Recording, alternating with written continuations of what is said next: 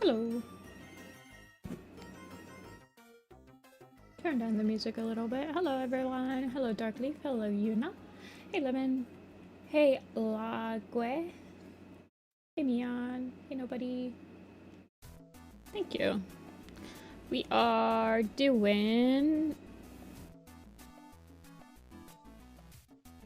some commissions today. Taba is open because Taba is in the queue. It's Taba time.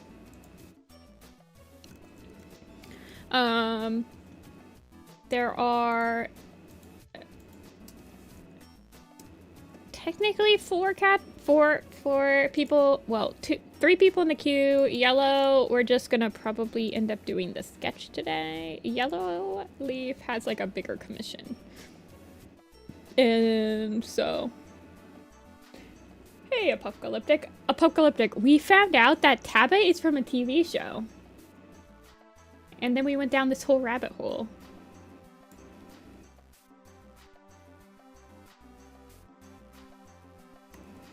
We decided that you made Taba way more awesome than the TV show, though. Yeah, we found the lore. Indeed, we did.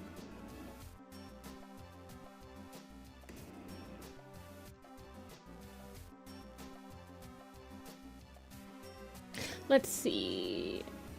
Yeah. Your Taba slays way more. I concur, I concur. Okay, so what have I drawn him in? I've drawn him in the Letterman.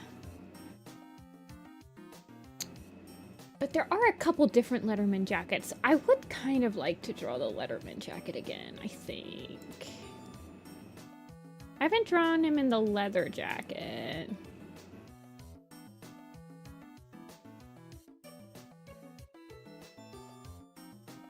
I drew him in the fancy outfit. Oh, well, I mean, I just thought it was, I mean, the glow up is insane. Which Taba outfit today? I don't know. I'm looking. I do like this one with just like a nice black button down with like the sequin. The sequin tie. That one's kind of speaking to me. We could do the skirt again. I think I've only done the skirt. I've done the skirt twice. I find that very hard for me to pose with the skirt in mind, though. I remember having a pretty hard time getting this pose correct with it.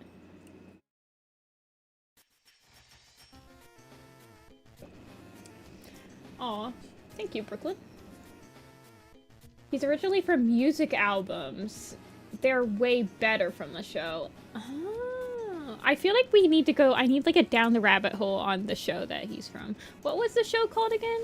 Taba Dragon. What was it called? Shoot. Somebody mentioned what it was called, but I can't remember. Oh yeah, it's just like Tabaluga. Yeah.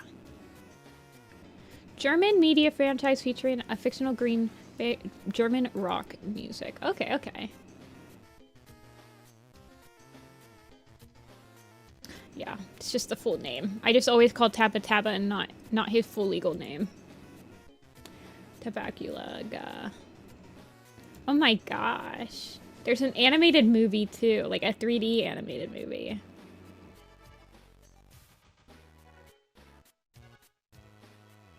Sorry, I'm going down the rabbit hole.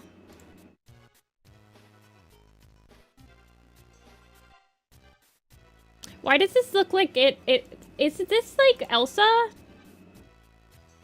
Also, I don't really, is this Elsa? Like it's got the feathery, snowy blue dress and like the white hair. The whole show's on YouTube? Oh my gosh. Not Elsa.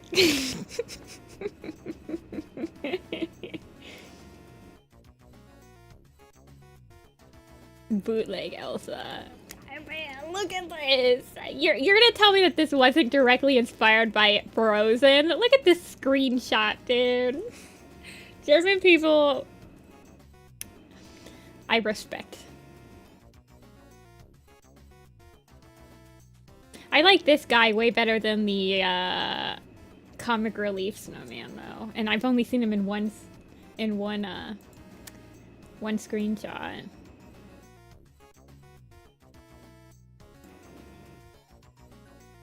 Tabaluga, Tabaluga, the Last Dragon, is what it's called. A story of fire and ice. Dude, I want to watch this. I feel like I need to watch this one day. The girl's character's name's Lily. She's originally from the 3rd album.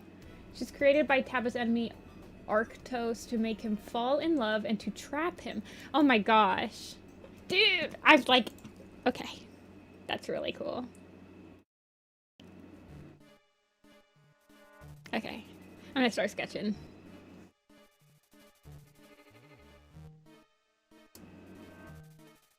I like how I've Taba flying, Taba running, Taba shaded, Taba snazzy shaded. This one's just called Apocalyptic. This one's called Taba at the beach. This one's just Taba. Really creative with my names, I see. Why is this one so tiny? Hey, Nathan. I did have a nice birthday, thank you. Very chill.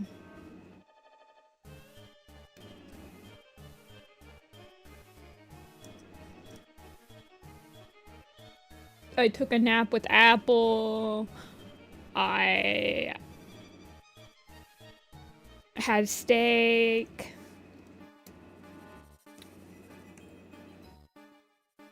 I got my stickers. Well, on my birthday, actually, I got the prints.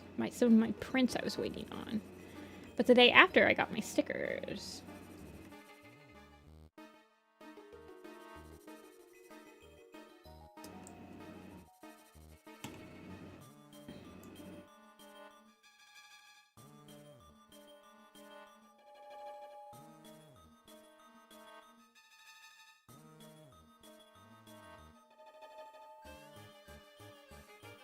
Thank you.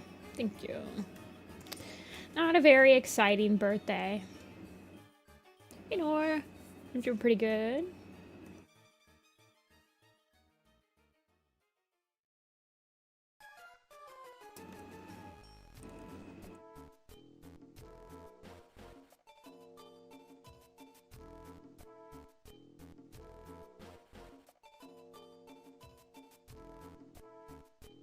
I watched... What else did I do on my birthday? I watched the Gnome Show, which was like some pilot. That was fun. I made some brownies.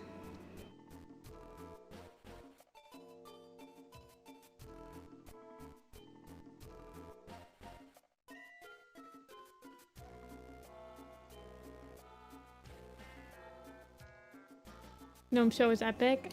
The backgrounds on it were amazing.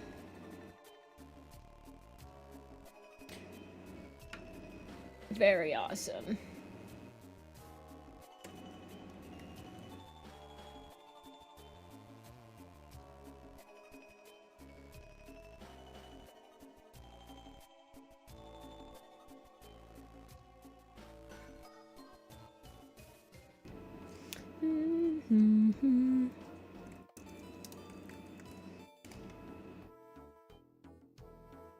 Let's see, what kind of pose do I want to do today? The thing about Taba is I have to make sure I don't do the same pose.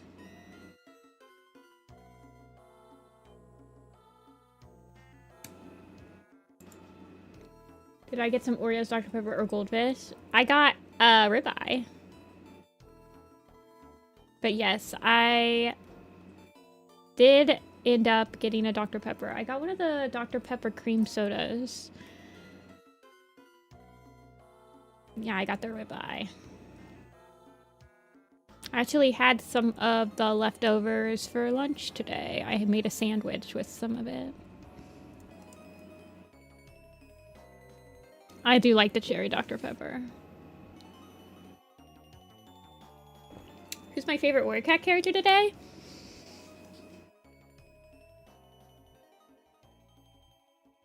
I don't know. Haven't spent too much time thinking about Warrior Cats this morning quite yet. I don't know. We might have to decide as a group what our favorite Warrior Cat character is.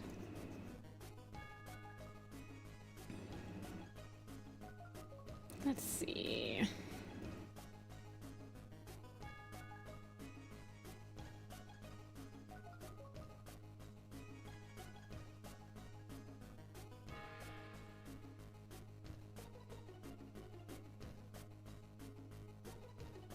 Darktail in honor of Darkleaf.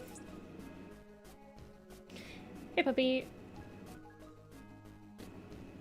We could do Darktail today. I don't really think about him that much, to be honest, but we can have a Darktail day. I feel like we should probably wait until his book comes out, though, to make him our favorite character. Right? What was it last week? I think it was Goosefeather last week.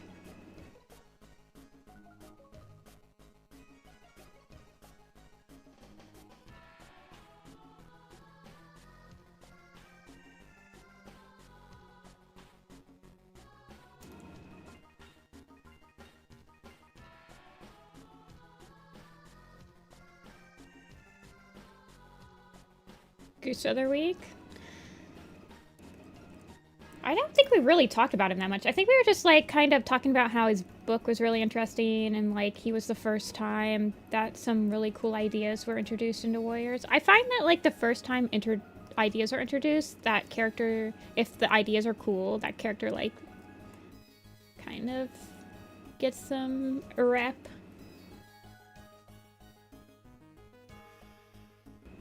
I was about to draw Les Warrior Cats.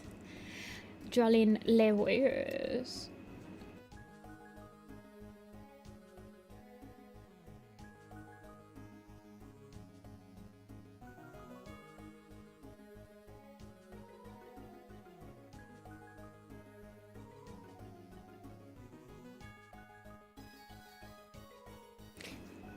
I feel like didn't I draw him with a phone once? I feel like I'm missing a Taba. I feel like I drew him with a phone once. Maybe not.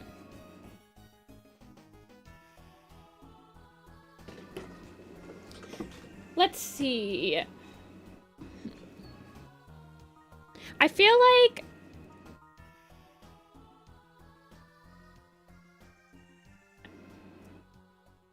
I have an interesting... So let's talk about Darktail then. We can talk about Darktail today. I feel like I had an interesting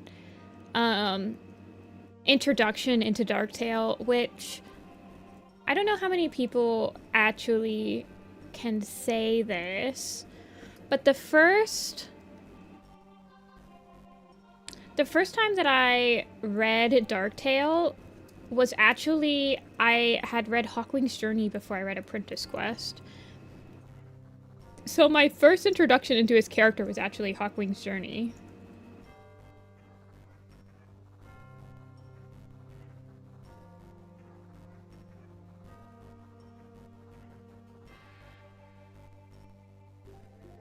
Where he's kind of like, I feel like actually the way that they introduced him in Hawkwing's Journey probably hit a little bit harder for me because I didn't know that he was going to be outright evil when I read it.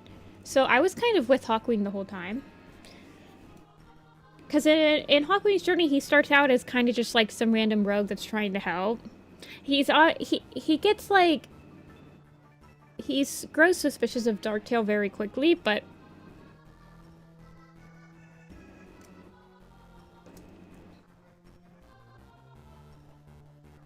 I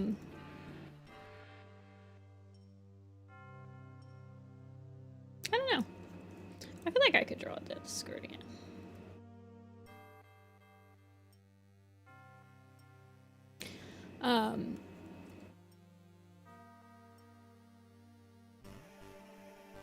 But because of that, when I read Apprentice Quest for the first time, I knew that he was evil already.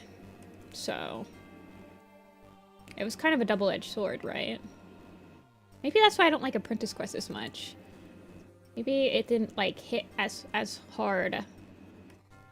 Like the reveal of Sky Clan.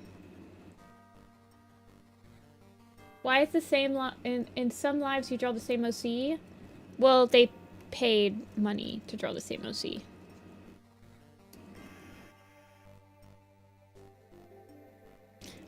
I want the Letterman jacket actually. Hey, hello.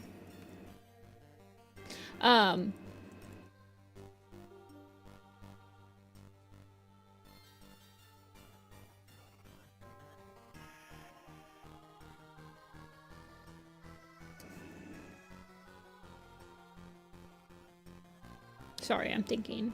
Y'all know how I am when I have to pose bipedal anthros. It takes me some brain power.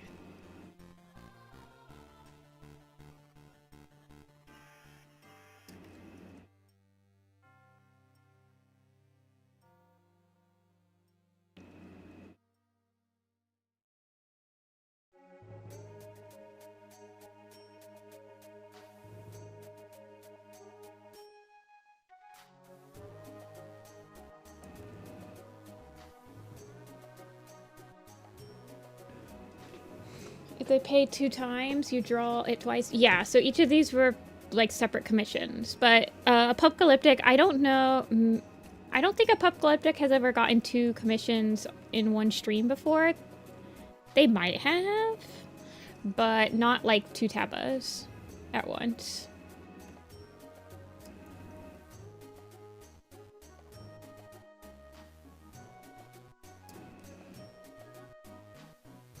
Pondering over Darktail's relevance in the current arc. I still think that they're going to use Darktail's judgment to reintroduce Sleek Whisker, but it could be pure cope.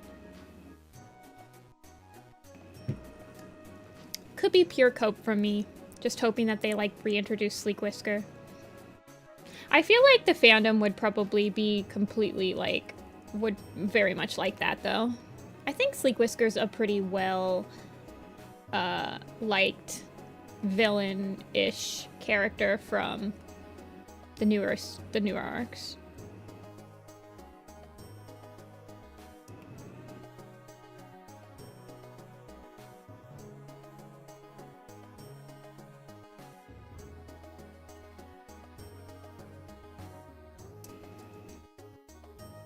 Hey, why?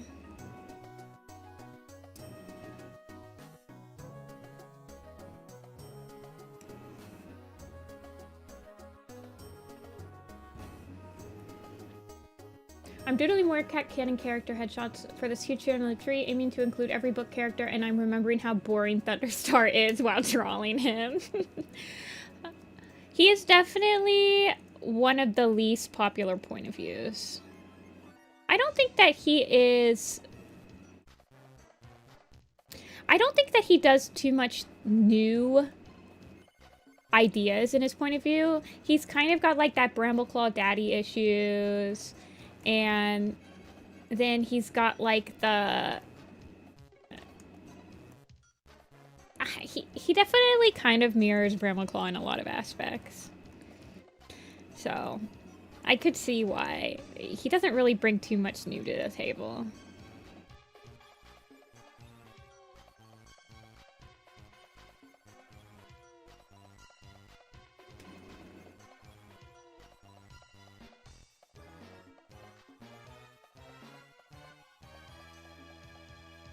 I feel like he's a little bit more... I don't know. You're right. He's definitely not my favorite point of view.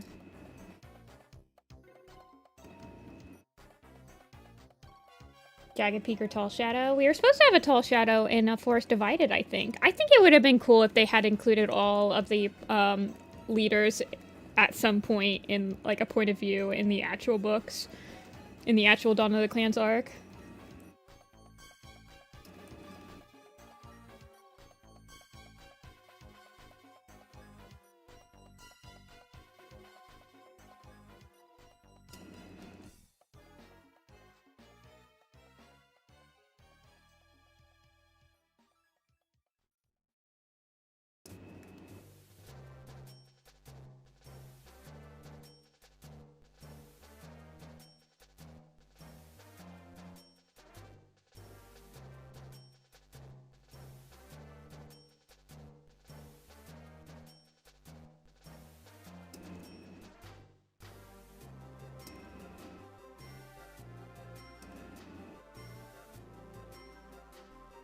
How do I want the leggies to go, though?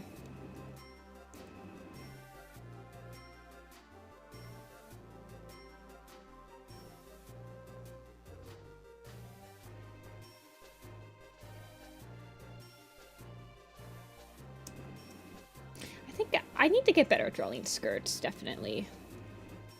Like, doing more dynamic stuff with them. Definitely a weak spot.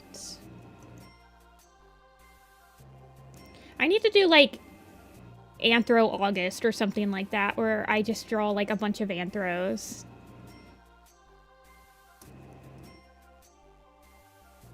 I have a couple Anthro OCs that I could also draw more frequently.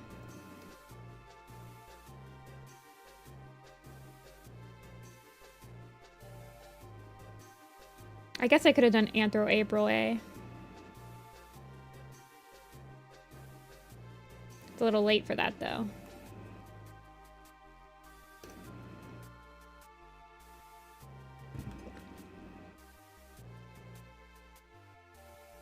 What did you think of my collab with... Oh, shoot. I don't think that I remembered seeing your name. I feel like I did. I don't know, but the ghosty mat turned out really good. All of the parts that I had never seen were really awesome. I'm gonna have to rewatch it. Like when I'm not on stream.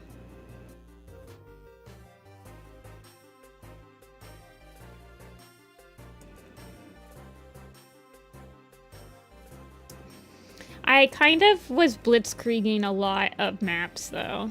I'm gonna have to, like, rewatch some. The part where you commented on the soft shading, and then this... I did the secondary rough. Ooh.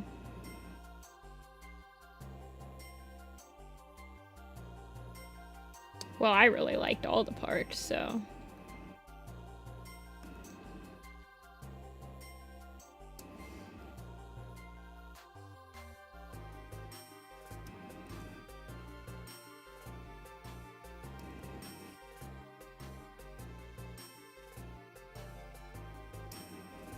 I feel like every time I draw Taba, I draw him a little bit bigger.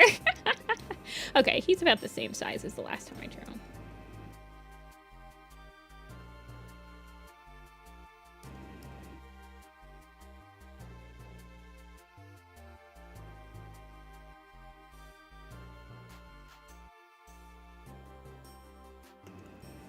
Slowly be more TV? Maybe.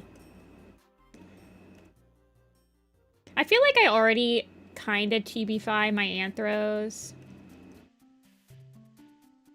Let me get the rough sheet up.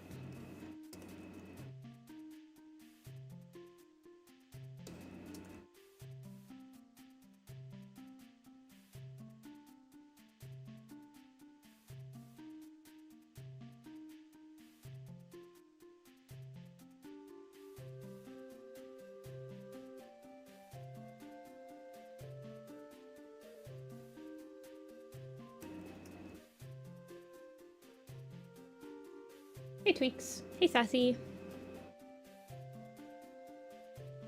Yeah, I feel like I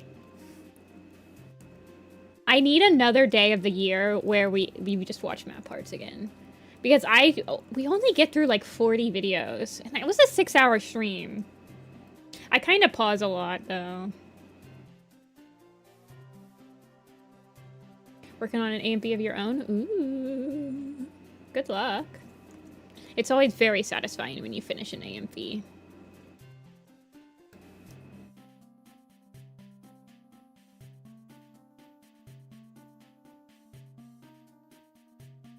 Maybe New Year?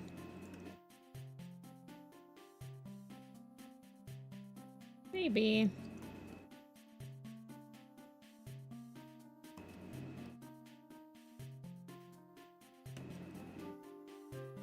Trying to... I have to remember how big the proportions are every time I draw him. Like for each of the... I try to make sure that the snout is about the same height, or I guess length would be the right term to use there.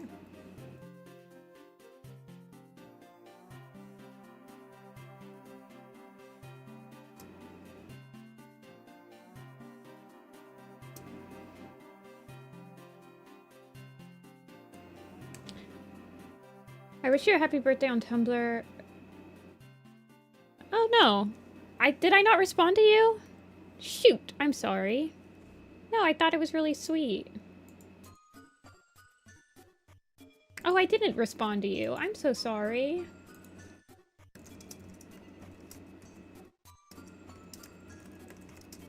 It wasn't creepy at all.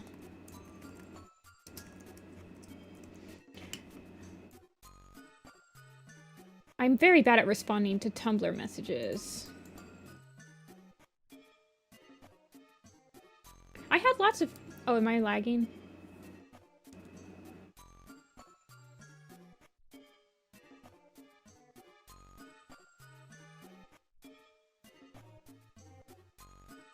Hold on, let me... Okay. It says that I've evened out.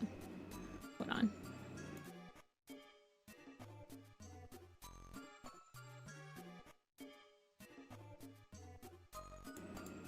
Okay, I should be evened out now. The best Wi-Fi router? I have a really good Wi-Fi router.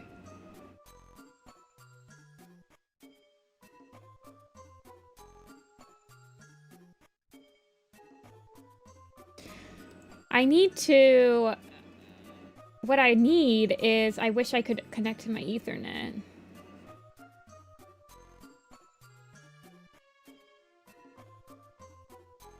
I promise I have really good Wi-Fi.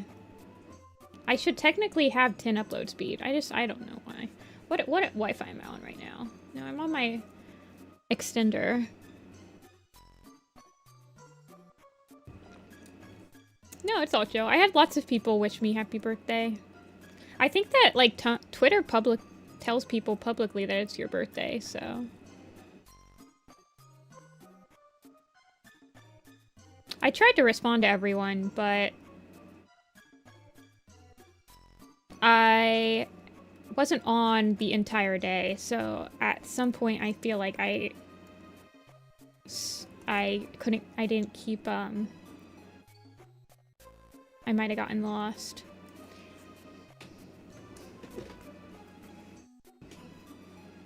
Somebody asked about... You didn't respond. Question, is frame-by-frame animation hard or takes up time? Yeah. Frame-by-frame takes up a lot more time than, like, tweeting. In my experience.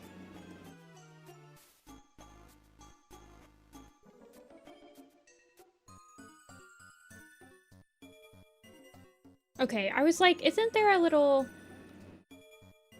tooth? Yeah, there's like a little tooth that happens when it's all...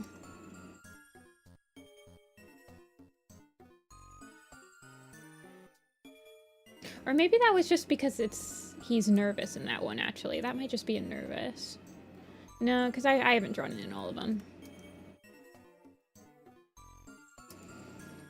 Gonna be drawing alongside you. Ooh, making an old map part. We're gonna work on that map that we've been working on Tuesday. I'm actually gonna do some frame by frame. I think I'm gonna hand animate a bit of the fog that I want to put in between the foreground and the midground. It shouldn't take too long because it's just gonna be straight ahead animation.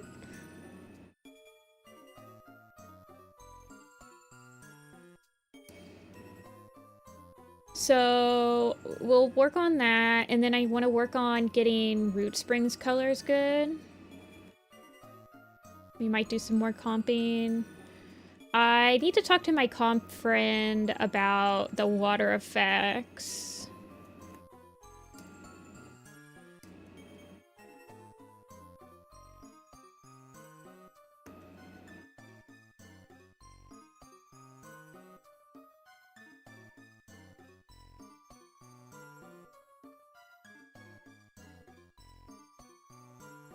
How many FPS? I do 24 FPS, but the fog will be on 4s, probably. So it'll only be, like 6 FPS. It'll be on, like, either 4s or 3s. I'm probably gonna do it on 4s, though.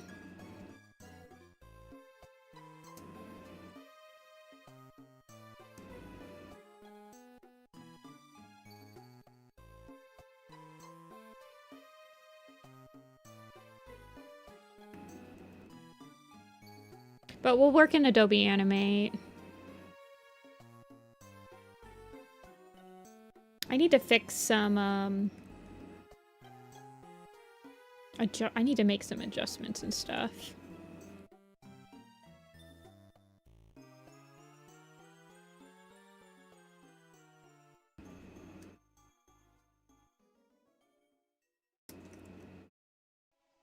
Been watching your streams on that map part. I'm pretty excited. It's coming out pretty good. I am at least at the point where the things that aren't coming out good,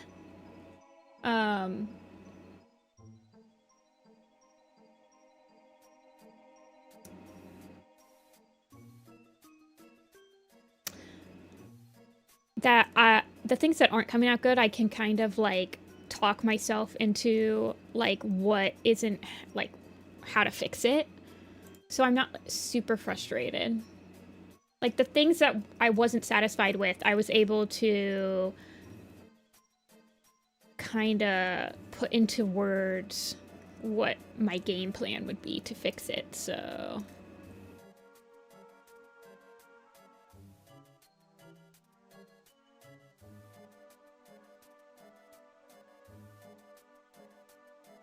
Okay, Letterman's have, like, a weird collar, if I remember correctly. Kind of didn't do it right.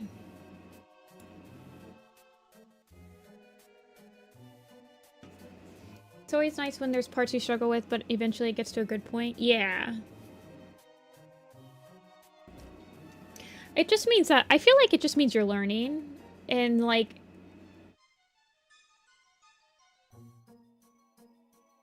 being able to finish the part after you weren't satisfied with it at first, I feel like is a good benchmarker to be like, I definitely learned doing this part, how to do something that I couldn't do before, which is always my kinda want in a map part, is to like test something that I might not have been super satisfied with before.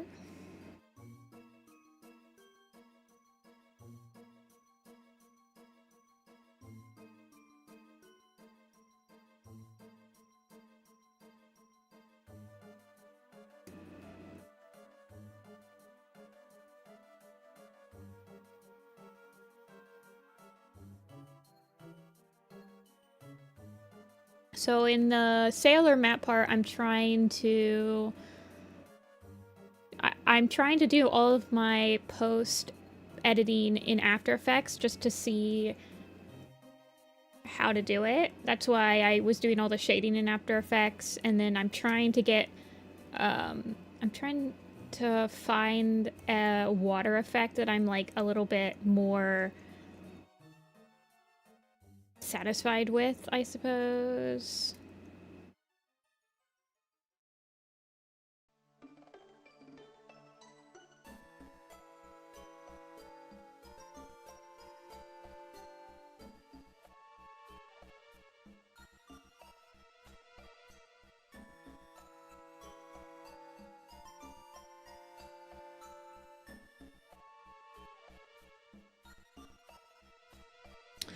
I always want like the thumbs out of pocket. Thumbs out of pocket hand. Reference. Thank you.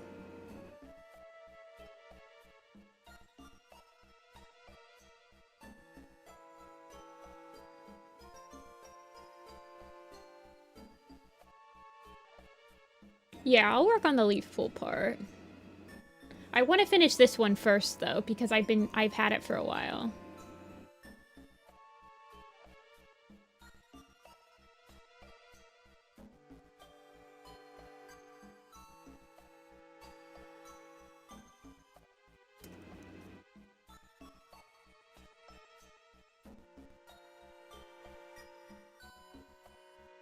It's not coming out right. Or maybe it's just like thumb in the pocket?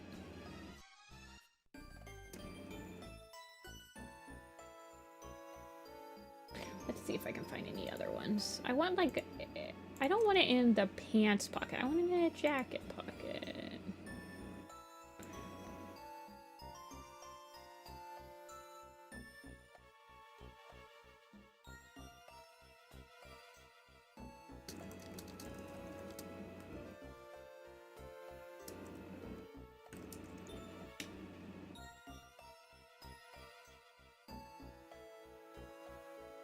Okay, I think that what needs to happen is shrink that down.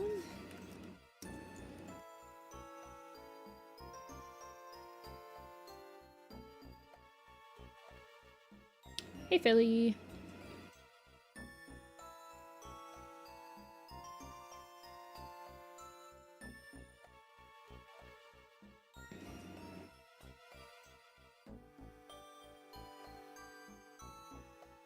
Man, I am dropping a lot of frames today.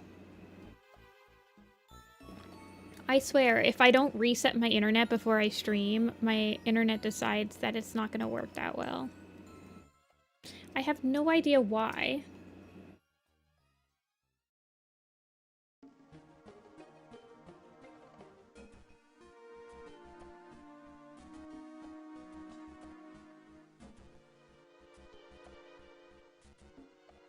See, in my mind, I wanted Taba to, like, be pushing... I guess...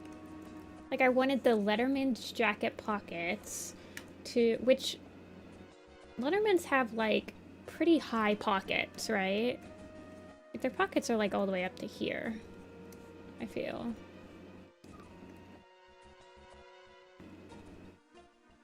So I wanted the jacket to be, like, being pushed out.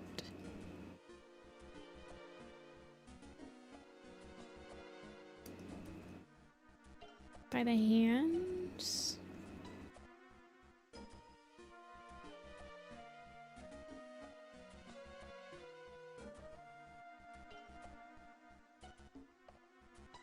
Well, I don't know. I mean, like, I have...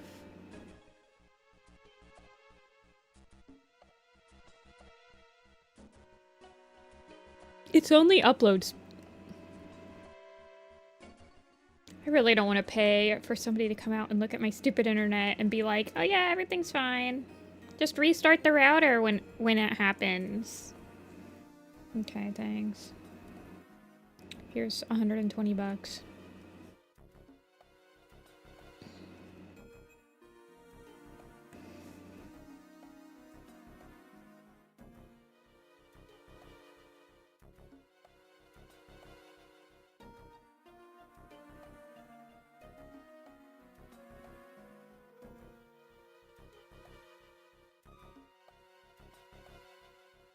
The issue is, no, everyone who's a streamer will tell you don't stream on Wi-Fi. That's the issue. But I literally don't have the choice, so. Shall we?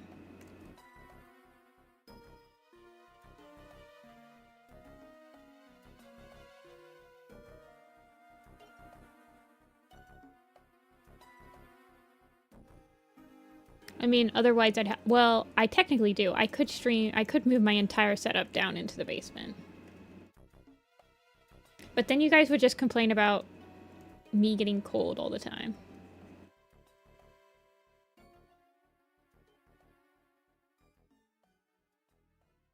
I don't know. But you'd be able to hear me complain about getting cold crystal clear. So...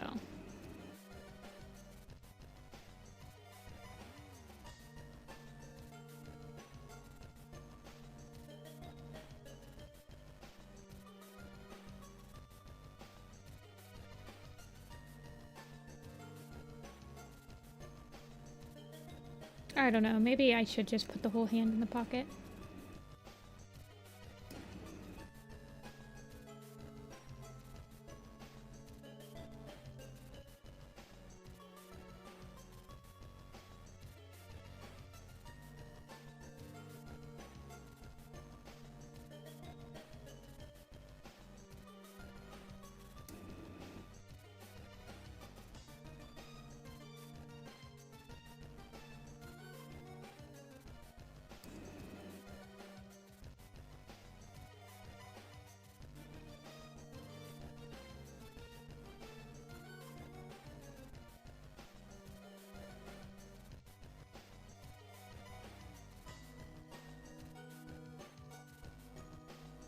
What I kind of want is the jacket, and then I wanted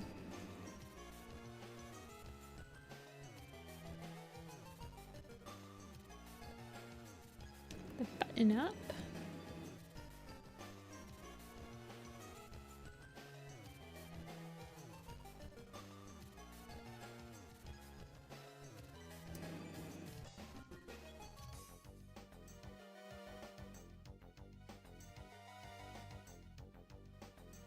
And the tie.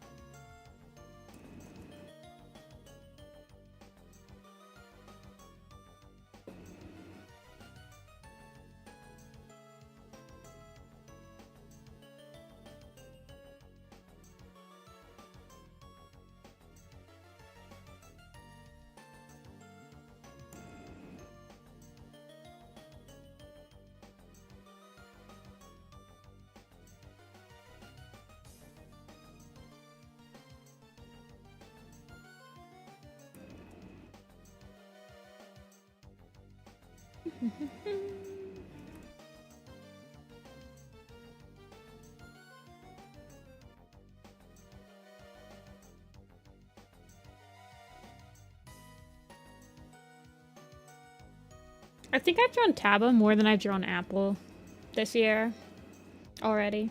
I feel like last year I drew Taba more than I drew Apple.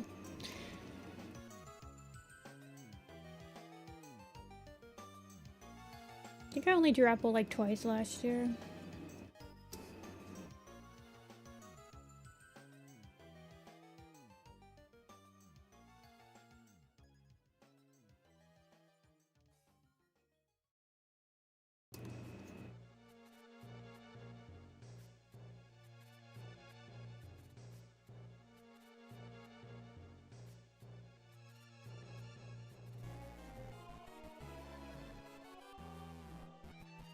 Yeah, I don't care. You can find like good sticker makers on Etsy, but yeah, feel free.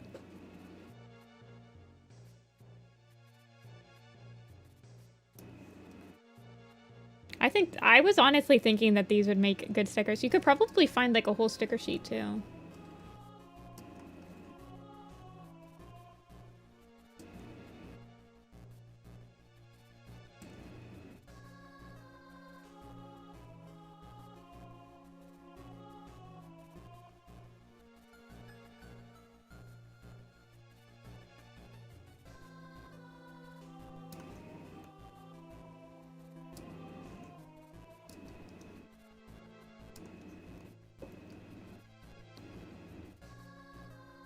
And then the pleats. What's the owl's name that you drew? There's a couple of owls in there. I don't know the name of every single one of them off the top of my head.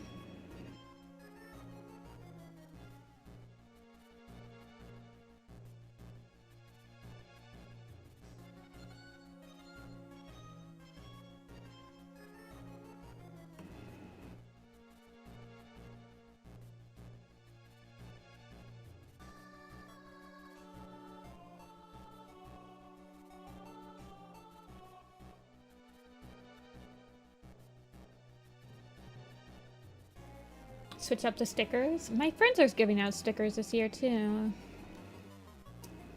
Of their sonas. Is that like a common thing? Do a lot of people give out stickers of their sonas? I feel like they probably do. I have gotten like free stickers just even being a vendor of people going around and giving them out. I don't like the tail that high up. It's interfering with the wing.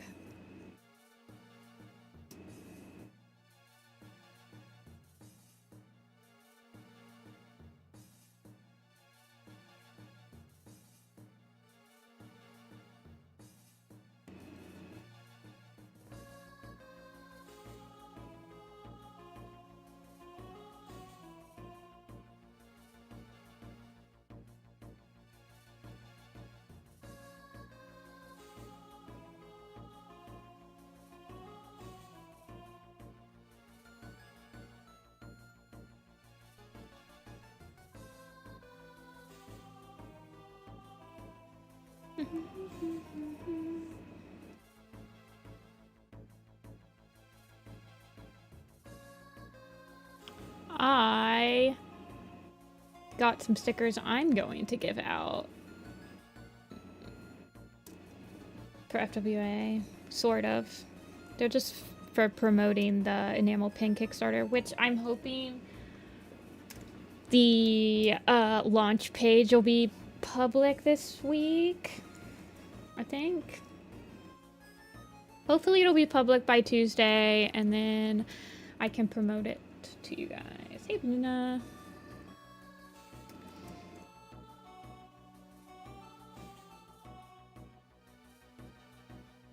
Coffee. I'm halfway done with my second cup. Fursuit walks. Oh, yeah. I remember those being a thing.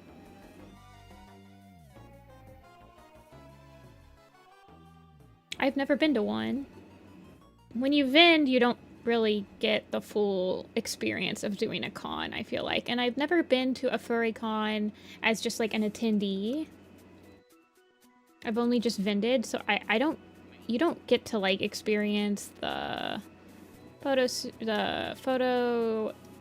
shoots or the dances. I mean, you're really tired. At least in my personal experience, I'm just really tired to do pretty much anything after the room closes. I can usually do like a dinner and then I'm done. Like I'm going back and taking a shower and like hibernating until the next day.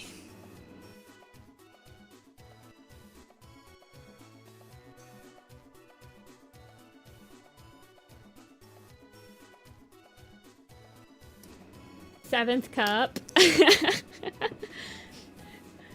I'm kidding, Godot. I have to limit myself to 17 cups of coffee per stream.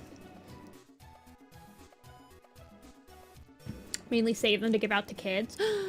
You should definitely get the sandcastle, the Kindle outfit one as a sticker to give out to kids.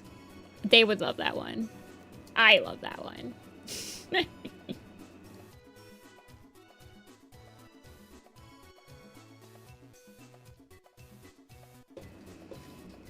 Hey, Bunya. Oh, night, right?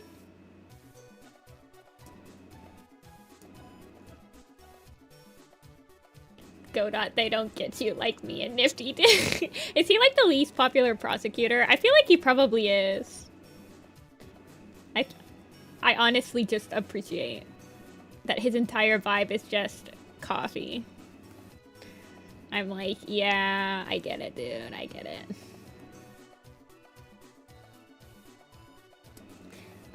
I don't have time right now to do anything. I'm so sorry.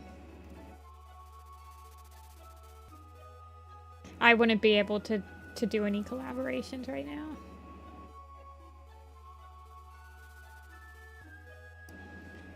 Might be Clavier. I don't think so, because I think that he's pretty popular, like, in the shipping scene with Apollo. It might be Francisca. I feel like I never see anybody really talk about her.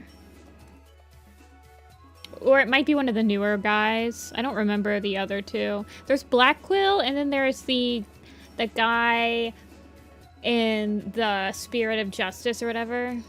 I don't remember his name, so he might be the least popular.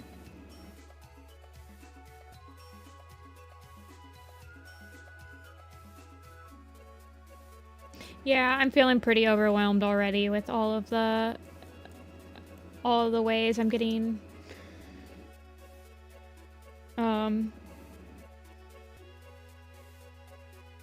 I don't know how to say this without it feeling like I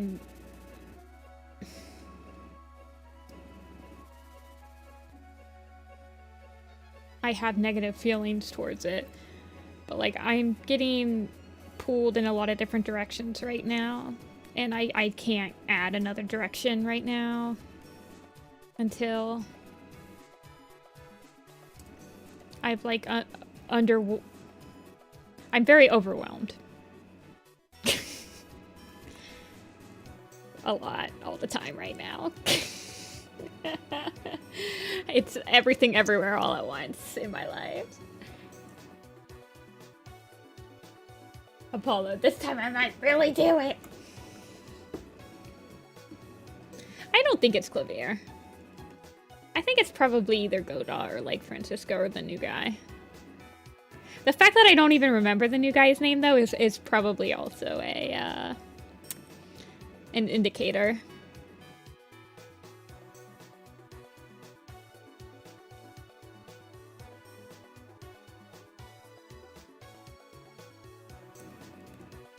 Pours out another cup of coffee.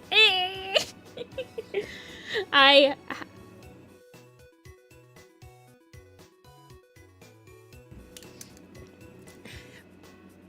don't want to like TMI on you guys, so I will not. But I have a lot on my plate that I'm trying to do. For friends, for commissioners, for potential... It's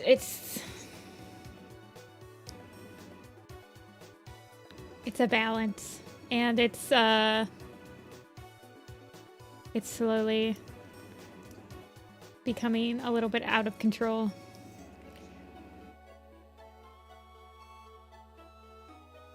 I hope you can have a little break, or not really at FWA. I think that FWA is going, once it's over, it will alleviate a lot of things.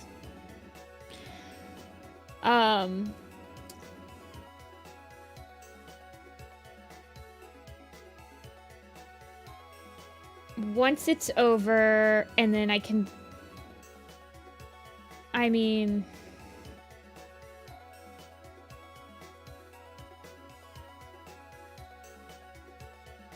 Yeah. I can't even, like... It sucks, though, because I can't even tell you guys what's all, like, overwhelming me. Like, I can't explain it, because I'm just not allowed. So I'm like, oh my god. You guys just trust me, bro. Just trust me.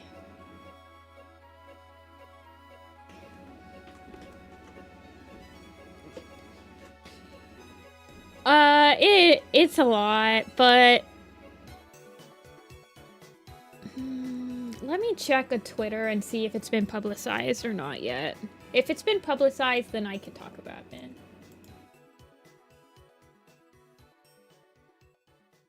No, hasn't been publicized.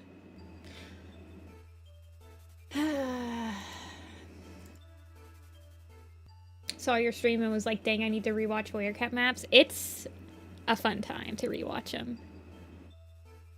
I'm glad everyone seemed to like the stream. It was very fun last year. It was very fun this year. How many copyright claims did I get this year? Let's see. Last year, I think I got like 60.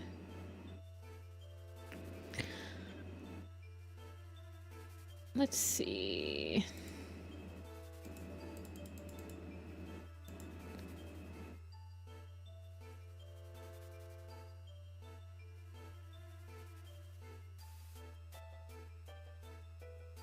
YouTube. I got 28 claims, then I got 17 more, and then I got 5 more.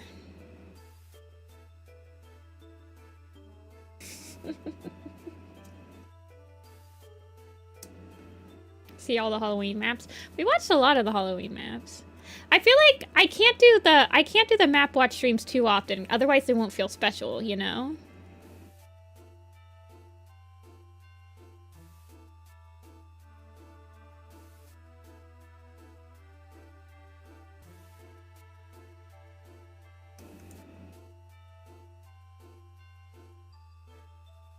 Well, I'm not exactly happy about the copyright claims, but I mean, I always find it amusing how much work I put the YouTube copyright, the automatic copyright system through the ringer on those videos.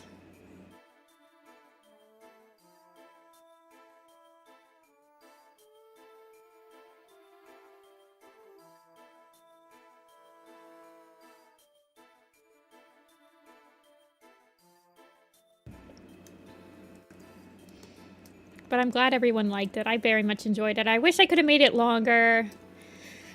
But, I mean, 6 hours is a pretty long stream for me, period. Although the map watch streams don't take as much energy from me because I'm not, like, using my brain to draw at the same time that I'm trying to use the other side of my brain to, like, interact with chat. So, it didn't take that much out of me.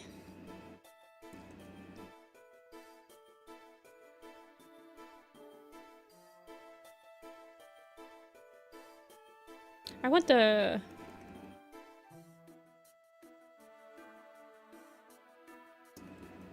buttons to show up. They're like on a little flap.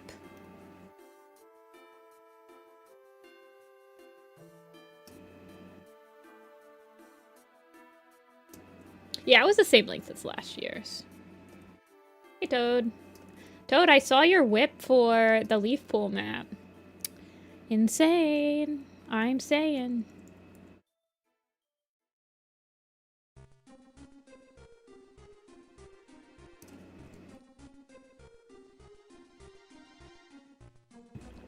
The very same Toad.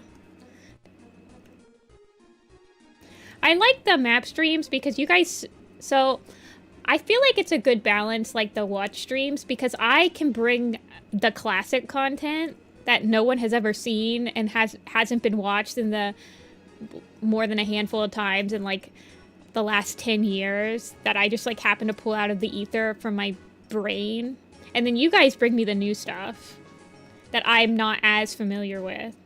So I feel like there's a really, really good balance for pretty much everyone in the community. You guys get to experience some of the, like, older classic stuff, and I get to experience some of the newer stuff. It's a nice nostalgia and look at the current state of the animation community.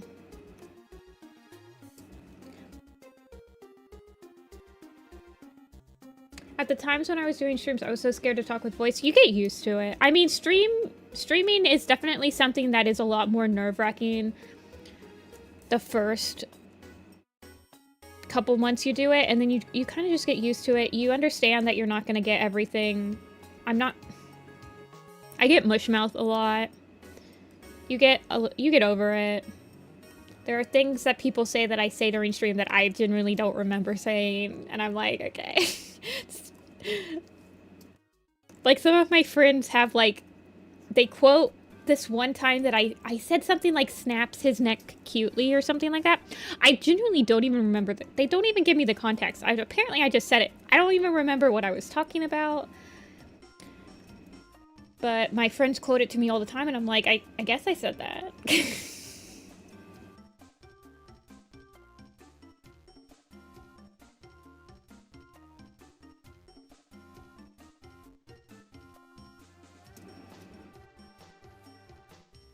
But I think the hardest part about streaming is trying to just multitask the whole time, because I'm trying to draw, I'm also trying to pay attention to chat and make sure that I'm not, like, ignoring too many things at once.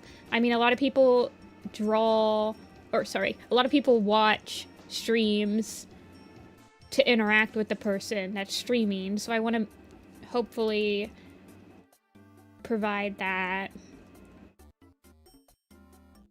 I don't know. It's a huge balance. It's very stressful. But I feel like nowadays, I mean, I watch a lot of, like, internet drama videos and stuff like that, and there's this one channel I watch. She covers, like, AI artists and, like, how they got caught and stuff. And so many of these people, it's like, in order to prove that you're not like using AI or whatever, you have to post a video of yourself or, like, stream yourself working. And I'm like, is that really, like, are people just expected to be able to, like, produce video content of them actually drawing nowadays? Like, that's kind of, like, sad. I didn't start streaming because I was like, I want to prove to people I'm not using AI. I don't even freaking know how to use AI. In fact, sometimes I think it would probably take me a lot longer to generate something with AI than it would be to just have me freaking draw it.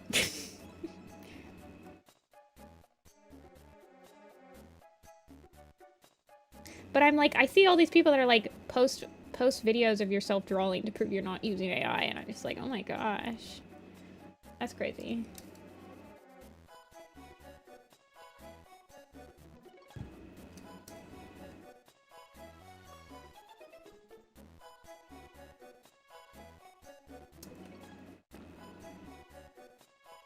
That's not reading the way I wanted it to.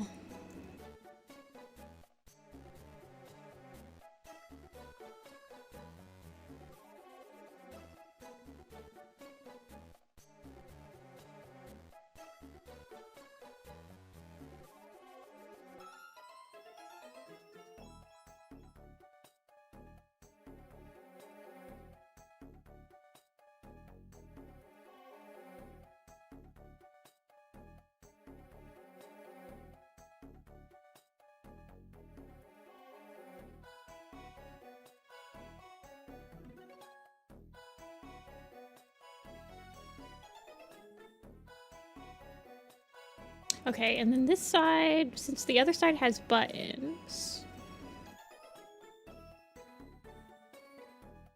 I don't like that either. I think I need to bring it in.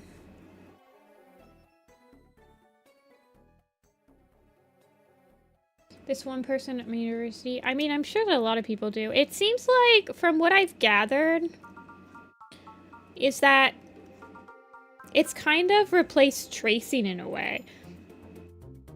It's kind of in that a lot of the younger people that get caught using AI, if they were like 5 years older, or like doing this 5 years ago, they would have just been caught tracing. It's the same premise as like people who want to trace. They just, their art isn't where they want, and it's easier for them to just trace somebody's artwork that they like and pass it off as their own without, because, well, the only way to get better at art is to put time into it, so.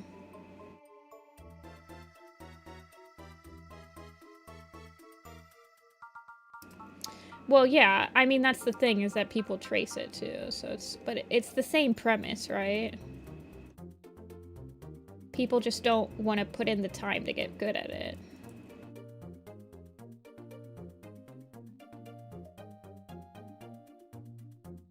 See, I don't like that because... I don't like that. I liked it when you could see the interior of the shirt, because then you can kind of like see the body shape more instead of just like it feeling like a puffy jacket. So I like the original sketch where it's like this is the shirt, the interior shirt. And then this is like the interior of the jacket. Does that make sense? But I could have the jacket kind of fold over. Like this.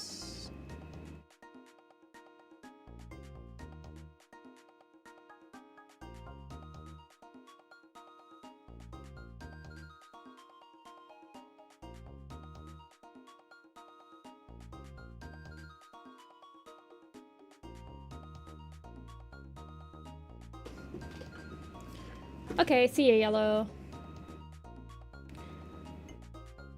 Some effort went into it. Yeah, I don't know.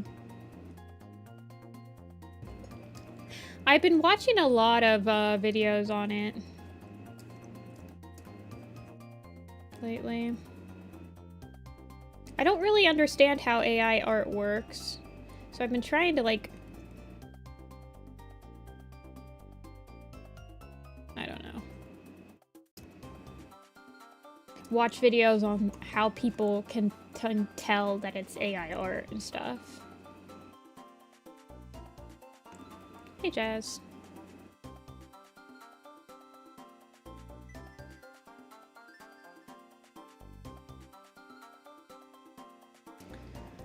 Thunder and his siblings headshots, the ones that perish. Are you doing them like front facing, or are you doing them maybe like sideways or something? Are you doing like your own family tree, or are you just sticking to canon?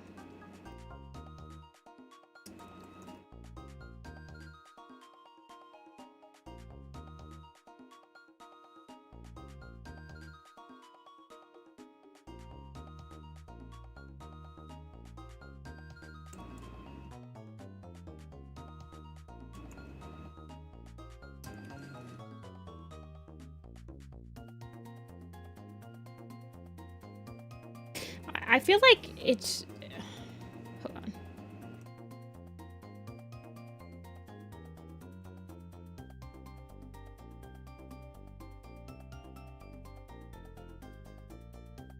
I need to flip it.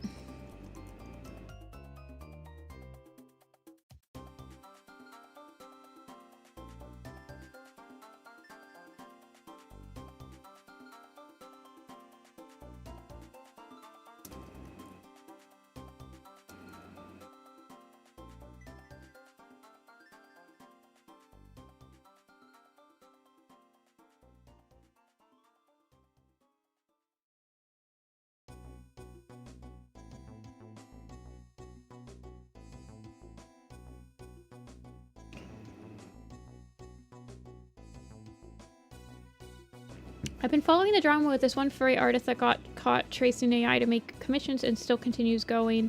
I can't understand why people still commission her. Yeah. Well, then the thing is that a lot of people use vegan, right? I understand that many people nowadays, they'll do commissions like me on coffee, or they'll do vegan. And vegan has a hard stance against AI. Like, I'm pretty sure that to even be on vegan, you have to prove you don't use AI or something, right? Like, you have to show proof that you're not using AI in your work. Or, like, people, like, you're verified or something. I don't know.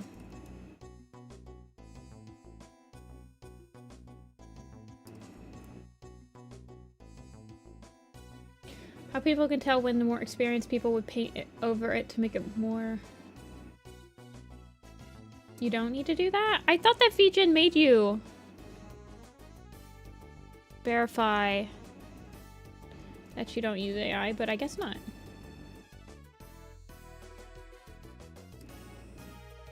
But they will check you if you're verified. Oh. I mean, I guess for me, I just have to send them my streams, right? Be like, here you go. This is me literally drawing my commissions from start to finish.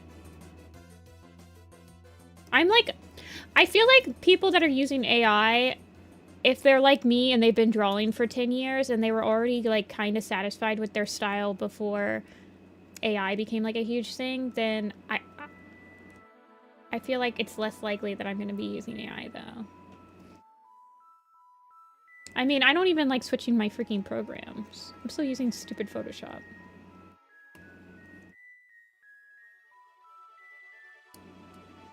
Me erasing the... That was me earlier. Me whenever I have to draw any semblance of, like, hands. Pretty much.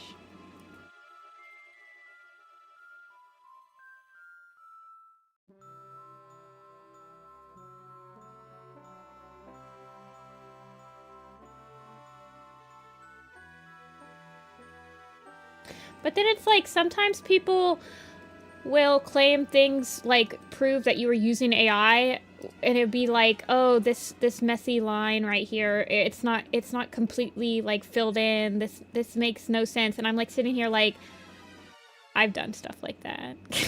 I've like accidentally filled outside the lines before. I think that's the issue, right? There's no, well, that's what I've been learning, is that there's no way to tell if something, especially if they're tracing it. If they're just plain out tracing it, it's even harder to tell if they're using AI. Because apparently there's like, you can put the image back into an AI thingy and ask it if it has this AI watermark that only it can read. But then I'm like, well, that's like, then I have to use your stupid program to ask if this picture was made by your program. I feel like that's the stupidest thing I've ever heard in my life. I don't know.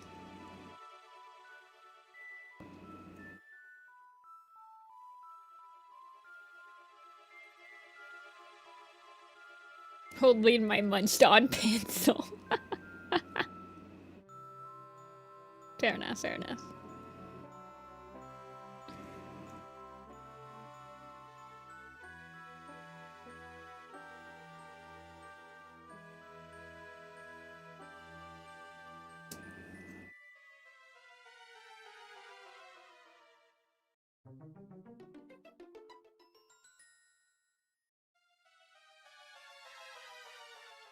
This whole AI mess is terrifying to me because I want to open commissions, but I can't keep recording all my...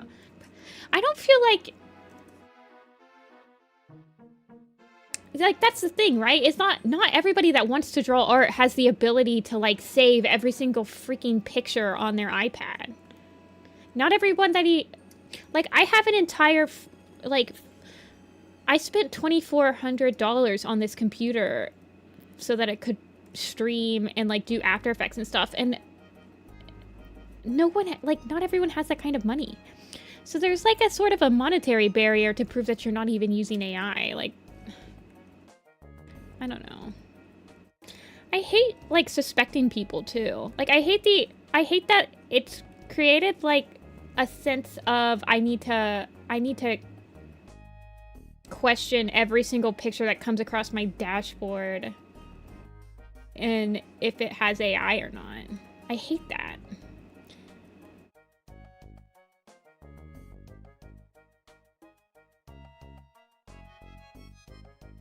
But the thing is that none of these, there's like very few ways to tell with 100% certainty that somebody is using AI unless they outright say, like, yeah, I used AI. So there's no way to 100% confirm it, which also leads to, like, I don't know, witch hunting.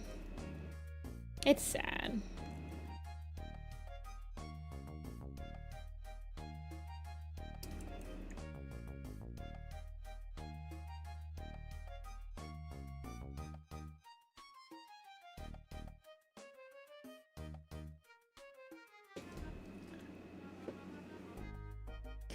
Yeah, that's how I feel, Neon. I will always try to give somebody the benefit of the doubt because I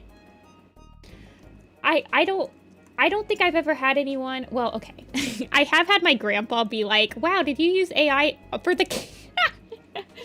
for the camp pictures? I gave one of them to my grandpa because, you know, he wants to see my art. And I'm like, here you go, grandpa. Have one of my art pictures.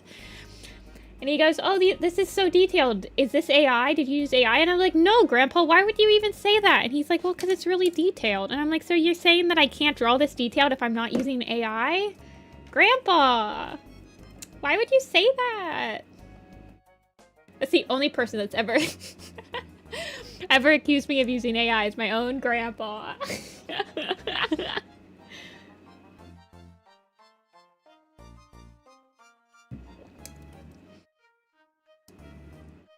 I guess all of us who have to start streaming now. See, I don't like that. Streaming is not for everyone. It's stressful. It's stressful to stream. It takes a lot of energy. It's not something that I think, like, it's not something that you should push on people.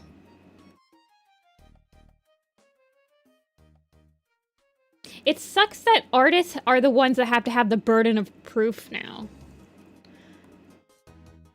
Like, it sucks that we are the ones that have to, like, prove that we're not using it. I don't know how to explain it other than that. Like, why is it on us to prove? The people that are using AI should just disclose, like, have to disclose that they're using AI. I don't like that. I like it thinner. Also, I feel like it needs to be even thinner over here, because it's getting pushed forward.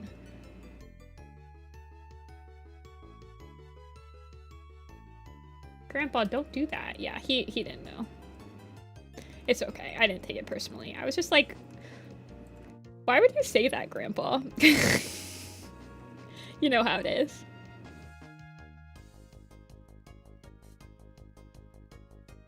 I'm like, Grandpa, you have like 5 pictures that I've drawn throughout my entire life up in your house on your walls. You don't think I can draw?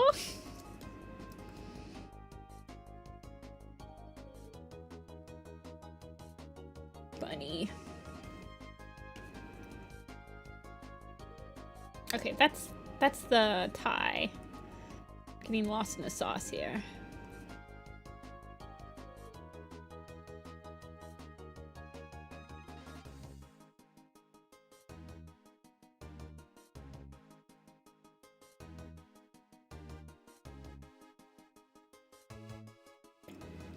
I know, Nor. I went to a family birthday party a couple weekends ago, and I was talking to my cousin, and and we were like watching some videos. So we were both sitting each other like watching, because I'm like, oh, I saw this, and I thought of you when I saw it or whatever. Almost every single one of the videos that I was watching with her were just like this weirdly AI animated like fuzzball sort of thing, and I'm just like, oh my god.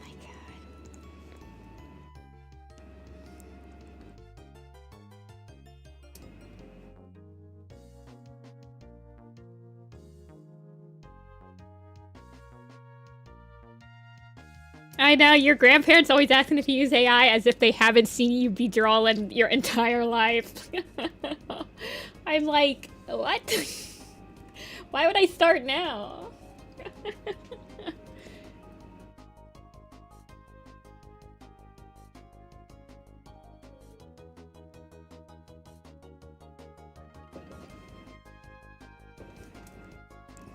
I'm gonna flip it really quick. Flip them like a burger. Boop. Okay, yeah. I always struggle with this. I always make this eye too far over a lot of times. Like, I need to do that, and then I need to bring this one over just as slightly. And make, like, the eyebrow in line with the rest of the cheek.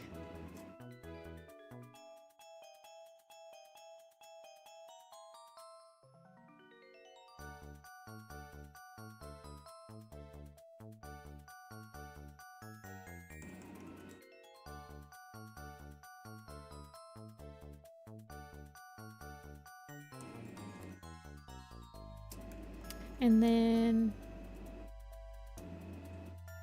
I kind of want to fix the chin, bring it up a little bit. Give a little bit of shading. I feel like it's hard for other people to differentiate between real art and AI. Well, you know, and honestly, it's embarrassing to say this, but it's hard for me sometimes. It's hard for me sometimes.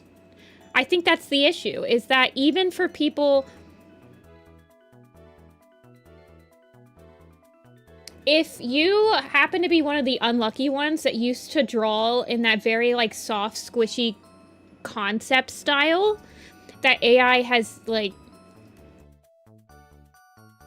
co-opted? You're screwed. There was this one person that they did a drawing a day, and they did it in almost the exact same style that the AI art uses. Like, the lineless, soft, squishy feel... The differences between AI animation and CGI. Yeah. It's... Well, I think that... And what I've found, personally, is that it's not just that it's hard to explain to people, it's that they don't even care. A lot of people don't even care. They're like, well, it still looks good, so, like, why do you care?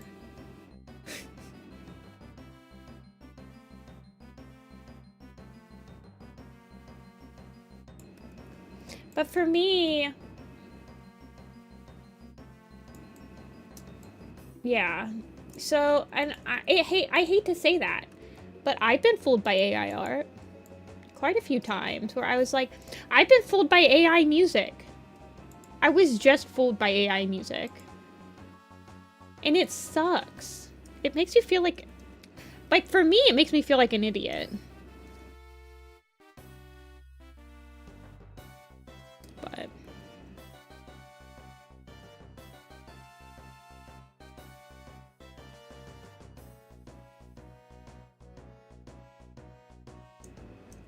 And I think that it's important it's important for me, at least, to admit that I have been fooled by it.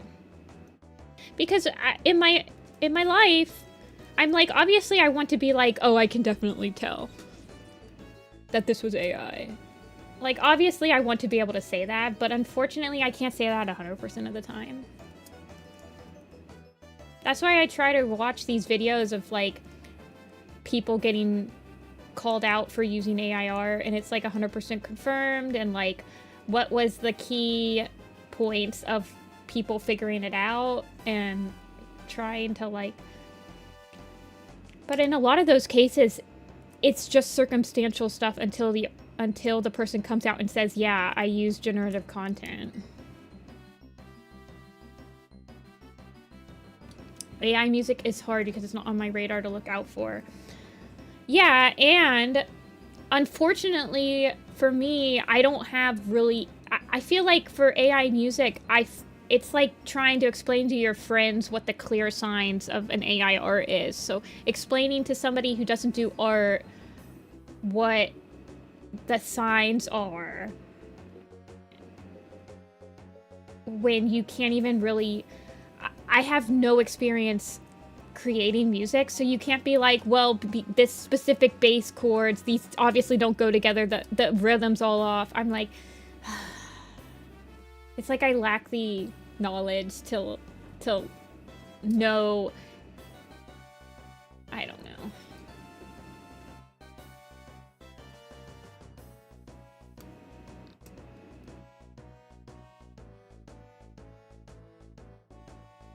Well, and then I was also going down the rabbit hole. It's not just with music, but there's like...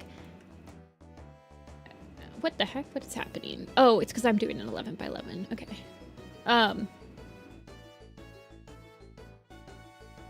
Well, I went down the rabbit hole because I've never used AI. I honestly think it's...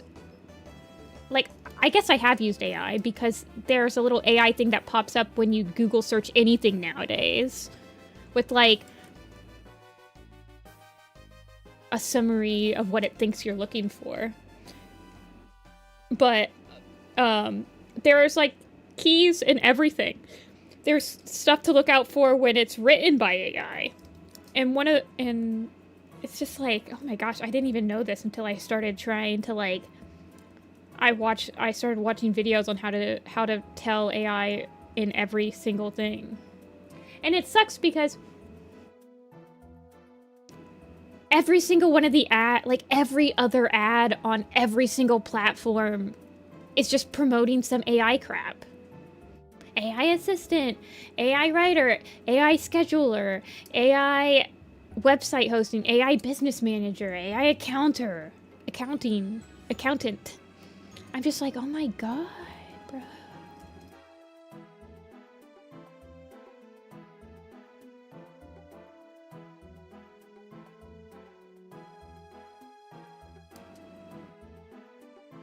I once had a drawing that took me 4 hours to do and showed it to my friends. The next day she came in with a near replica and said, I just use AI. Yeah, see, that's like the worst thing. Why would you ever do that to somebody? They got AI toilets now? Wait. Why do toilets need intelligence? This is like when... It's like the craze when we started putting smart in front of everything.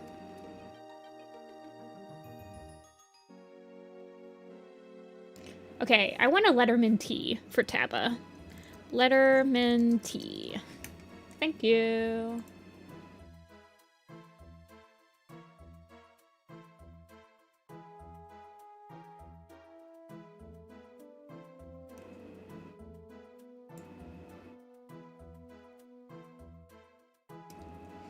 I've been accused of is using AI in writing.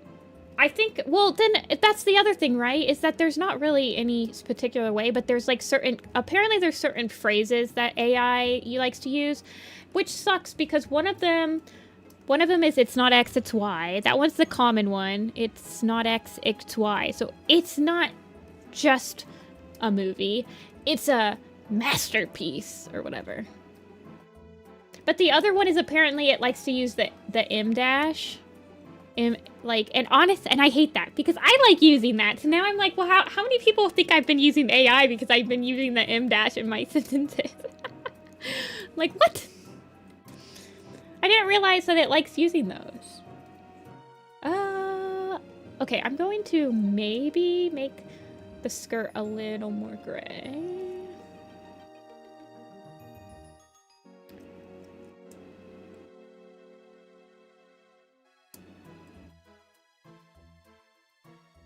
M dashes are so fun and they've been ruined. Well, I've been using them for a long time. Well, it's, oh yeah, it's like, dude.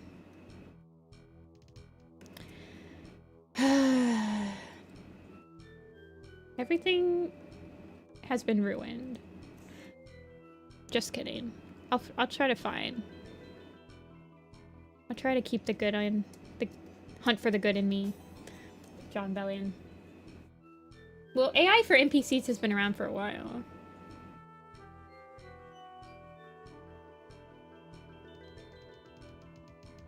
With every app training AI off of posts, I just want to keep my art to just me and my friends. Yeah.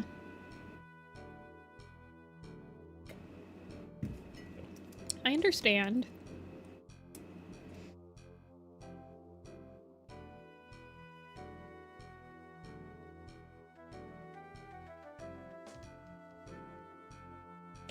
I understand.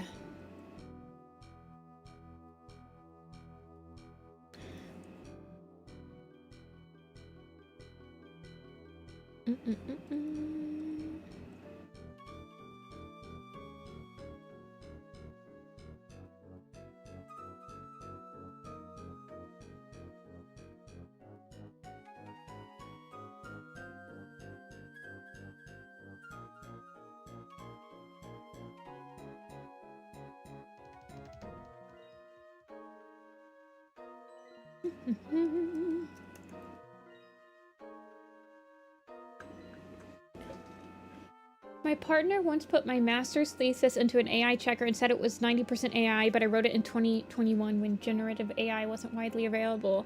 Well, that's the thing, right? Is that it's like these checkers where there's no surefire way other than like a select few things to tell if somebody is using AI. A lot of them are false positives, which is the issue, is that everyone that uses AI, well, not everybody. There are some places that are using AI that are upfront about it, which at least they're being upfront about it. I don't like that you're using it, but at least you're not lying to me. But most of the people that get in trouble for using AI, they're not being upfront about it.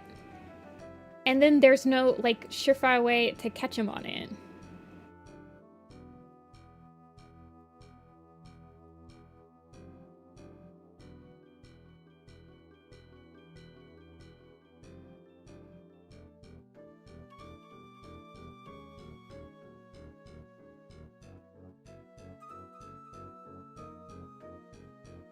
We can't verify literally anything anymore. Yeah. I don't know why. I feel like... I don't know. Unfortunately, like, even if they quote-unquote required AI signatures on stuff, like, how many people do you think would really, like, follow that? Would it really make a difference?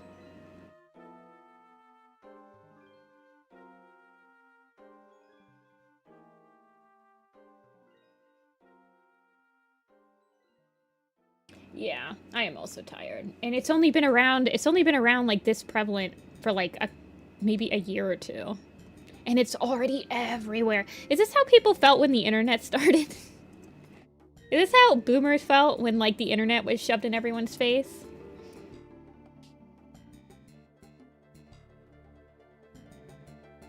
I don't know.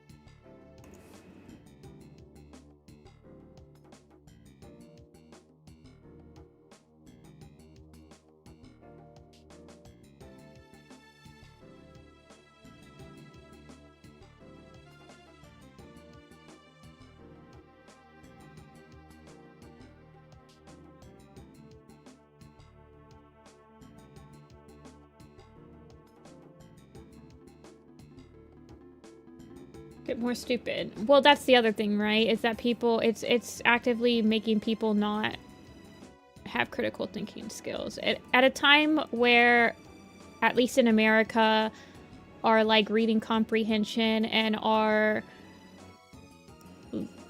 literacy rate and just overall attention span and stuff have been steadily decreasing over the years. AI comes along and basically is just like knocking you when you're down type of thing.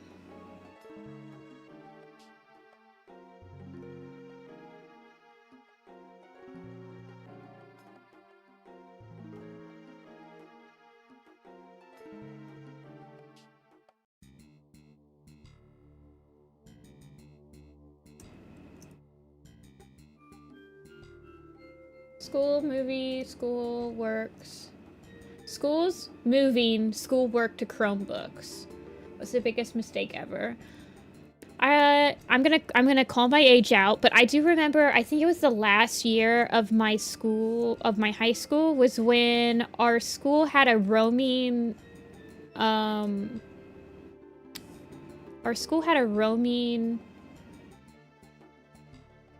what's the word?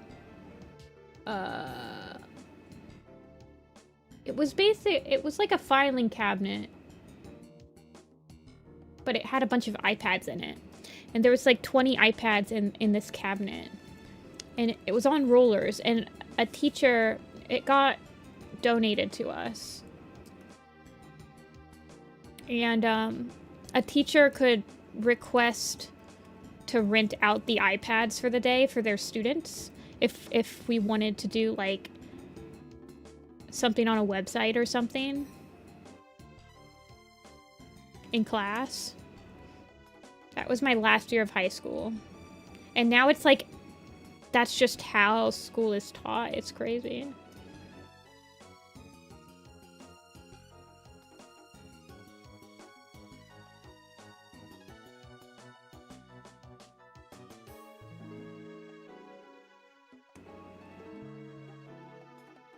It was a cart. It was a rolling cart. And it had iPads in it. We had a school lab, yeah. We had a computer lab. I mean, like, before the iPads, you just rent out the school lab for the day.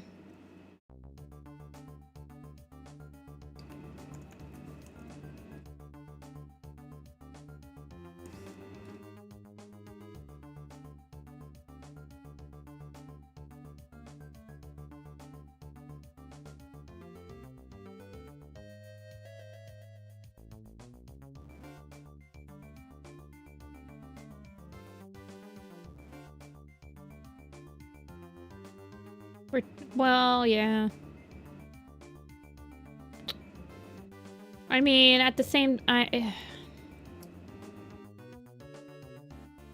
I'm sure that people thought that about Wikipedia and stuff, too. I mean, I grew up in a time where some of my teachers still didn't think that Wikipedia was a good source of, like, information. Even if you used it, like, just for your references and read the actual articles that were being cited on it. So...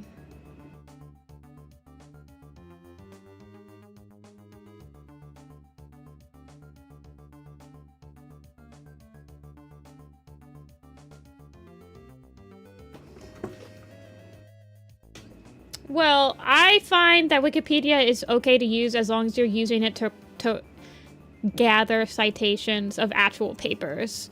Because there is such a thing as a continuous loop of just Wikipedia articles citing information from themselves. Like a Wikipedia article citing information from a different Wikipedia article that's the information cited on it is the first Wikipedia article. Like the circular... But as long as you're using it to gather, like, citations that they're using, I think that it's perfectly fine to use it. You just have to cross-check all of the information that's being gathered. Which is just something that you should do, period. For everything.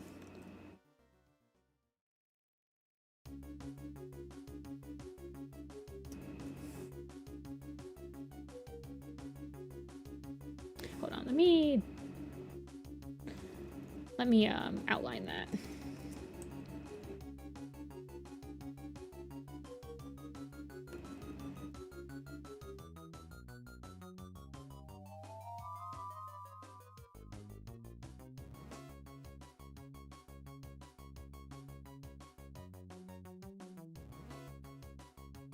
The thing with Wikipedia that is anyone can edit the info. Yes. What I'm saying is using it as a source because it has citations. So you get the information from Wikipedia, you see what the citation is, you go to the citation, you check the validity of the citation, whether it be like a news report, a research paper, whatever, and then you can like cite that actual source instead of just citing. I've never personally cited Wikipedia in my life.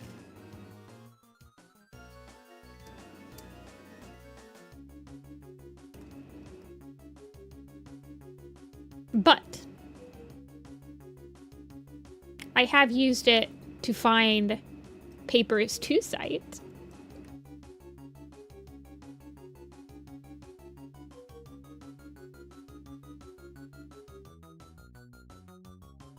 It's kind of funny to me how quickly people went from Wikipedia cannot be trusted, people make stuff up, to sourcing Google AI results as a completely reliable answer to literally everything. Yes, I could see that being an issue.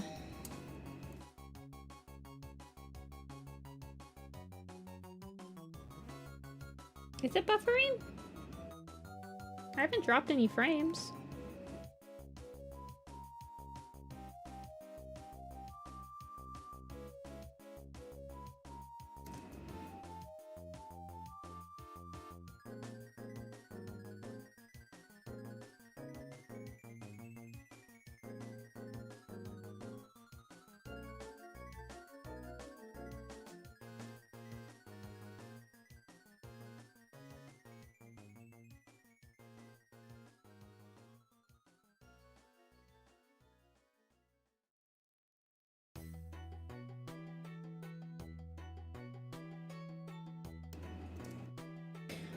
I'm currently in work of a map part and I want it to be animated in ones. I would suggest never animating on ones.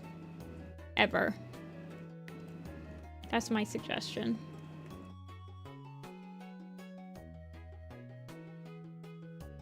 I don't think it's ever necessary. But I don't know what your FPS is. Like, if you're on 24 FPS, then yeah, don't animate on ones.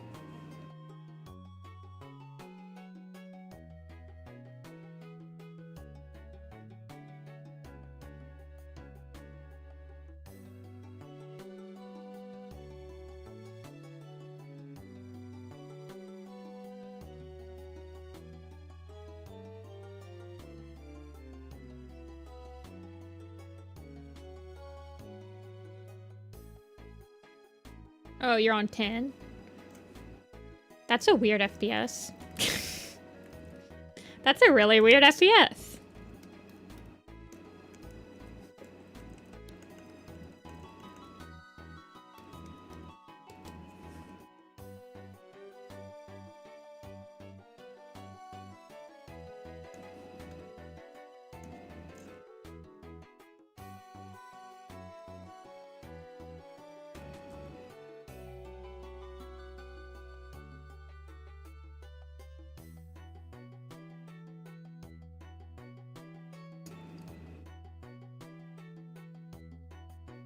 You were allowed to create Hollow Knight fan merch for a school project? Ooh.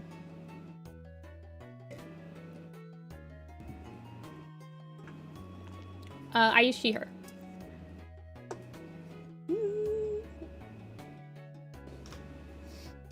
Is this Deltarune?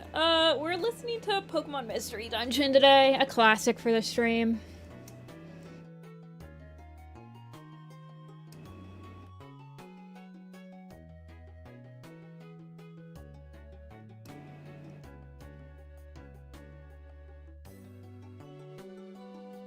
Have you played Silksong? I haven't. I will eventually.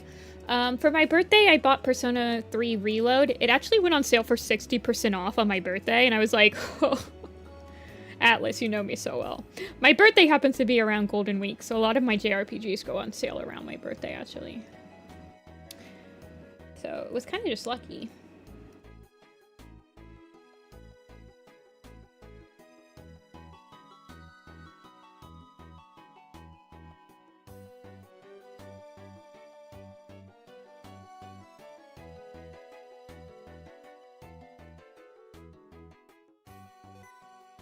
Stop it! Stupid sticky keys.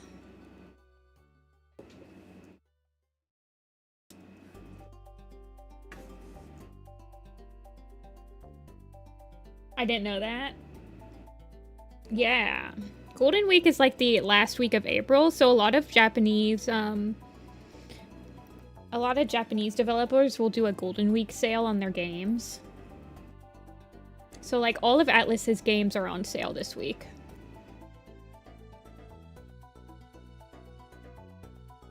I believe it's across every platform as well.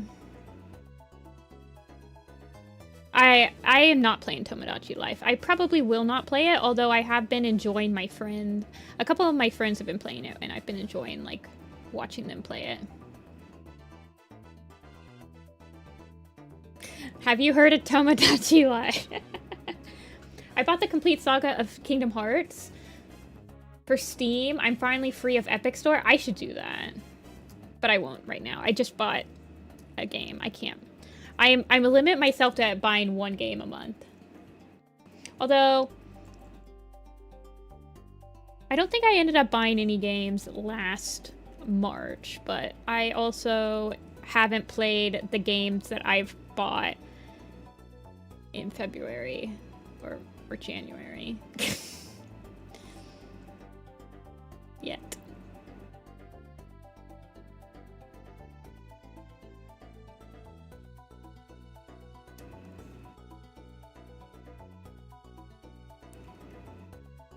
I think that Tomodachi Life is on the Switch too, right?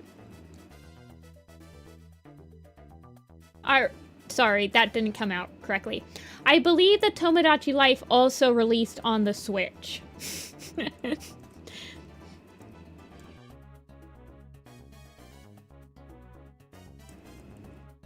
Yeah. I just realized doesn't really work. Yeah.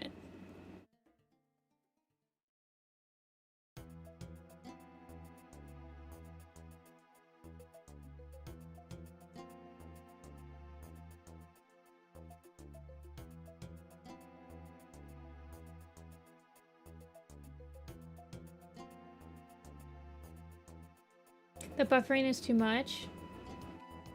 Yeah, I haven't dropped any frames since the beginning of the stream. It seems like it's evened out. So you might want to try refreshing.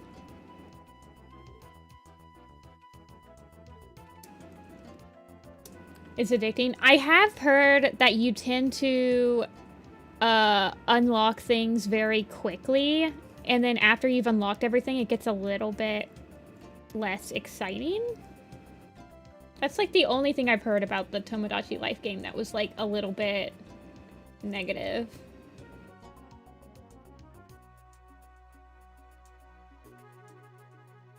I just don't think that the game would hold my attention long enough.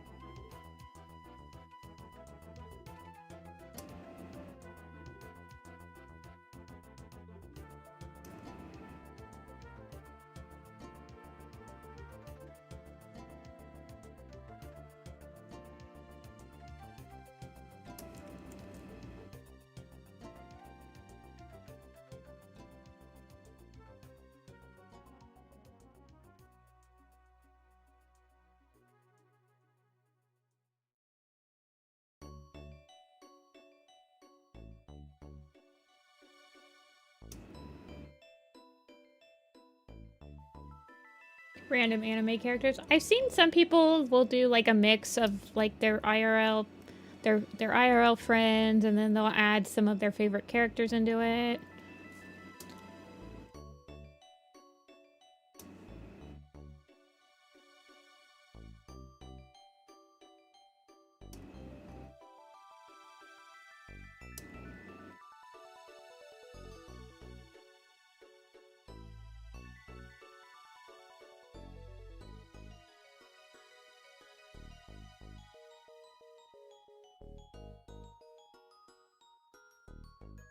Mostly anime. I feel like mine would mostly just be... See, I don't even know if I would have like a cast that I would want to create in Tomodachi Life. I'd rather just look at the means of people creating the stuff.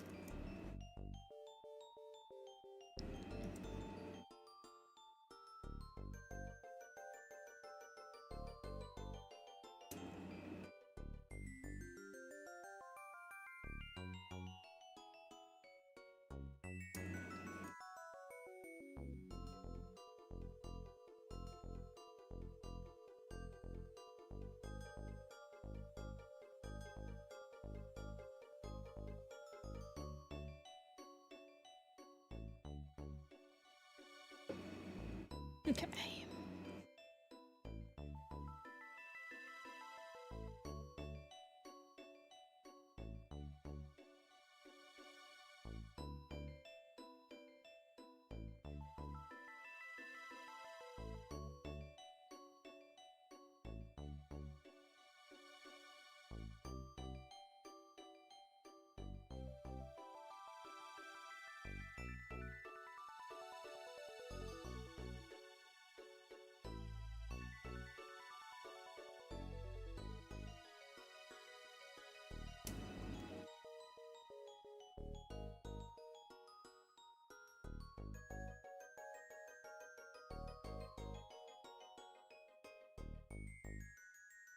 The game gets boring quite fast, so I guess you need to take lots of breaks. Yeah. That's what I've heard. I've heard that you unlock everything very quickly, and that it can get boring, and, like, you can not be very...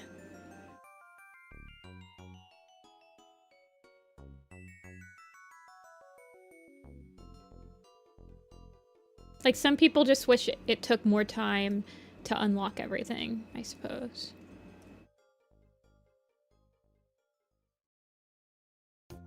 You've been wanting to play Kingdom Hearts for a while. Kingdom Hearts is a fun one. I think it was back in 2021, 2022, where I played every single Kingdom Hearts game. It was fun.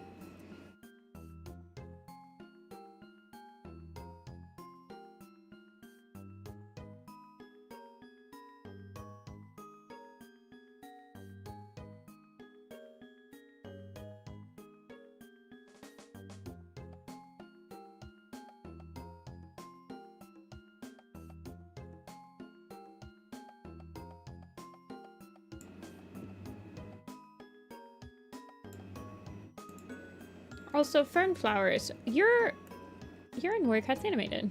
Hello. I was like, where did I hear that name? I feel like I just interacted with that name today. Welcome, welcome.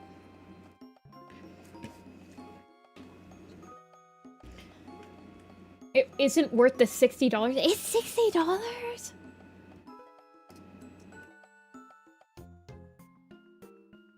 I am hoping to get you an assignment tomorrow.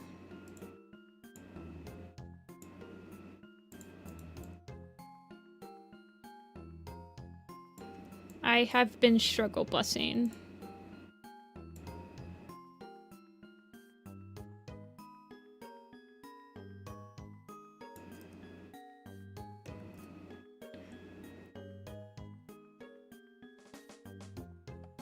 I don't know. I bought the Kirby Air Riders. That was $70. I don't know if it was worth $70, but I definitely have been having fun with it. So honestly, as long as I get 70 hours out of it and it's like $1 an hour, I can usually kind of like convince myself that it was worth it.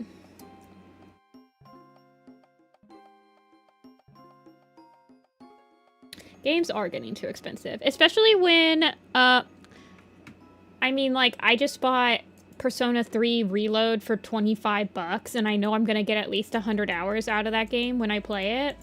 And then, like, to turn around and be like, okay, Tomodachi Life, I might get maybe 40 hours out of it before I, like, am tired of playing it.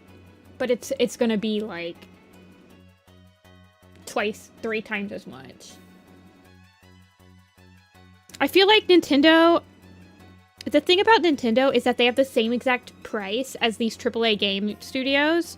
Like Kingdom Hearts, like Atlas, Bethesda, or whatever. But the thing is that Nintendo games never go on sale. Those AAA studios, they do go on sale. And you can still usually get those games for like 30, 40 bucks as long as you're like willing to wait. Nintendo stuff never goes on sale for more than like 10% off. It's stupid. And I'm just tired of it. I genuinely just don't have the monetary... Like, I don't have the money to spare to be consistently buying $70 games. Taba with tie.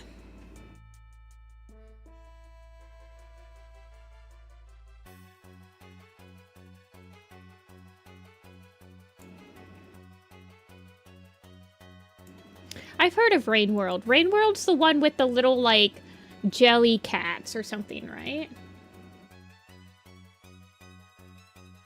The last $70 game I bought was RE9. I don't know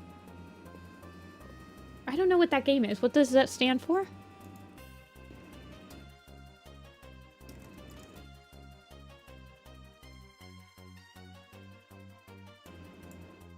Resident Evil. Okay, okay. Thank you, thank you. Pokopia? Yeah, I don't have Pokopia. I'm not willing to spend $70 on basically an Animal Crossing clone when I already have Animal Crossing. Alrighty, I'm sending this one over.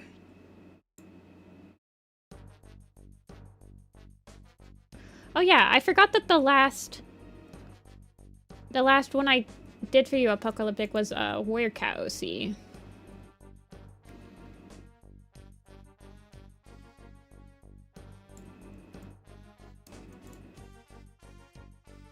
Well, that's the thing, right? Is that the cozy games are all the rage nowadays.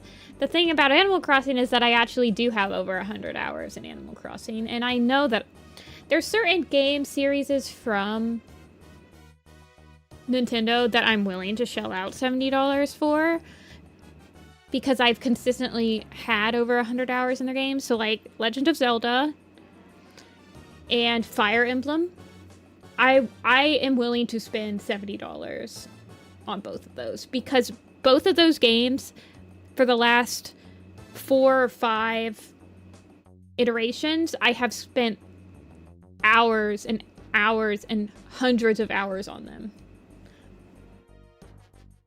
But Pokemon, my average hour of play for Pokemon is like 40 hours. I'll play the campaign and then I'm done. No problem. I really liked drawing them. Pet, pet, pet, pet, pet, pet, pet. Pet, pet, pet, pet. Alrighty. The next one we'll do is Amir's, I think, because Yellowleaf wants to be here for their commission. Amir, I think I saw in chat earlier. Oh, I'm sorry, Apocalyptic. I have lost a lot of frames.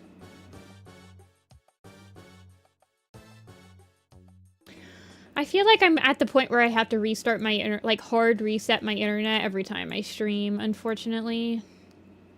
I mean, it's fine. I can do it, but...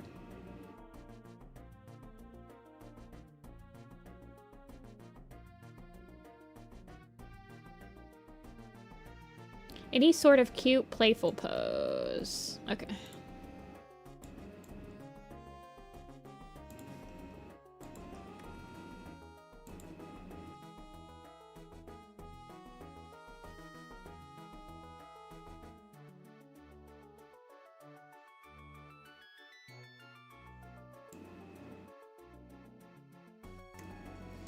It's so hard for me to find a sim game that I actually like. I hate grinding, and so many sim games require you to grind and wait for things. Yeah, I like grinding, so I guess I'm different, but...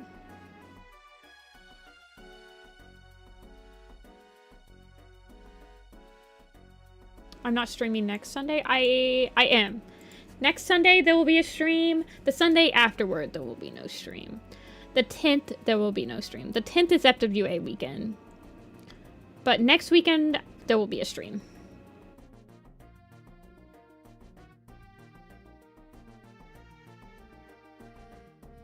I know, they're really cute. I really like the eyes.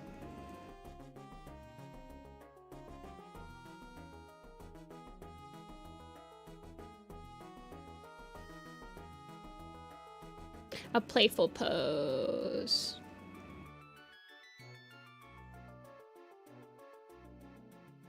I kind of want to like push the chest fluff.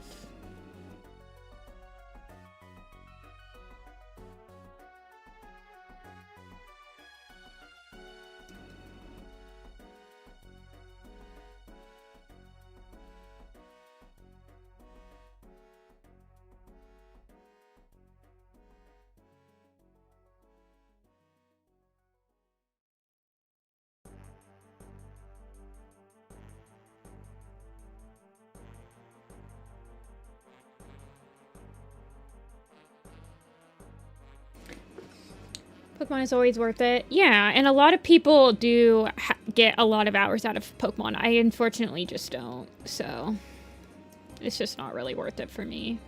But that's the thing, right? Is that they're alienating people like me when they make the price tag like $70.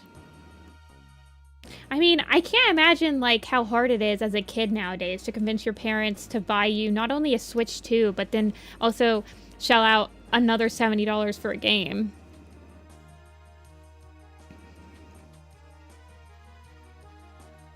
Like, I guess maybe the video game industry isn't for isn't catering towards kids anymore. It's more towards like adults.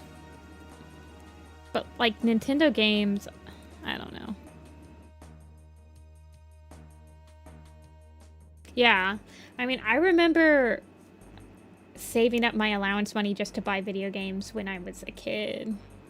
And that was only like saving up for 20 or 30 bucks.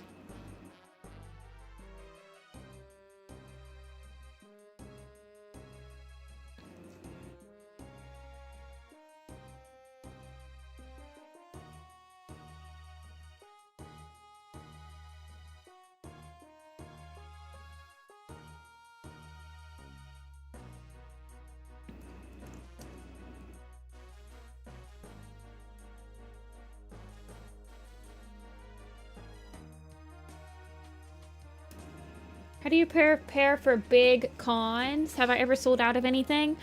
I have sold out of things. The main goal is that you hope you don't sell out of stuff until, like, the last hour of Sunday. You get better at it. Like, this is my second year at FWA, so I kind of know what sold last year and, like, how much to stock.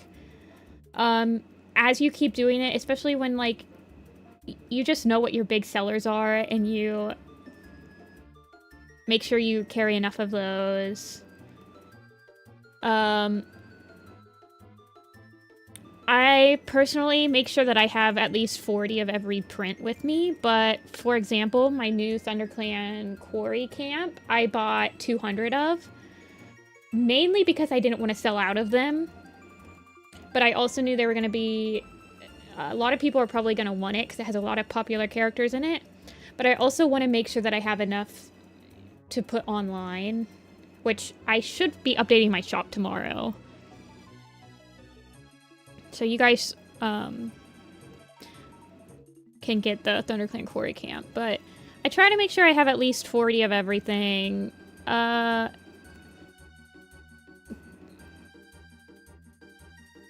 But the goal is to not sell out.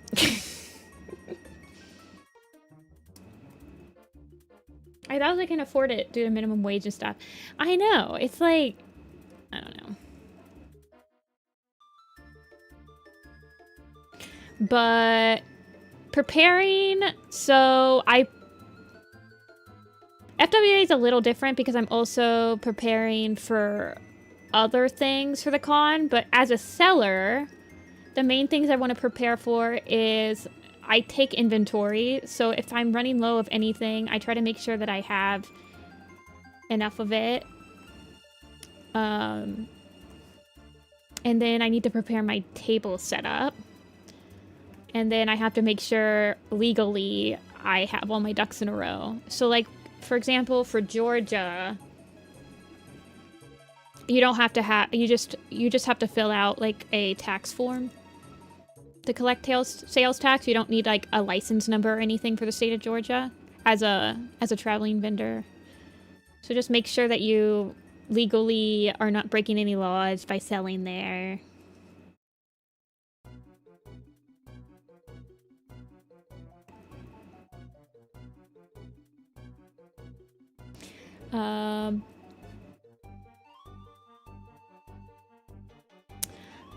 The hard part about big cons is that you tend, so right now I'm under a lot of money right now. So you also kind of, you have to balance how much money you're willing to go under before. Like for this con, I bought a lot of stuff and I went under a lot because I'm expecting to make it up. I've gone to this con before. It's always very stressful when you've never been to the con before. But if it's your second time at a con, you know how much you made last year, so you can kind of like gauge how much money you'll probably make this year. Hopefully you make more. Hopefully you at least make as much as you did last year. And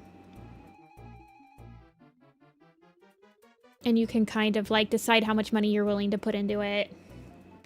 I'm driving, so there's no need for me to sell out of anything. Some people hope to sell out of stuff when they're like flying to cons and everything, because then that's the less stuff that you have to ship back with you, so it's cheaper. But I'm just driving, so I'm just bringing my whole stock. But yes, I have sold out of stuff. The things that I usually sell out of consistently at conventions that I never bring enough of are keychains, stickers, sticker sheets in particular, I usually don't bring enough of. Usually I'll sell out of at least 1 or 2 prints that I forget to stock. I'll be like, oh shoot, I only brought 5 of these. Oops, I'm sold out. How much stock you should prepare? So I wouldn't worry too much about it. For example, usually when I first start stocking something, I don't buy that many of it until I figure out. So for example, I introduced last year, one of the new products that I introduced was mini prints, which are 5.5 by like 8.5 or something like that.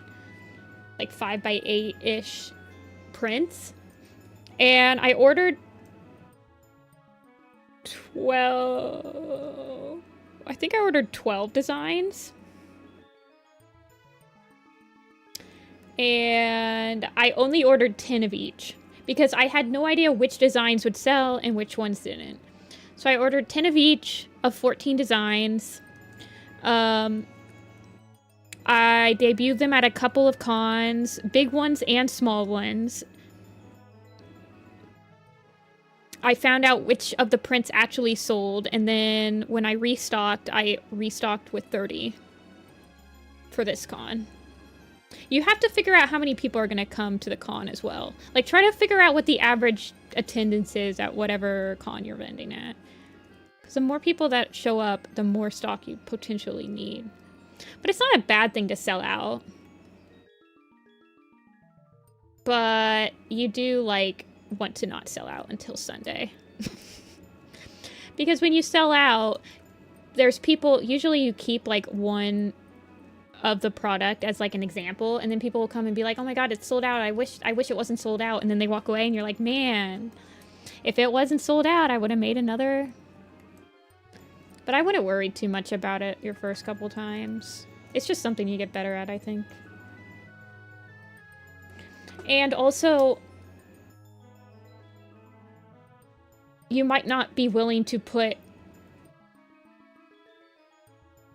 yourself under as much for your first couple cons. Like, I wouldn't recommend going like $1,000, $2,000 under for your first con, because that's just how much that just adds into your red, how much you have to make at the con.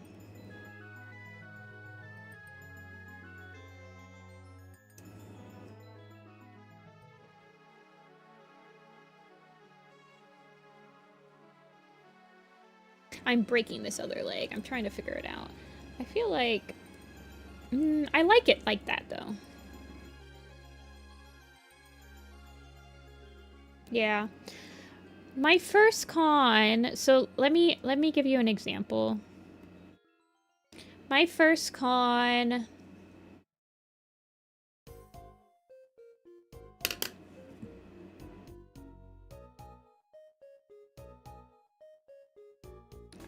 I don't remember how much I was under for my first con, actually, now that I think about it.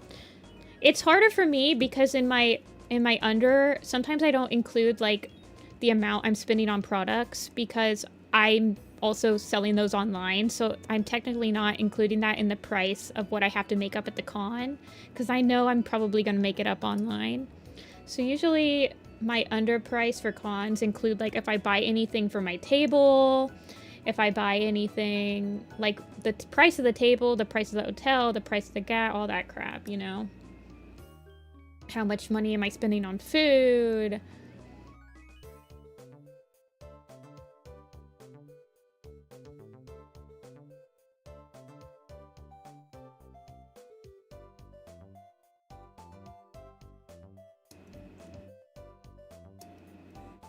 I don't like... this leg right here. It's not really flowing.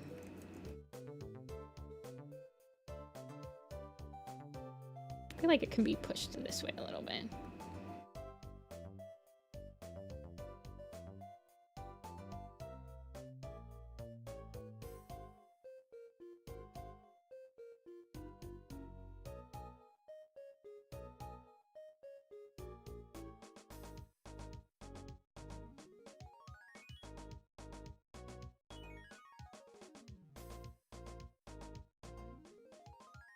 I don't know. But for your first couple cons, I wouldn't worry about selling out. You're not going to know exactly what's popular. There's certain things that you don't think are going to be as popular as you are. Like, for example, my moon pool drawing is super popular with people that don't know anything about warrior cats. And I would never have guessed that until I started selling. My Swift Paw picture, my Swift Paw mini print, super popular with people that don't know what warrior cats are. I would never have guessed that. It's literally just like a cat with like some dogs. But like people love it. It's like people with black cats will be like, "Oh yeah, this is definitely my cat with our dogs," and they'll buy it. So sometimes you'll just be surprised about what sells and what doesn't sell. If you're selling like specific characters and stuff, like for example, if you were actually selling from warrior cats, I could tell you the characters that do sell a lot. But it's harder when it's your own original pictures to know what's gonna pop off and what's not gonna pop off. What does my Swift Paw print look like? It's this picture. Hold on.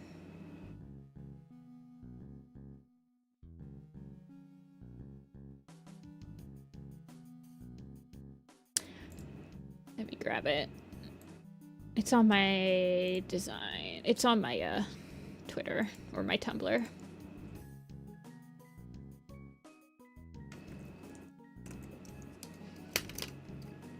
It's this print.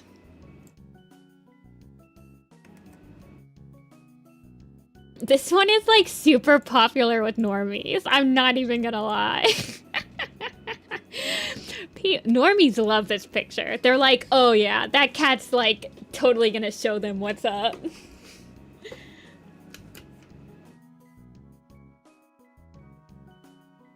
This is like one of my most popular. But then like sometimes prints that you think will actually sell very well do sell well. You'll start to learn how to trust yourself. You'll get better at being like, okay, I need to order a lot of this because it's gonna get popular.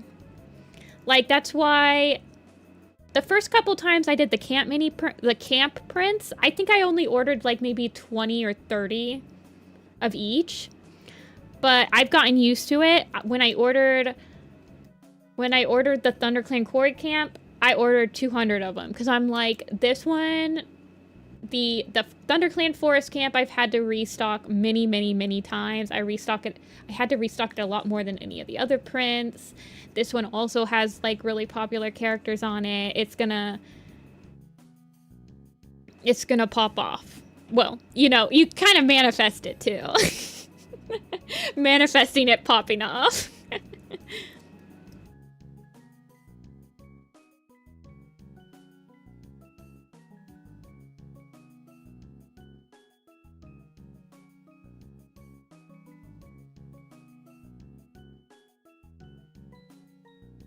You'll also get better at selling your art, especially if it's original art.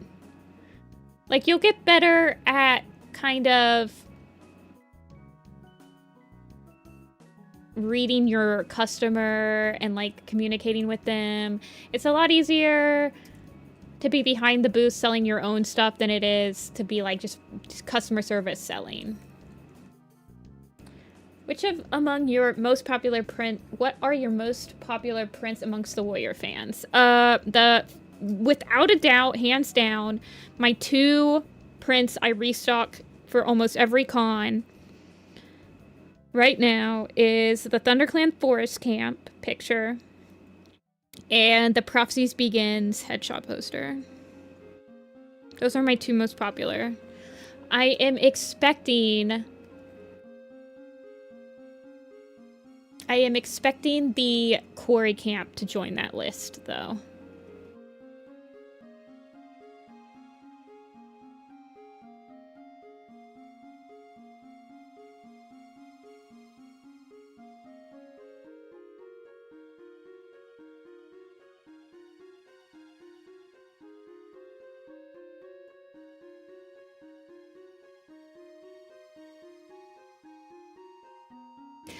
The other ones that are really popular among people that, like, know me.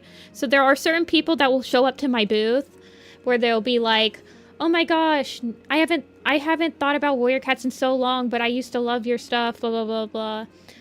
Those people are the ones that'll buy my mini prints that I print off for, like, I have some Everything Moves mini prints. I have an Everything Moves mini print of the end title card. I have some little pistol mini prints, and I have Rolling Thunder mini prints. So those people will buy those mini prints and then ask me to sign them.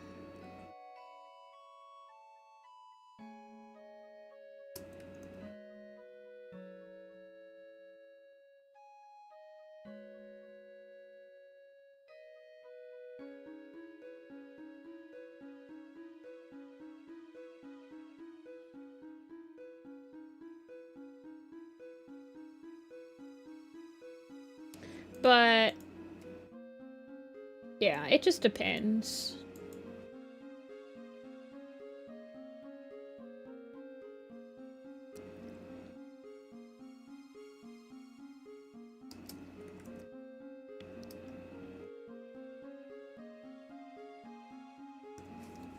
But people really like the first at cons, people really like the first 4 arcs.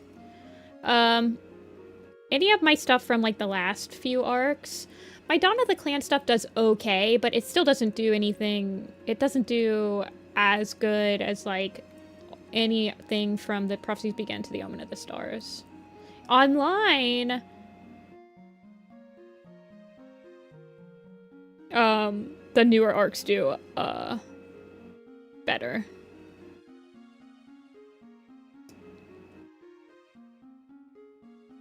I would have bought them all at FWA, but I spent half my budget on food. Dude, I spend most of my budget on food at FWA. Atlanta has some really good food. Oh, he doesn't forget? Well, let him know that it's for you, because I can include extra stuff. Usually, if somebody comes in and is like, hey, I watch your streams, I usually try to give them some extra stuff, because I do really appreciate people who, like, keep me company. And I like meeting you guys in real life.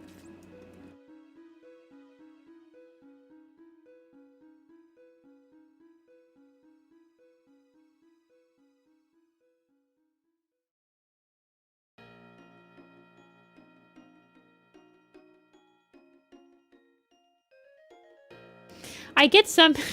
My favorite people that I get, well, other than... I like when I have, like, younger kids that come up and their parents with them. And, like, they're like, oh my gosh, Warrior Cat. I really like them. They're really cute. I like people who come and shop for their friends. And they're like, oh yeah, my friend really likes Warrior Cats. Let me send it. Can I take a picture of your boots and send it to them? And I'll be like, yeah, sure, go for it. And then they come back and they're like, okay, so my friend's freaking out.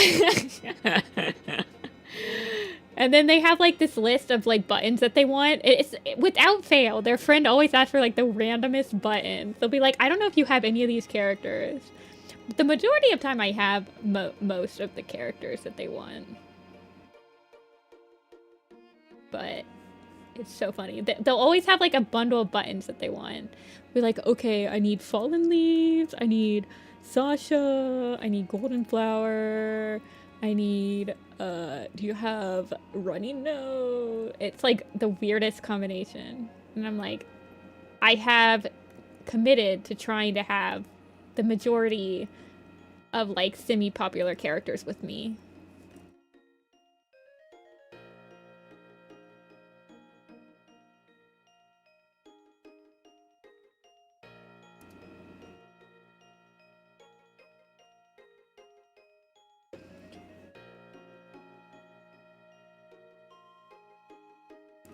Hold on, let me wait until my lag is gone.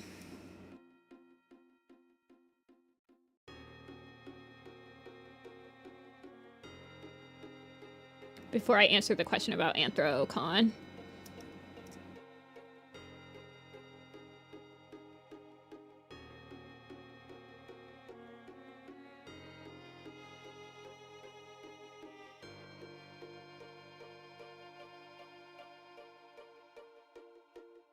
Let me know when my lag is better.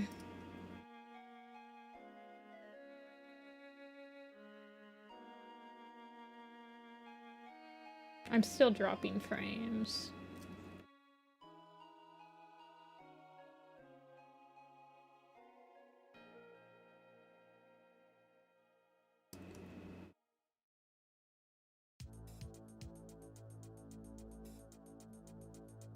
Okay, it should be better now. Morisk, looking into vending at AnthroCon in Pittsburgh this summer. So, I have never actually gotten into AnthroCon. I have applied. I believe I've been waitlisted for 2 years in a row.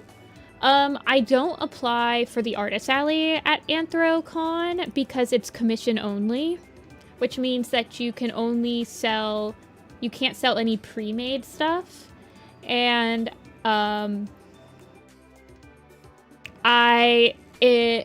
the idea of taking at-con commissions stresses me out.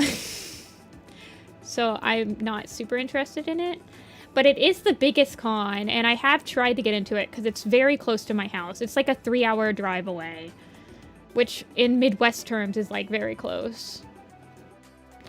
But I mean, it's a big con, so I'm assuming that it's pretty good. But they have been... I feel like they have been kind of shooting themselves in the foot lately, from what I've heard. They kind of messed up the con... the fursuit walk, the fursuit parade, and stuff like that, but... It's still the biggest con, so I'd have to say that you probably do good at it. I'm not sure how Warrior Cats does there, though. Warrior Cats does really good at FWA. There's 4 Warrior Cat panels this year. I'm unfortunately not sure how many I'm going to be able to go to. But...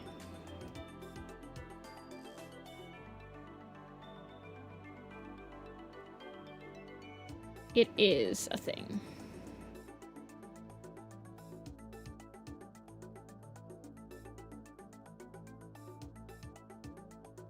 As for all the Dawn of the Clan stuff, I stock a lot of Dawn of the Clans. I have the Grey Wing and Clear Sky keychains. I have the button pack. I have the Dawn of the Clans 4 trees. I stock a lot of Dawn of the Clans individual buttons. We're listening to Pokemon Mystery Dungeon soundtrack today. It's just a playlist that's like all Pokemon Mystery Dungeon soundtracks.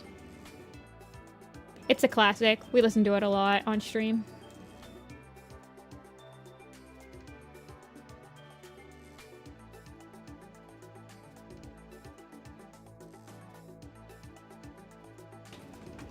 It's not lagging for you?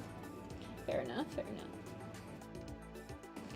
Has FWA announced all its panels / Artist Alley attendees? Let me check.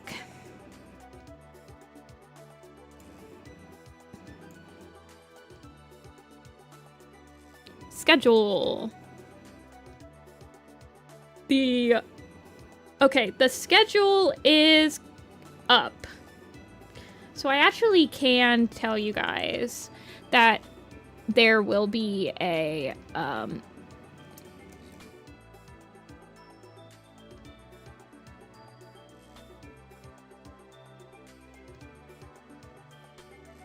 Warrior Cats animated panel on Saturday.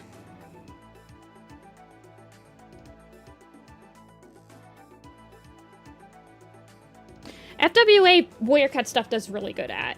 And I've also heard, if you are on like the East Coast, I've heard that Anthro New England Warrior Cats does pretty good at too, but I've not personally gotten into that one yet. I'm pretty new to getting into furry cons. This is only my second year doing furry cons, and I've only done 2. But yeah, so FWA is gonna have 4 Warrior Cats panels. It has one on Friday called Mental Health Representation in Warrior Cats. It has 2 on Saturday. Actually, I think it might have 3 on Saturday. There's like a Warrior Cat OC panel where like it's for kids though. It's to help kids like create their own Warrior Cat OC. And then on Saturday there's a trivia meet and greet. That was really fun last year, but it's unfortunately too early. I'm not going to be able to go to it this year, which sucks. And then the Warrior Cat animated panel is on Saturday, which I will be at. But the main thing about cons is that you kind of have to learn that they're chaotic. It's very stressful to go to a new one. They're all like run slightly different than one another. And you just kind of learn to deal with it.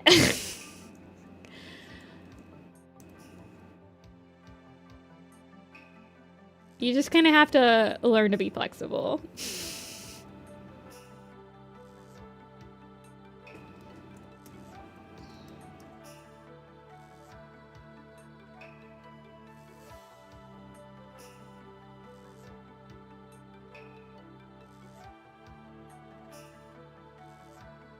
Yeah, I think we're still on, like, Blue Rescue Team music.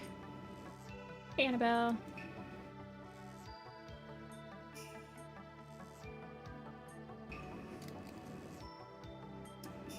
But yes, I guess I can tell that I have been preparing for the panel I will be at.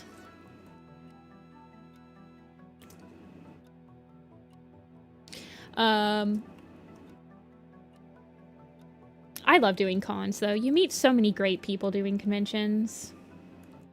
It's such a nice way to, like, reconnect with people, to see... I don't know.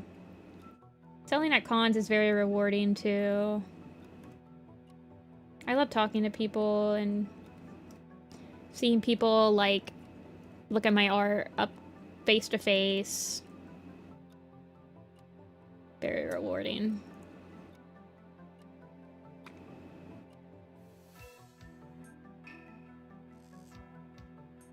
FOMO's starting to kick in. I think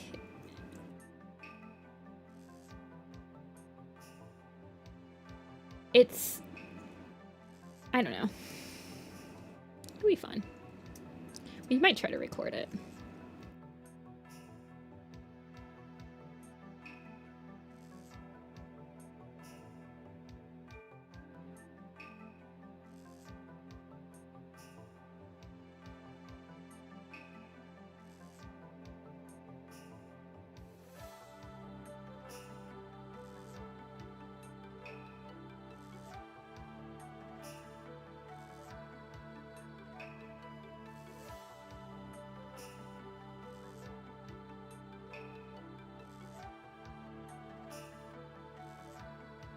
I wonder if we recorded it last year.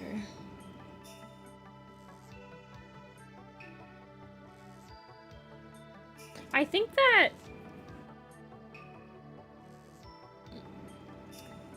I don't know. I don't want to spend too much time on this subject because I'm not sure exactly how much I should be saying in any sort of public fashion, unfortunately. But I can't talk about it in the server.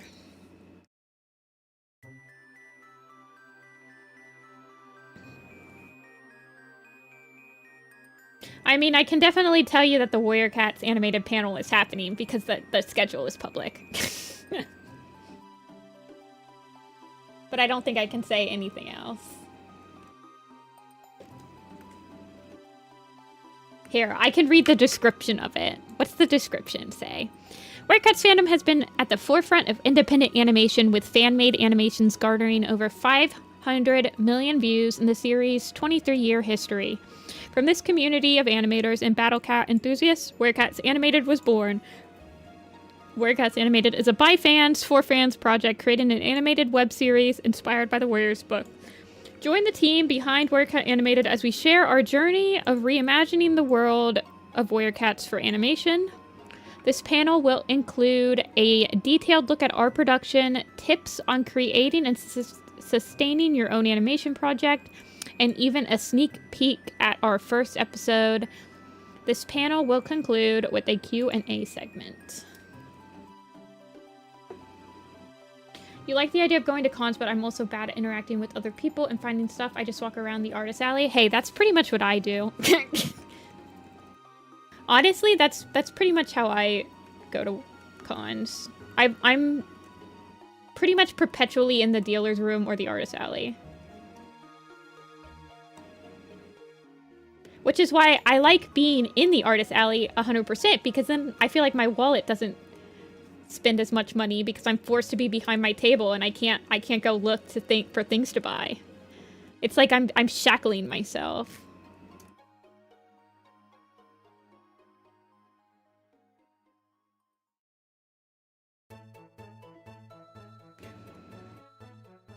You like the way I draw paws? Thank you. I love paws. I like drawing them.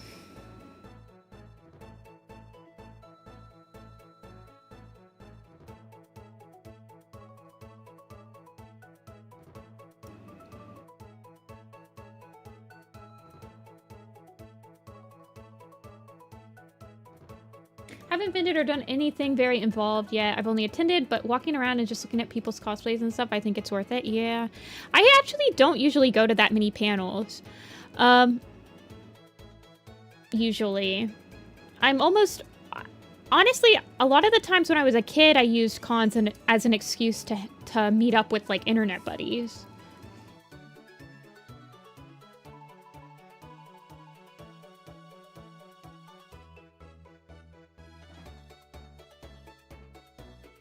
But I've always been a person that's just... I will literally just walk around the artist alley the whole entire time and be completely satisfied.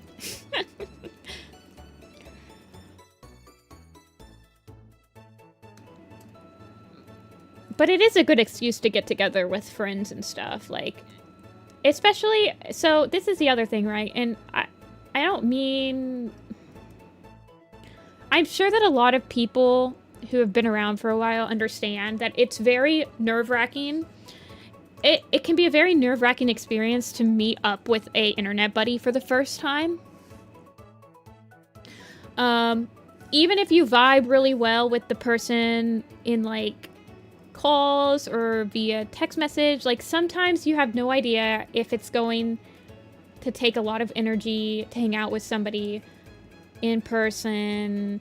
You're not really, it can be nerve-wracking. So I find that cons are very good excuses to hang out with internet buddies for the first time because one, it's a limited amount of time, so you don't have to worry about it being like too long of a time the first time you meet them. Like sometimes hanging out with somebody for a week the first time you meet them is like, okay, dude, I need a break. But at cons, you have the specific 3 days that you're hanging out, and then you guys just leave. So you have plenty of time to test the waters with like a new person to see how much energy they're gonna expend from you. And then the other thing is that cons give you a lot of options of things to do, whether it be just like window shopping, or there's a game room usually where you can just like sit down and play some like old video games with your buddies, Mario Kart or whatever. You can do like there's usually like draw-a-thons or whatever where you can do like sketchbook trading. Yeah, I don't think you should ever feel bad for the first time where you meet up with somebody if it tends to like take a lot out of you. I think that's a very normal thing for an introvert, which I'm sure a lot of us on the internet are introverts, to experience.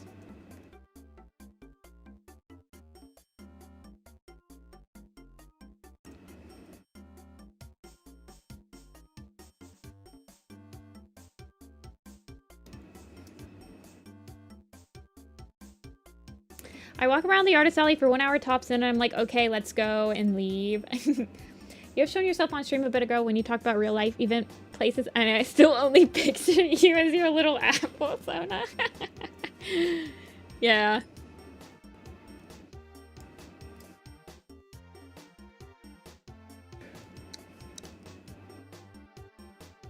Ooh, I just got tired.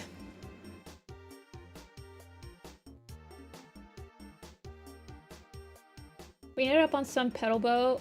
It was such a banger activity. That actually sounds really cool.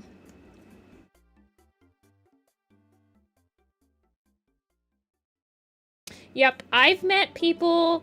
I mean, I've met a lot of people online. Like, people that I've met first online and then met them in real life. I've done that a lot of times. And I can tell you, there are some people that you meet them in person and it doesn't feel stressful at all. It's super chill.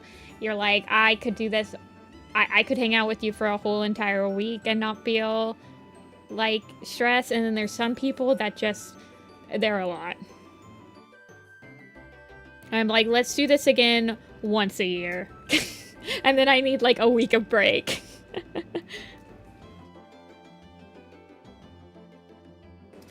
The majority of the entire internet are introverts who act like extroverts online. I don't know. I think that there's something, it's a lot less.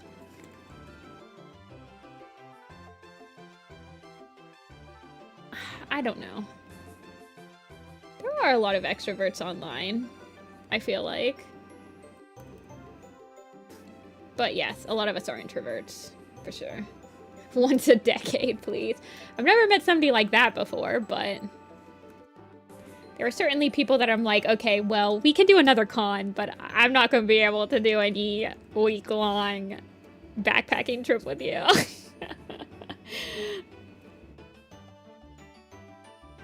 Which is fine. There's some people, there are some friends that you only talk to a couple times a year, and that's fine.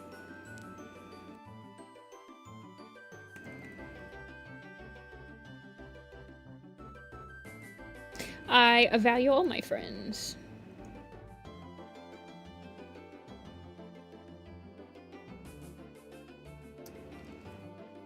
The most jarring part of meeting online for an IRL is the unexpected height differences. I don't know. I don't think I've ever met somebody online that was shorter than me. I just assume everyone's taller than me, and it's never let me down. I don't think I've ever been surprised by the height differences, but I'm also somebody that I probably do surprise people with how short I am. So...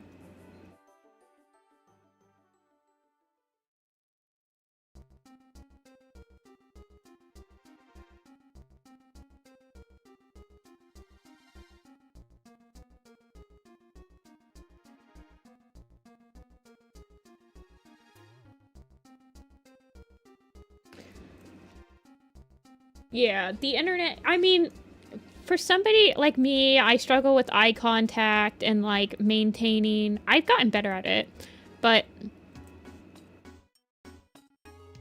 it's a lot less stressful to just talk, like, on the phone to somebody than it is sometimes to, like, talk face-to-face. Because when I'm talking with just my voice right now, I don't have to worry about acting like I'm...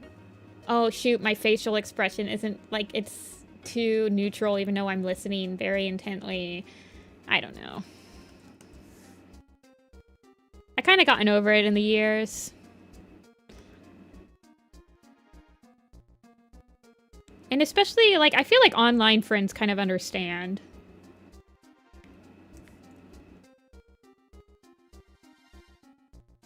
A lot more.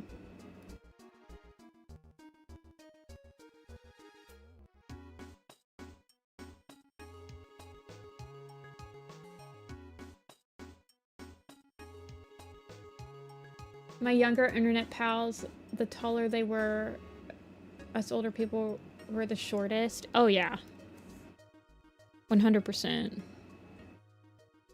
I'm just a short person. There's no denying it.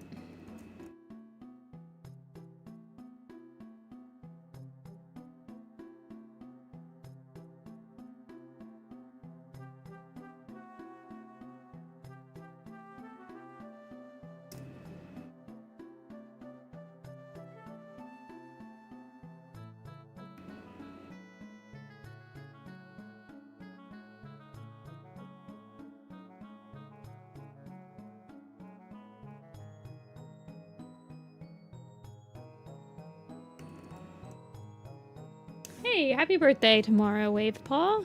I hope you have a good one.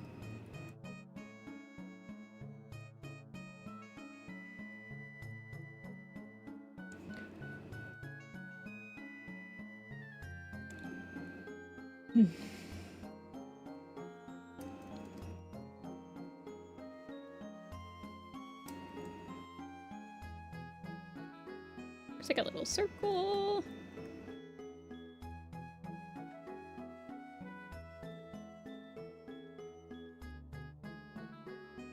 And then there are, actually, I don't think that the other marking will be shown because this is the shoulder and, or this is the forearm, and the forearm, the marking stops at the shoulder, I think, so I don't think it'll be shown.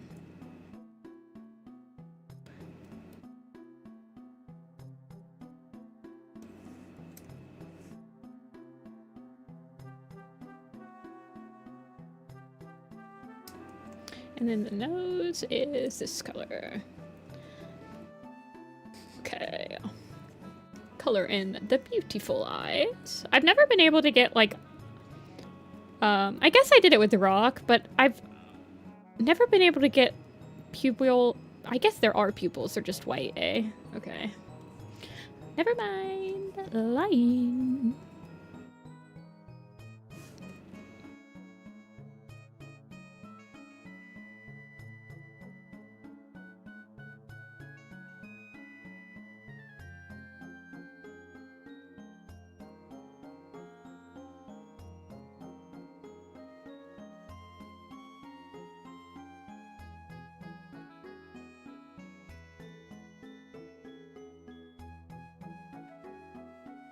I know, it's a really cute design. It kind of reminds me of, like an Umbreon. At first I thought it was maybe based on an Umbreon. No problem, Noor. You have a good Sunday, too.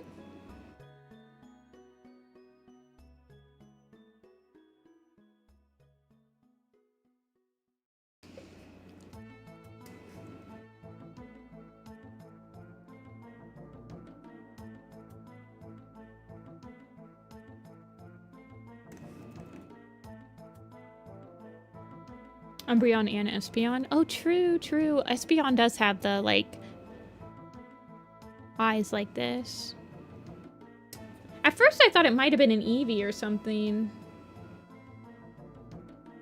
But the commissioner didn't give me any information other than just, like, a playful pose, so... Unfortunately, we may never know.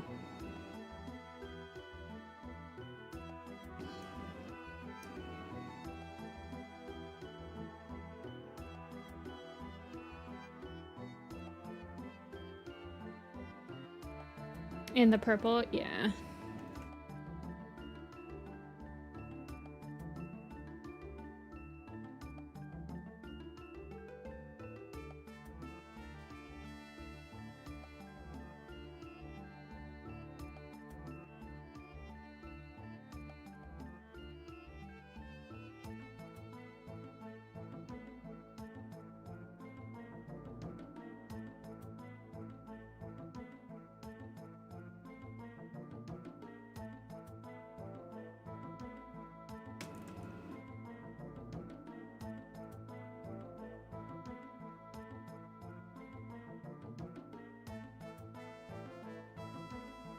I like doing eyes. I've been like cutting back on doing the anime eyes for some of the Warrior Cat design blogs because every time I have to animate them, I am screaming in agony. And so I've been cutting back on them. But man, do I love my anime eyes.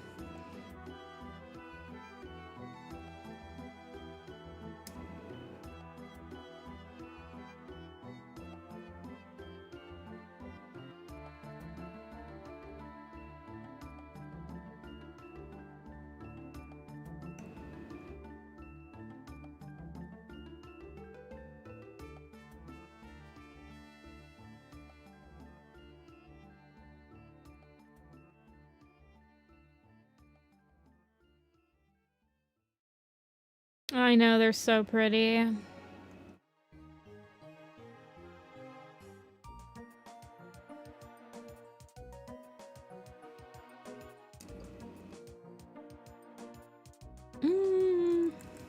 I don't really like the extra bits down here.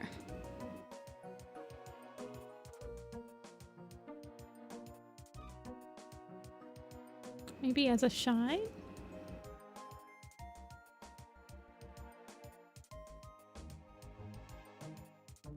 No, I think that they could just be all white.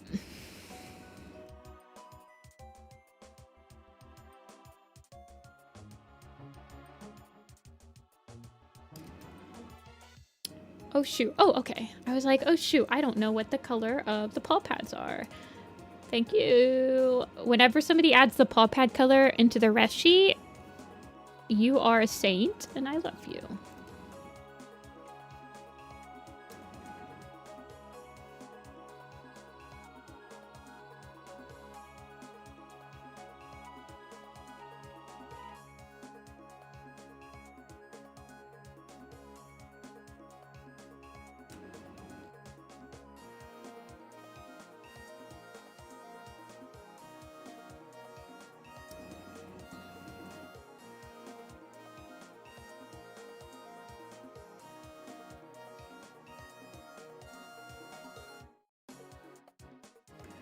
I think I'm going to bring this marking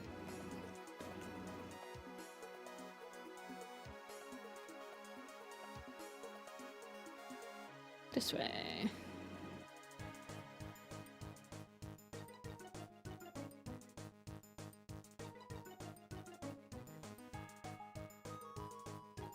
Putting the paw print on the color reference sheets. Godly move. Yes. That one, and then also the open mouth also. The open mouth and paw print are very, very helpful.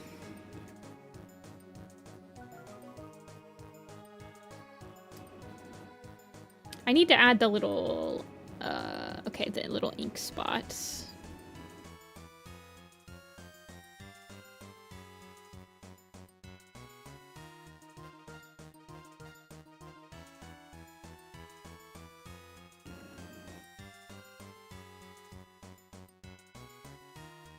Also, I think that there needs to be another set of fuzzies.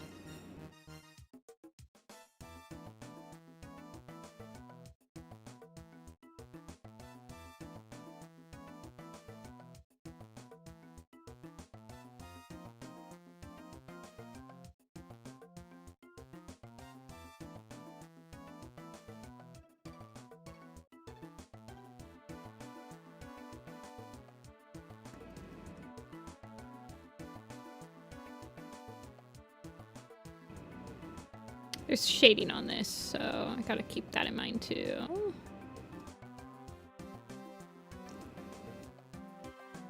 I'm taking notes as we speak.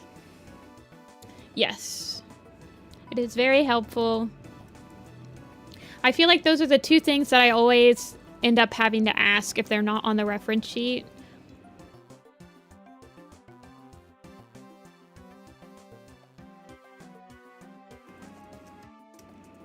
Okay, there's little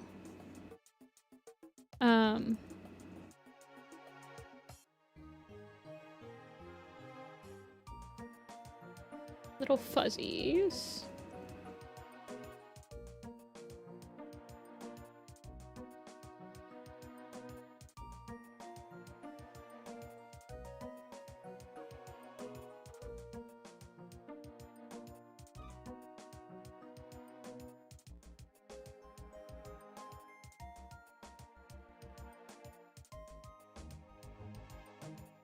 Hey, hello. Yep, I am finishing up the coloring on this, then I have to shade it, and then we will sketch out yours for the time being. We can see how far we get.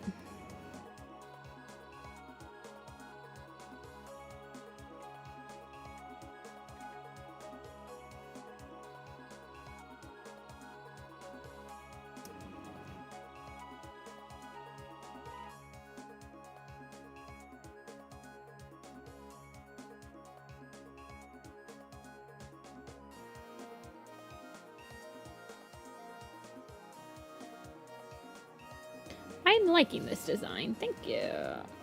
It is very fun to draw.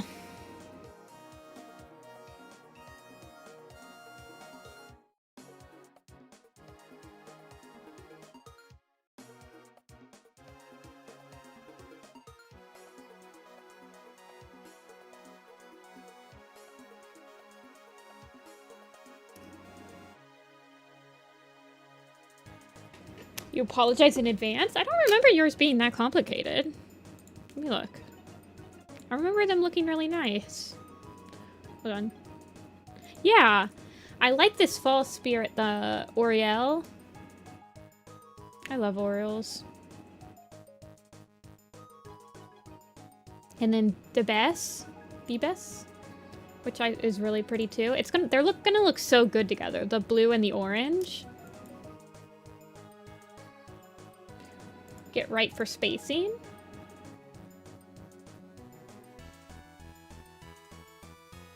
To show tail / patterns.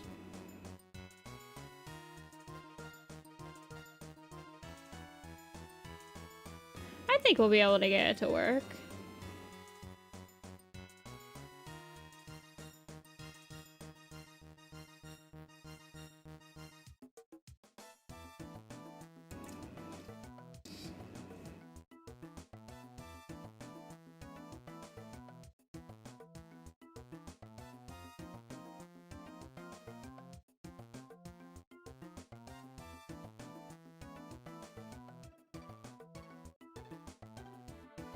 Oops.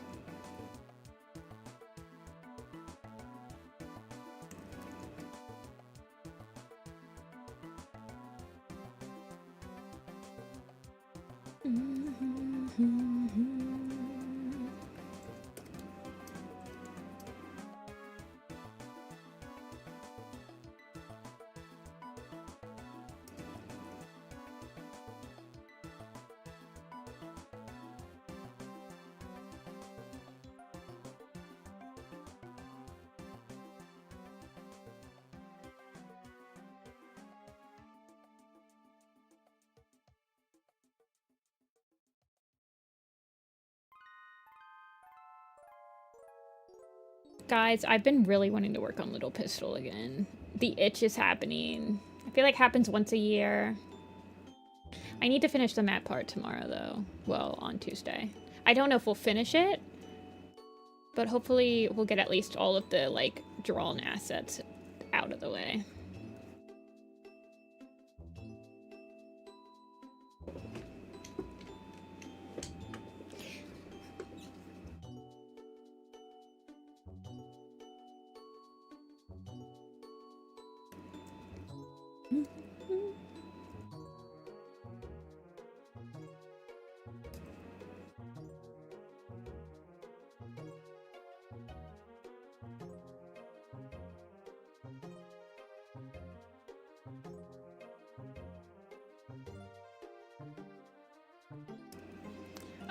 It's for the sailor. It's like an older map. I've had the part for quite a few years at this point. I'm trying to finish it up.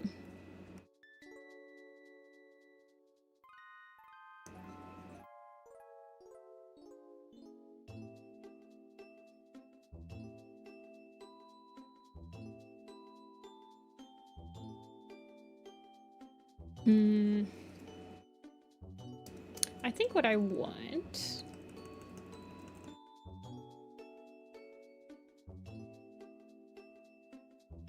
is something like this.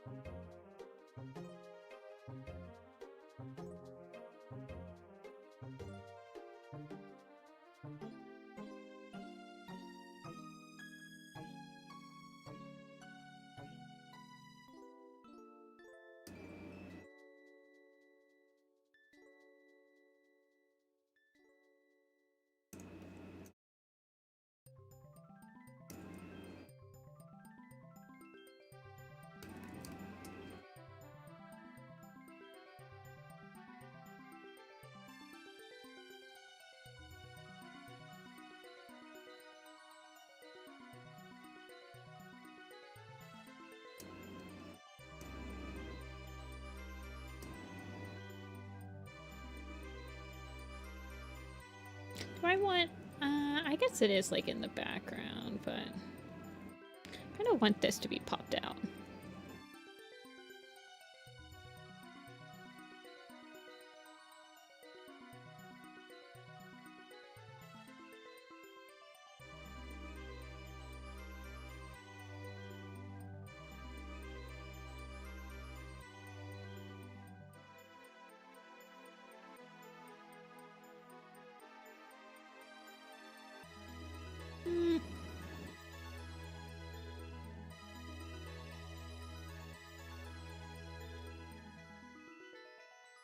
I want this to pop out because I want it to stand out behind the two furs.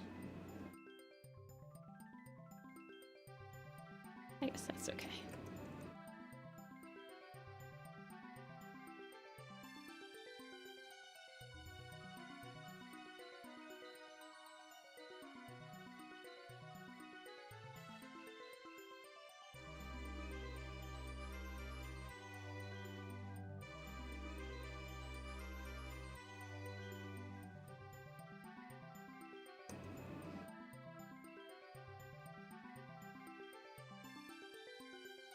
I'd like to show a little bit of the muzzle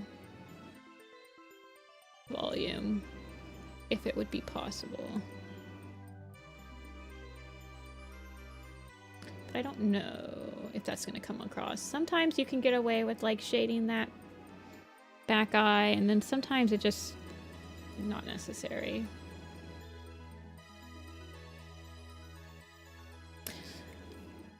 I don't think it's necessary in this instance. I think that it's just kind of busying up the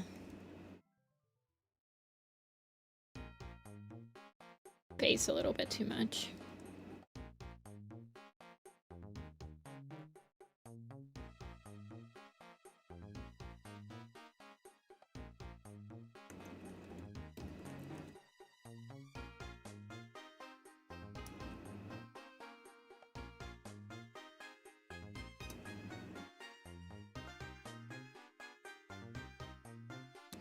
Let's get a different color on here so it's not like super,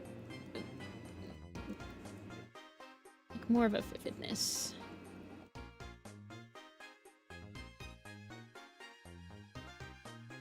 And then maybe go a little pinker on the clear, something like that.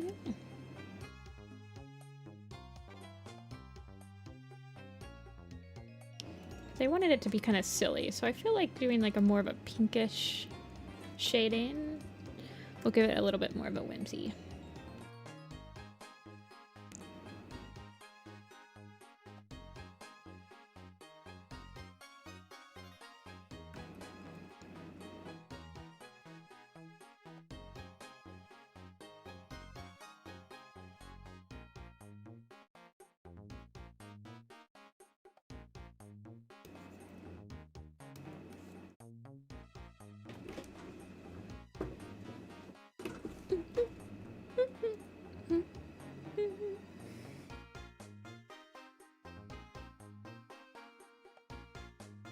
There we go.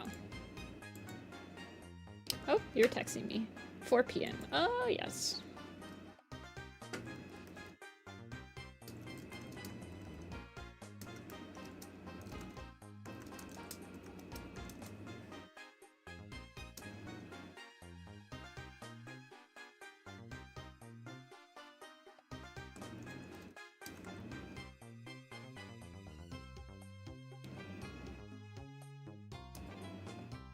This is cute. I'm wondering if it... Do I add whiskers? I'm not 100% sure if it's a cat is the thing. It also kind of...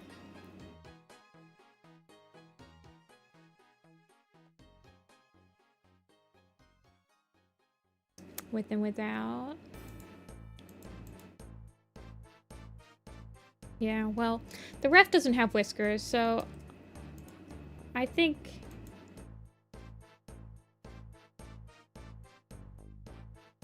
I've already kind of made it look like a straight up cat anyway.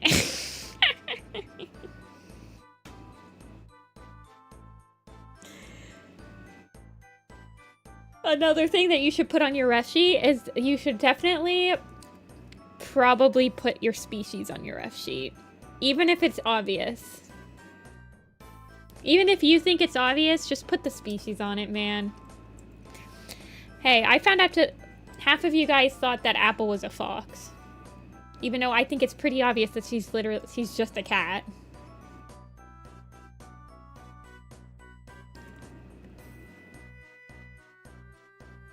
So, apparently put the species on the ref sheet.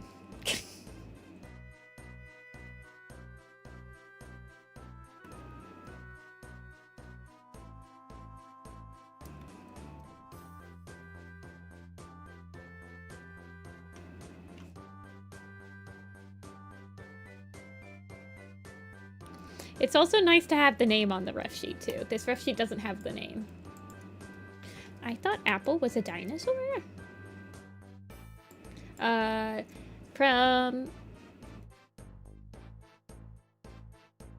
From the link, though, it might be Caligo?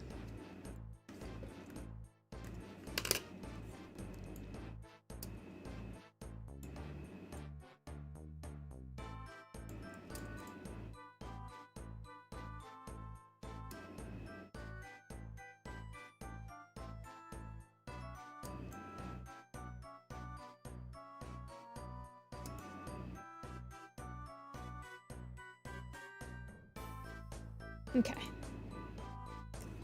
Caligo shaded.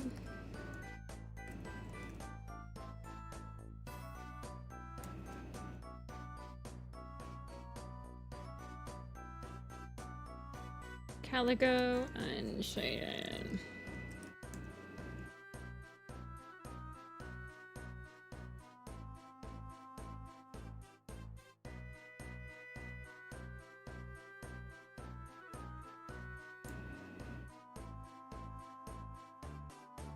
Okay.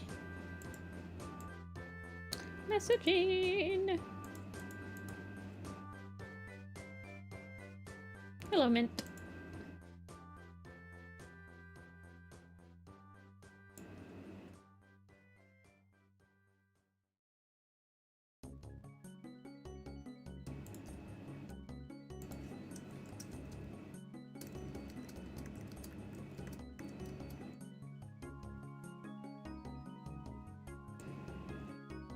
Okay, that's sent over. Let's do some sketchies for yellow.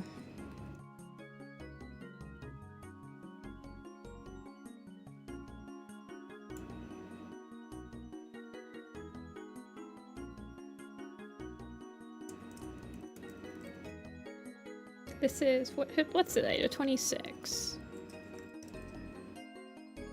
For 26. Very nice.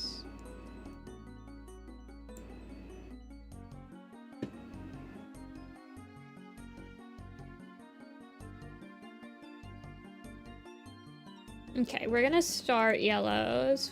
Yellow got a full body with some props, so we're gonna do the sketch. Like to have Oriole and a pile of leaves, a false spirit. The best is an air sky spirit. Oriole is a more conniving, puts on a kind face. More type to hide, bid time away type things. Clever, cunning, perceptive, probably loner, and then you want them in a pile of leaves. Okay, these are really pretty.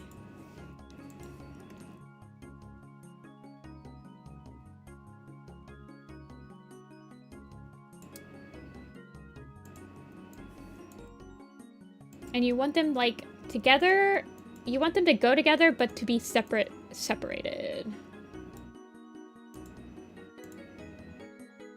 And then you want the best on the cloud. Oh, they're gonna look so cute together. These two colors together are gonna look so good.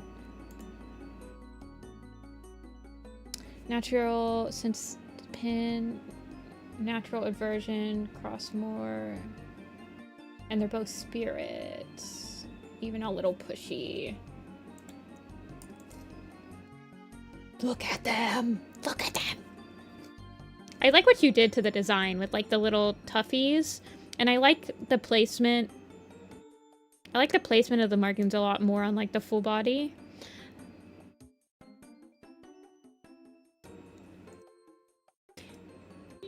Okay, I'm gonna tell you right now, if you guys don't put if you don't put a species on something, I assume they're a cat. You're getting them as a cat if you don't put the species on them.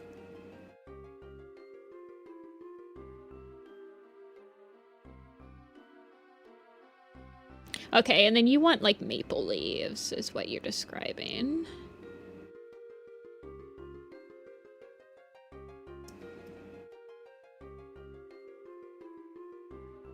Such cool designs. I know. I really like Orioles.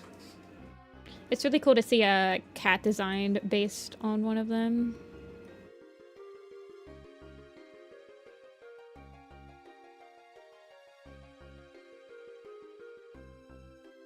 So, Orioles in a pile of leaves. So let's see what we got here. Are they both your character, or is one of them your friend's character?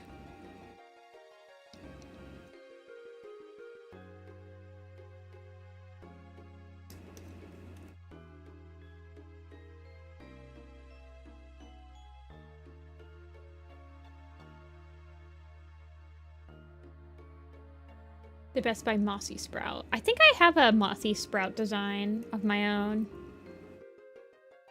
They're both mine. Okay, okay. Do you want Oriole to look like a little bit mischievous? As she's like looking up at her. Hold on, let me get the best. The best. Thank you.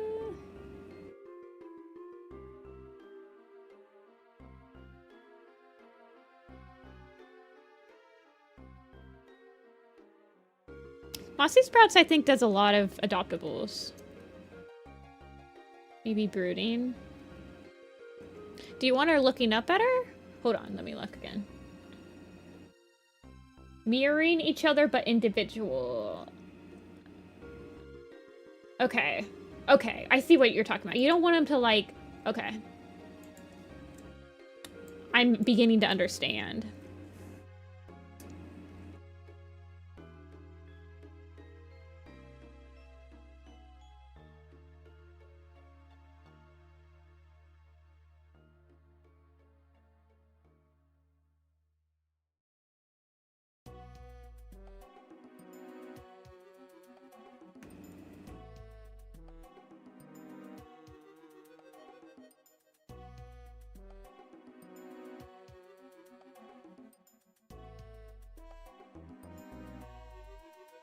Prim. My Mossy Sprout, I think, Mossy Sprout. Did they used to have, like, a DeviantArt where they did a lot of adoptables? No, they were in StarClan's Chosen. I know this person. They were in StarClan's Chosen. One of their OCs are in the commission examples folder. Hold on. Yeah. This one. That's what I know them from.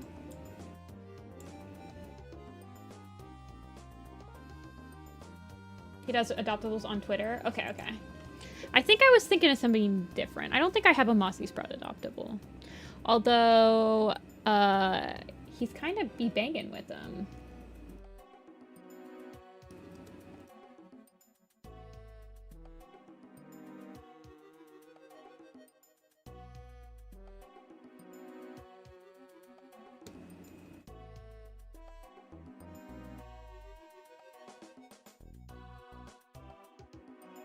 Hey, Jazz.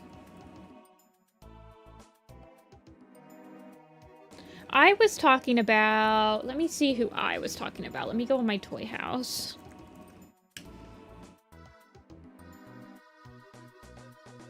Because I think Sky's on here still. It's the person that did Sky. From The Remains. Oh, shoot. Did I not credit the designer? Oh, because I got him on DeviantArt, so I don't know. Okay, yeah. Divinity. Divinity Adopts is who I was thinking of. Do they still post? Yeah, they do. Divinity Adopts does really cute designs.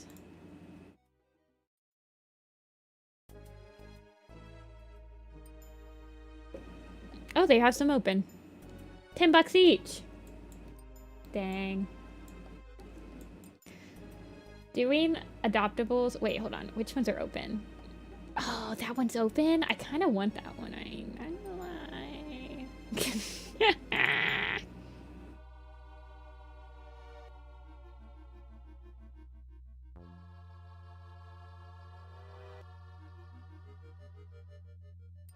I'm thinking of Mossy Cat, but they changed their username.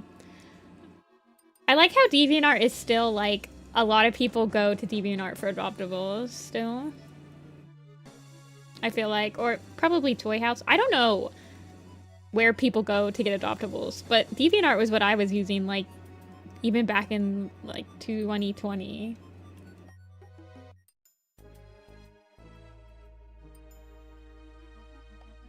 Actually, if she's brooding, she might have her ears pushed back.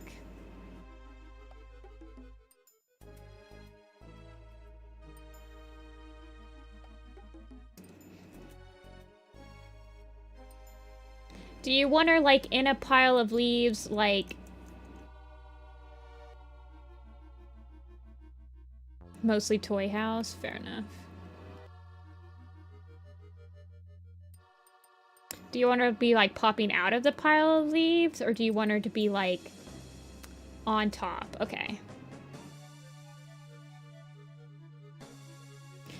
I'm wondering if she should be, like...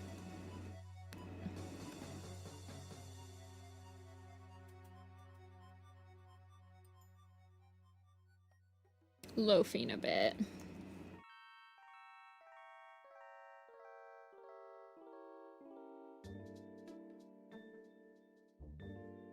I'm reading the thing in. On a pile of leaves. Okay. And then you wanted the best on a cloud, and you want them to kind of mirror each other.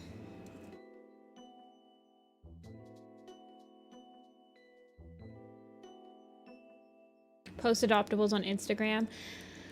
I never got an Instagram. Should I get an Instagram? Whatever, man. I'm sure my art's on Instagram.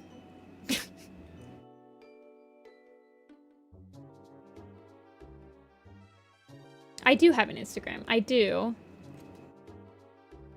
I think. It's got like the Star Clan's Chosen logo, and I don't post on it. I literally just use it to message people that send me Instagram as their social media to message on.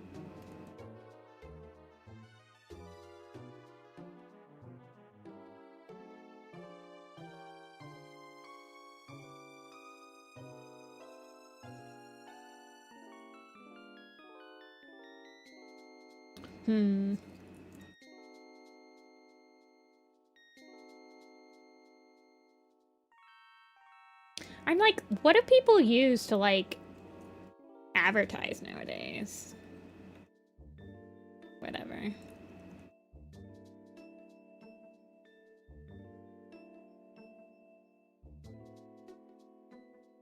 I just use Tumblr.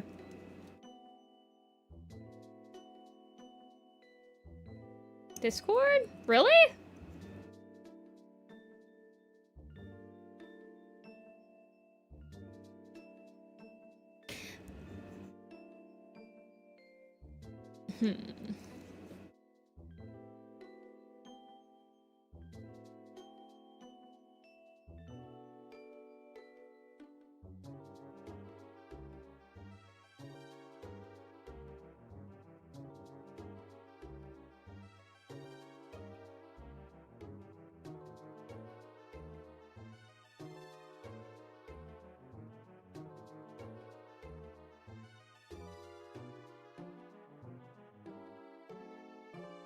No.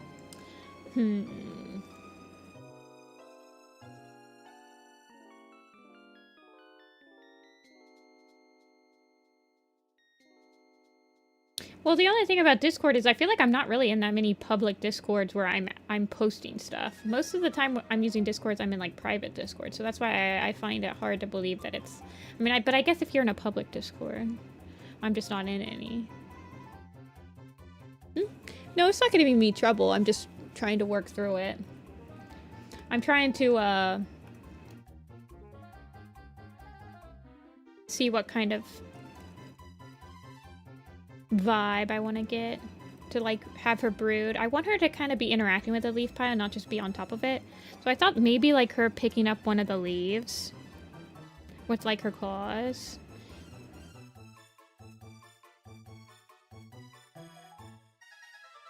But I'm trying to think if I want her...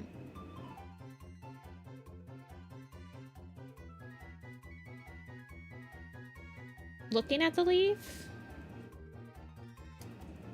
Maybe.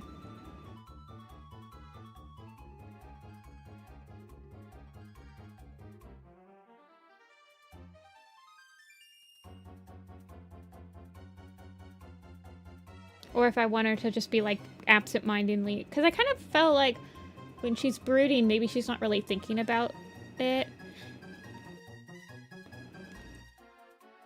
In my mind, when I think of cats brooding, I think of them like kneading their paws.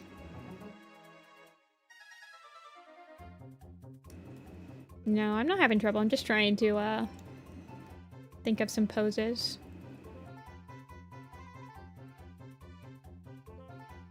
And get like some basic ideas out.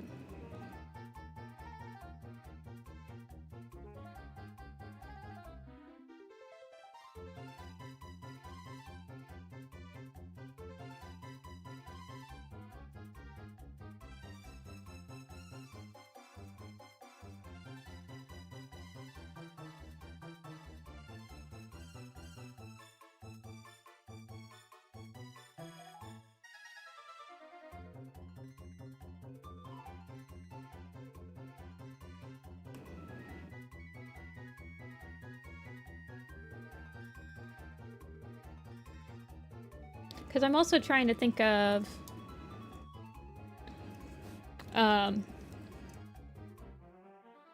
how the other one's going to be mirrored. Right.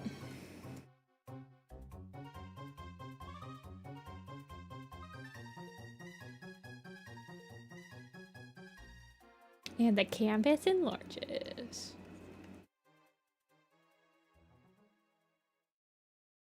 Crashing out at my TV Paint right now. Animating is hard. Yeah, that's how I feel every time I'm like, I'm gonna animate. And then I'm like,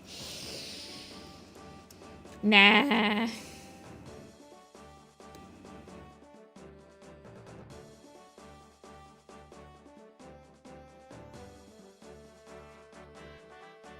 Do you want them looking at the camera? Or would you prefer them... Like, in my mind, I wanted to have the best kind of, like...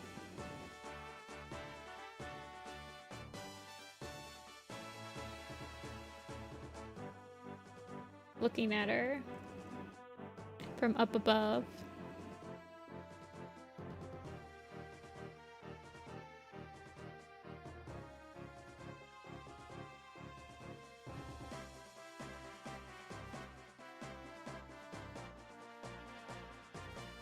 I gotta animate a little bit today for my own map.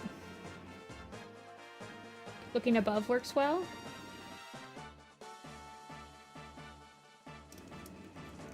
Yeah, that mirror is a little bit better because she's looking below, right?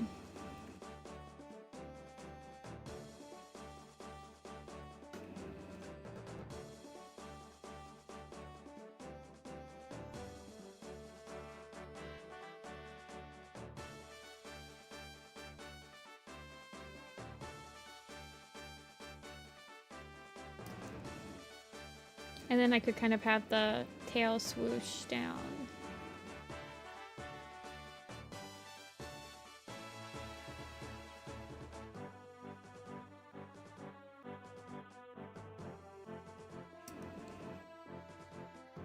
Drawing a scarred character and avoiding tangents is a very frustrating experience. You guys know what I feel about when it comes to adding scars on animated designs. Or designs in general. I struggle. Wait, hold on. I meant looking from above. Okay, okay. So like looking from above. Okay, okay. Well, hold on. Avoiding tangents in general. Yeah, that's true, that's true.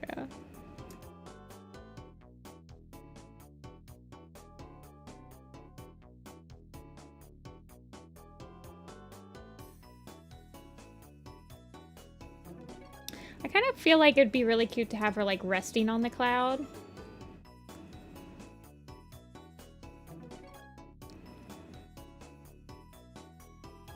With like a...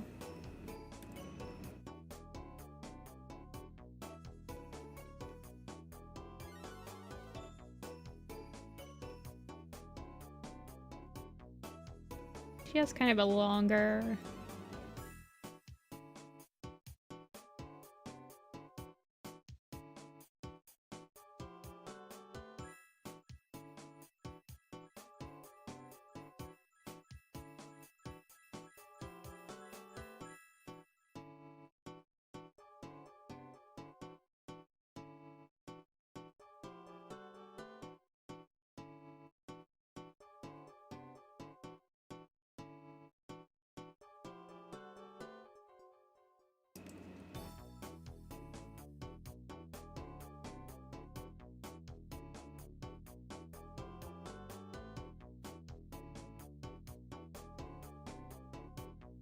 I want them to kind of have the same silhouette, if that makes sense.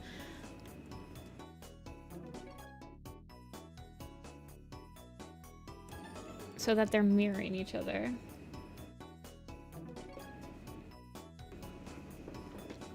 I'm working on line confidence, draw a box course, so I don't have to redraw as much, and I just like to be able to draw circles and lines.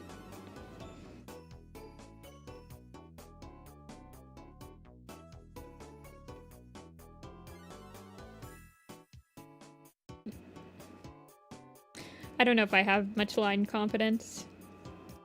I have no idea what that means, actually.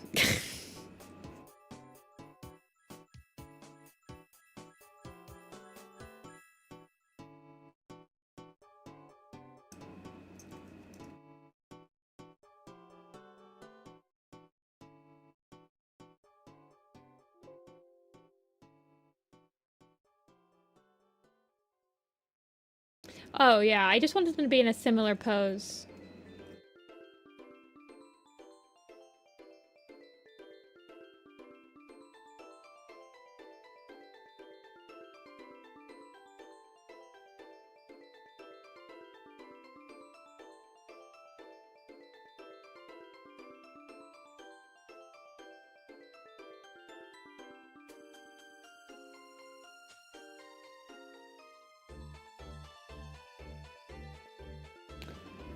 Sometimes I get up to like 10 times. I have some friends that'll just use their sketch as their final lines.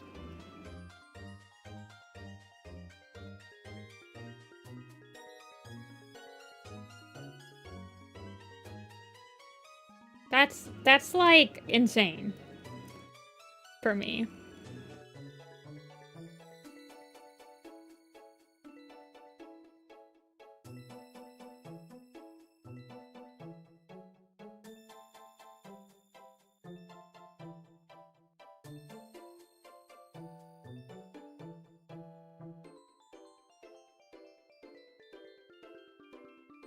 And carve out the... No, I mean, it's not even like that.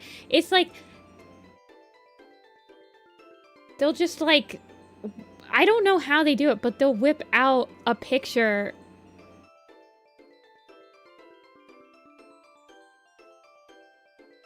And like, it'll be perfect. I don't know how to explain it because I can't do it. You know?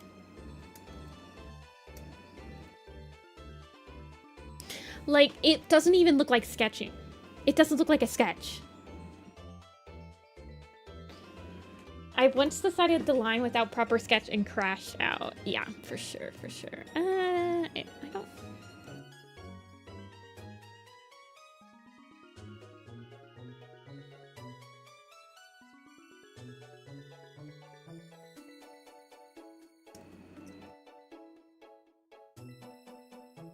Yeah, hold on. Let me show you. Twitter.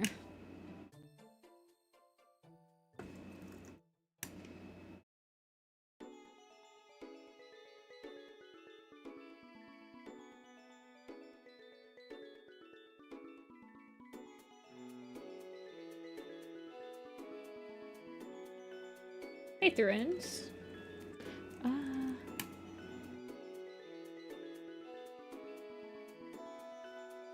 Let me find him.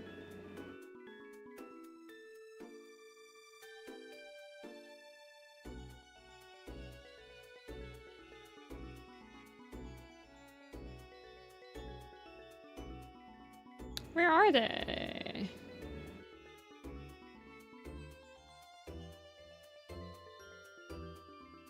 I guess I don't have them. Where are they? Okay, here we go, here we go. This person. Their name is Corey, and they're insane. They literally just use their line art as their sketching. I'm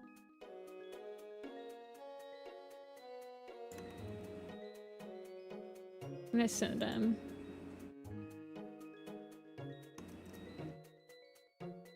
She's insane. Like, look how clean this line art is. I mean, yeah, it's definitely sketchy, but...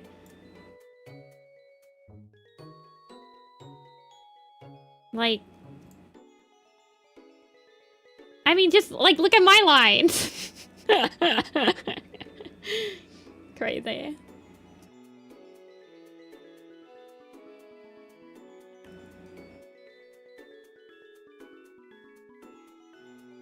I wish.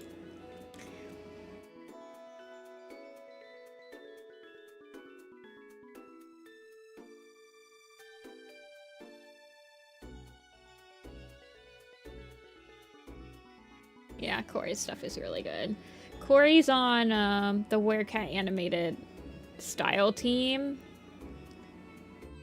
They're insane, basically.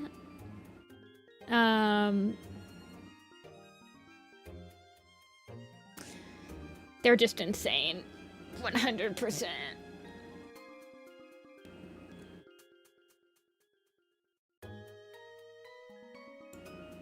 Okay.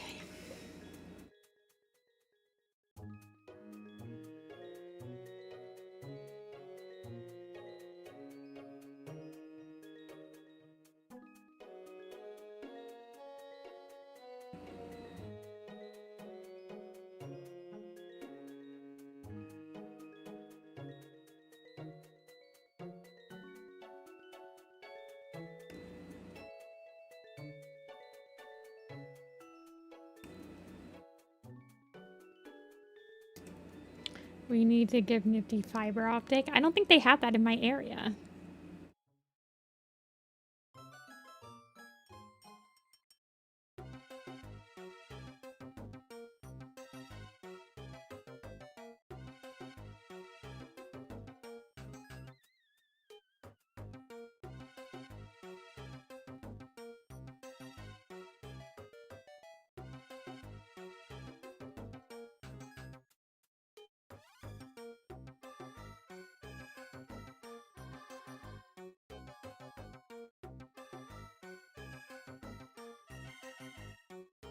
No, I just need to remember to reset my internet after each stream.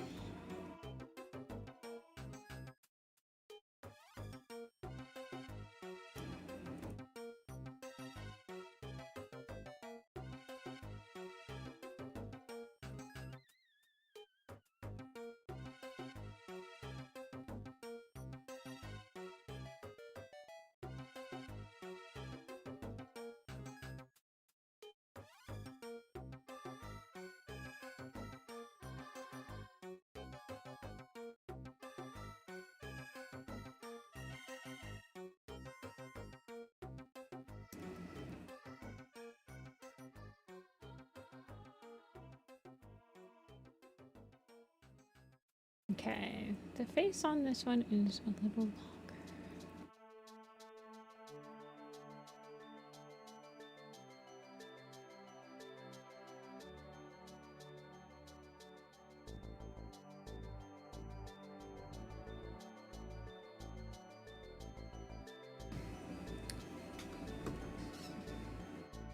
Wi-Fi 2. I'm using my 5G extension.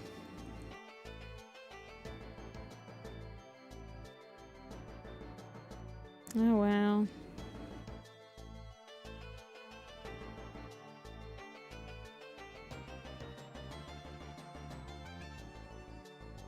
It's getting to the point where I do have to reset it after every stream, which is probably not a good thing, but... I feel like I used to never have that many issues, did I? Is this a new thing? I feel like it's not a new thing.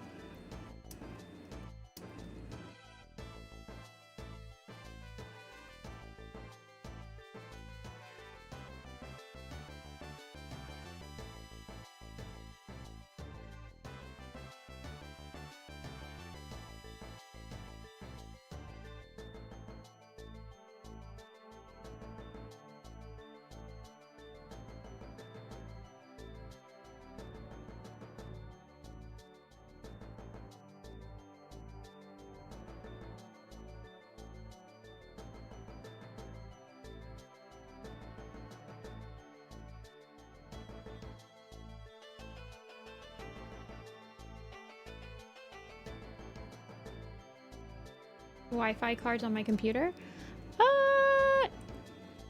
No, actually I haven't. That might be a good idea. That might actually be a pretty good idea.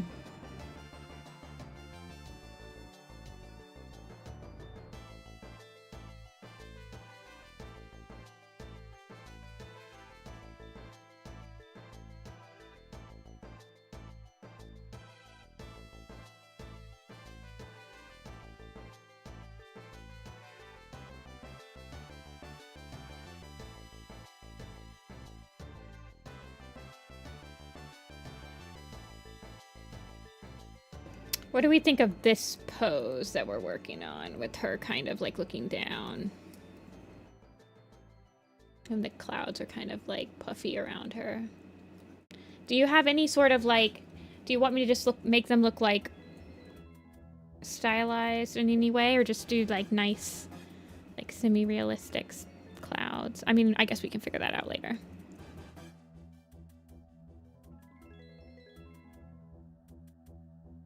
Okay, I definitely update. I mean, so I reset my computer every night, so everything technically should be updating automatically, right?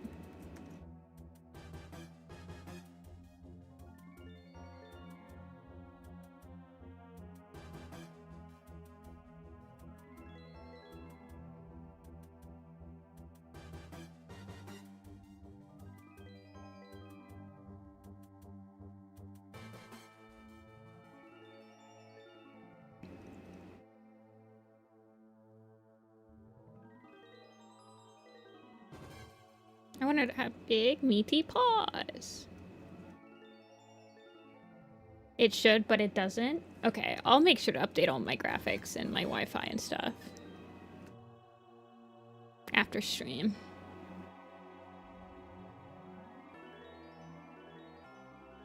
Although I'm pretty sure that my motherboard has a built-in graphics or a built-in Wi-Fi chip, but I'm not about to update my BIOS. That's scary.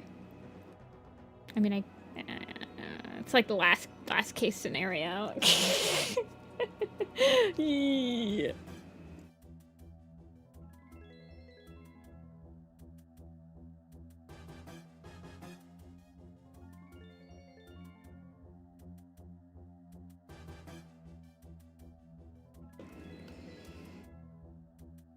You have to update drivers manually. Okay.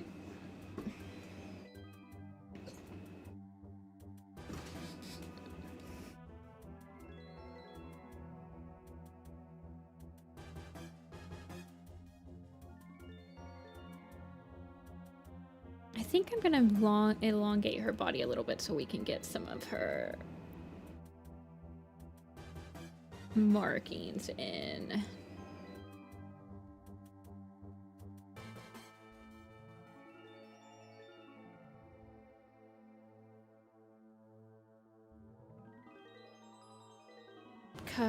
So this is her shoulder.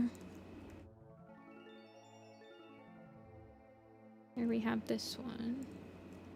And she's got like a back one.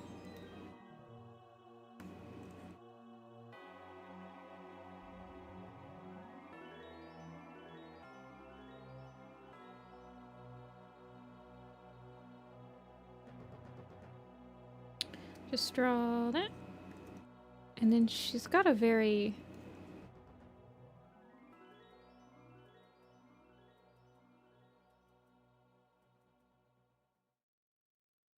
Yeah, a little long. Yeah, I can see that in her.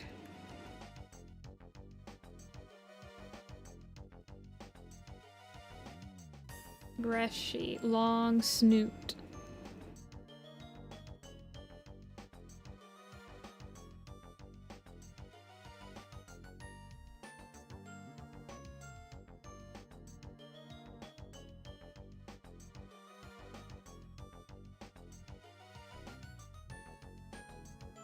See, I want the back, I want some of the legs to be visible.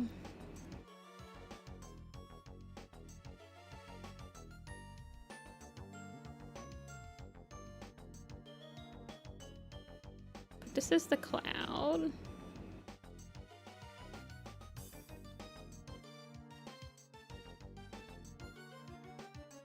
Nice and wispy. Yeah, I'll definitely check out my my drivers after this, especially my Wi-Fi card, because I actually think, now that you mention it, my Bluetooth went off. My Bluetooth has been turned off, which has been an issue before, where all of a sudden my Bluetooth stops working on this computer. And I feel like the Bluetooth turning off. I don't remember how I fixed it the last time.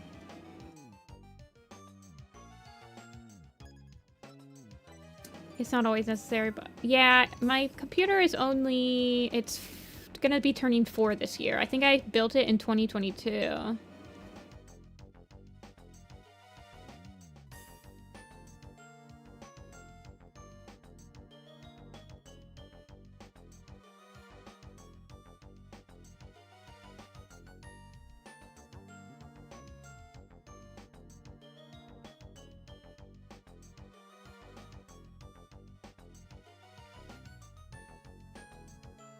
Yeah, that's the thing about updating your BIOS, is that it is scary. You have to make sure everything is backed up. Everything.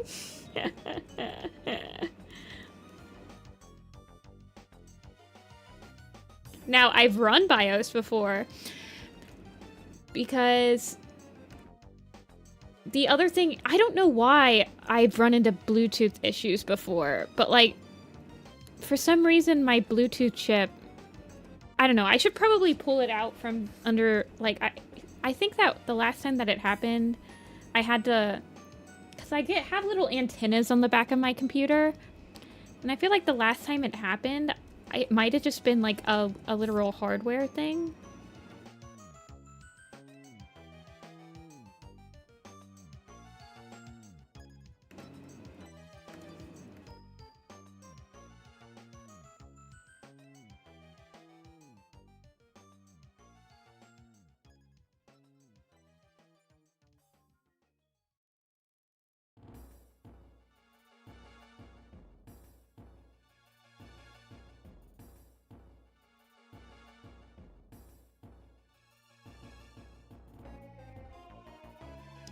Her flicking her tail tip? Yeah.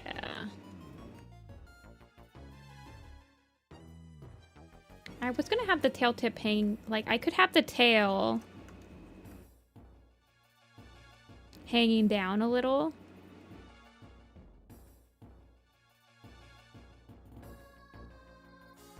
And then make it nice and smooth until the very end. I should be able to show, like, the tail flicking.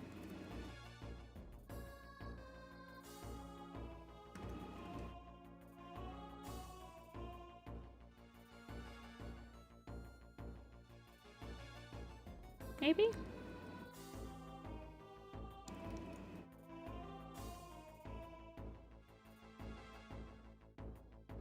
Or maybe like towards the bottom.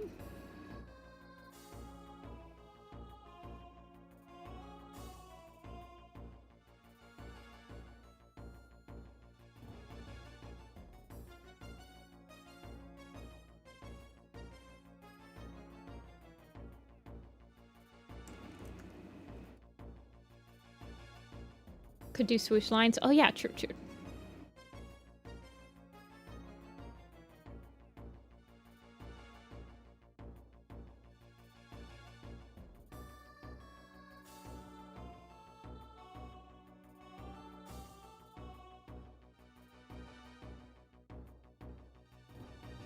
Yeah, no problem, Yellow. I'm trying to decide, because I would love to have her other foot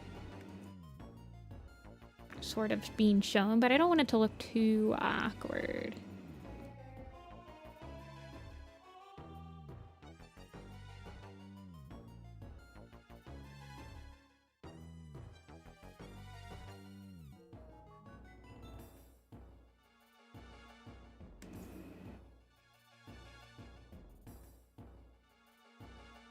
It changes. Okay, I see what you're talking about. Yeah. It like gets thinner and then thicker. I didn't know if that was a choice. I feel like I could also make it longer, period.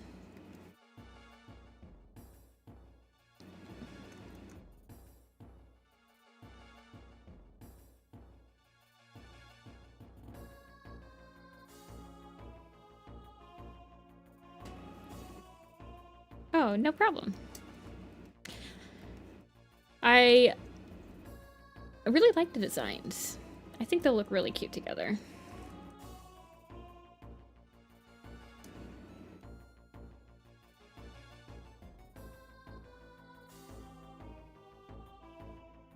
like how short and stocky she is for like being a windy spirit.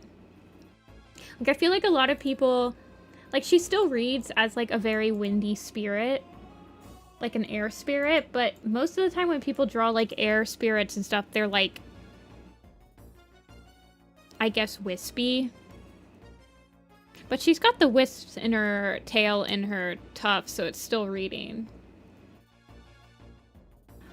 Big, like, sky. Oh, that makes a lot more sense. That makes a lot of sense, too.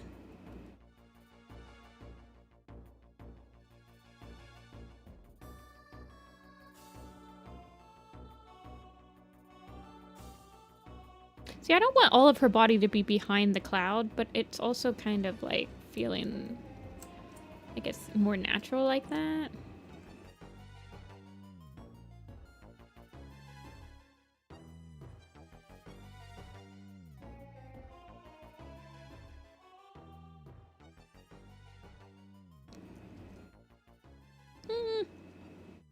I might be able to push it a little bit.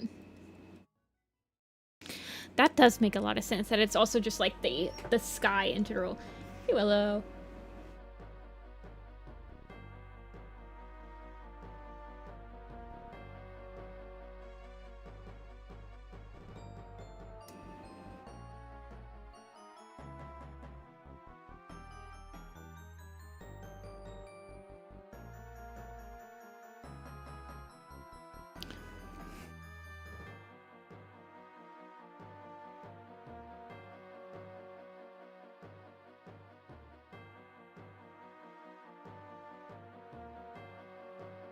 I'm just thinking.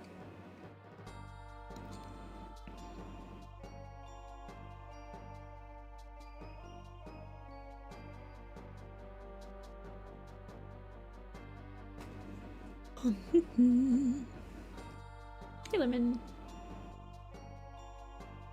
Hey, Sazo.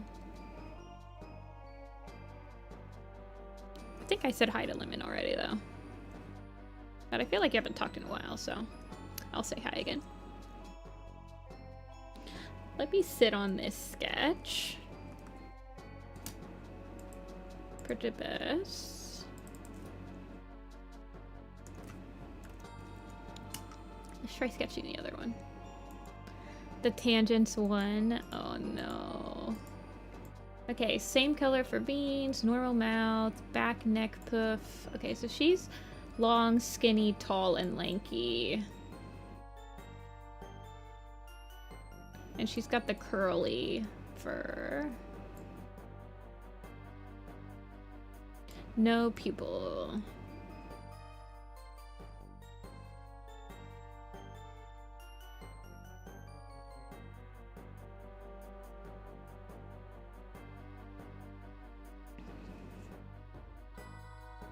Hi again. Thank you. I have a short-term memory.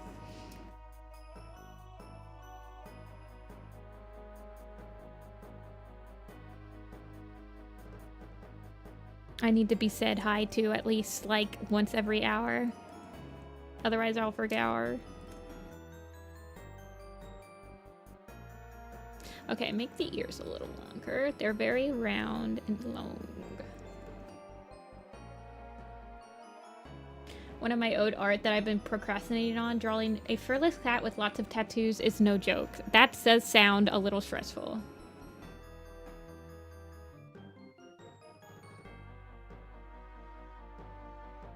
I'll literally forget. If you guys don't if you guys don't message for an hour and then message again, I'll be like, oh, welcome back.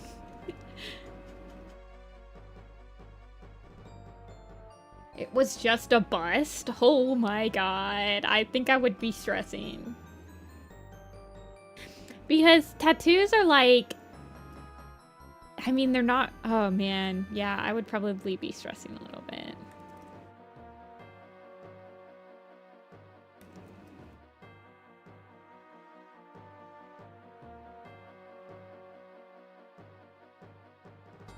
Yeah, mini drawings on a drawing. Exactly.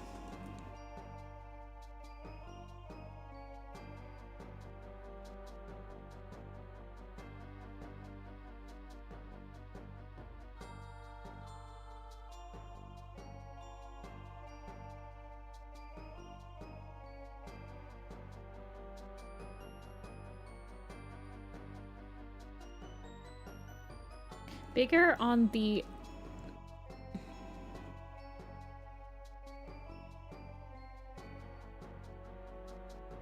They also had a jacket on. I feel like I've seen the OC that you're describing.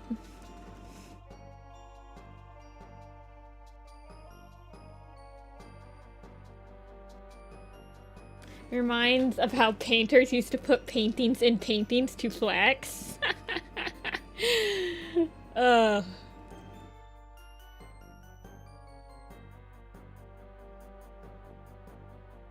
She has a shorter snout than this, that I'm drawing her with.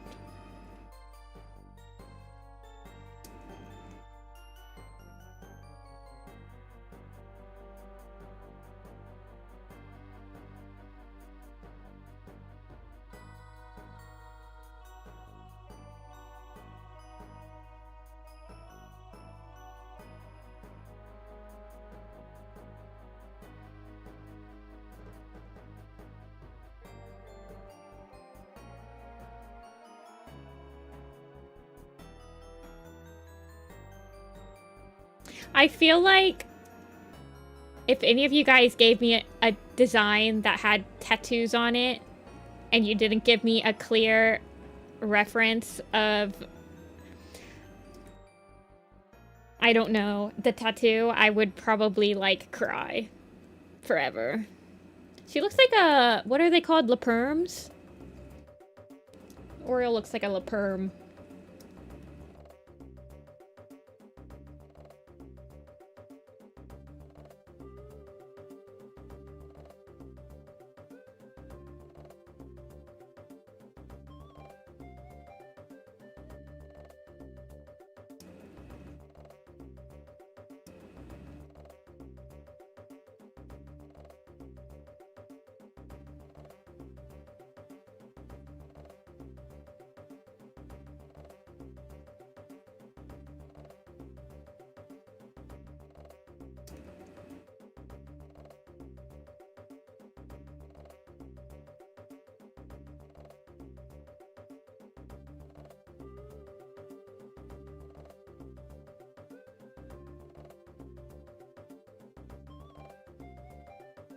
I love La Perms. I feel like I had, the only La Perm on the Warriors Project blog is Sheeptail.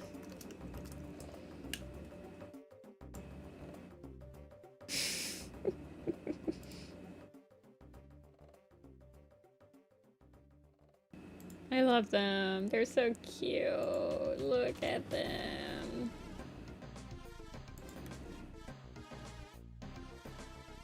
They're so cute. I like that their face is, like, not permy. So they just look like you, like, hardcore blue dried them.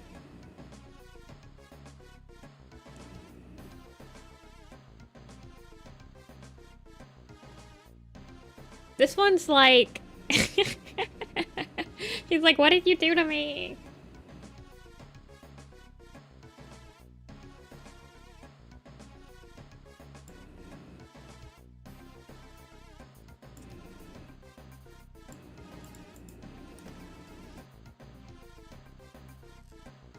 Oh, where is Oriole?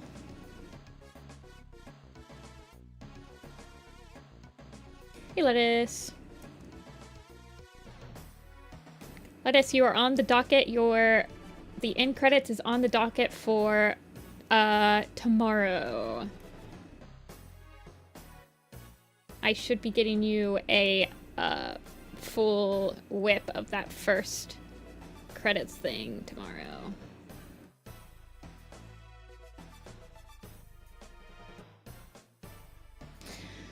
And I need to update Harrier Tail, too.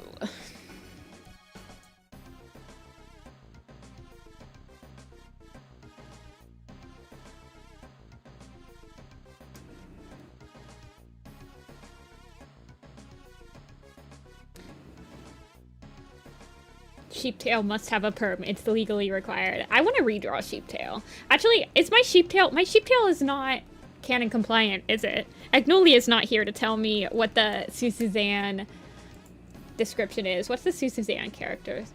Stocky, fluffy white Tom with a short black tail and blue eyes. Let's look what my sheep tail looks like. Yeah, it's not canon compliant. Stocky, fluffy white Tom with a short black tail and blue eyes. He does have blue eyes, though. He's close. Can you make the back leg bend, just lay down on the leaves? Yeah. The perm of it all. Don't ask me to ever draw this guy ever again, except for right now.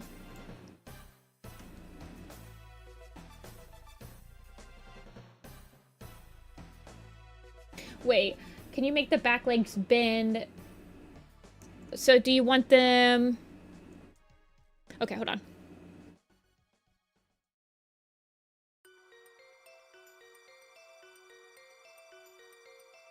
Like, do you want her to be, like, standing a little bit? Like this?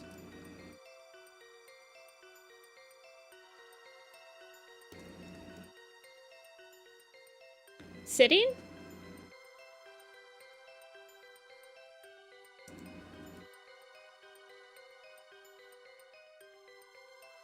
Hold on.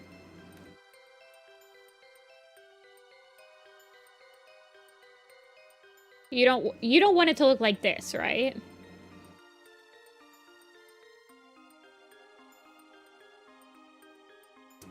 Like just sitting?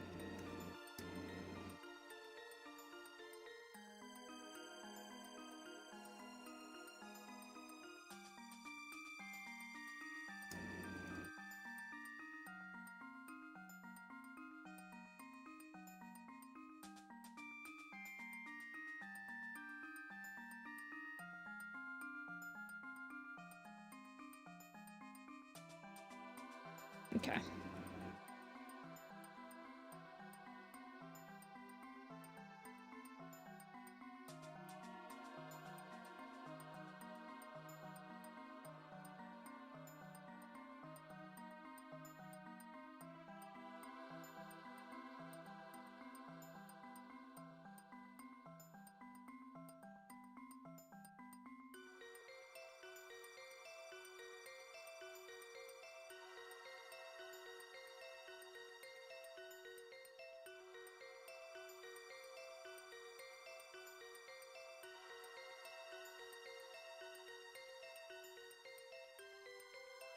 Brooding? I feel like she's looking too angry.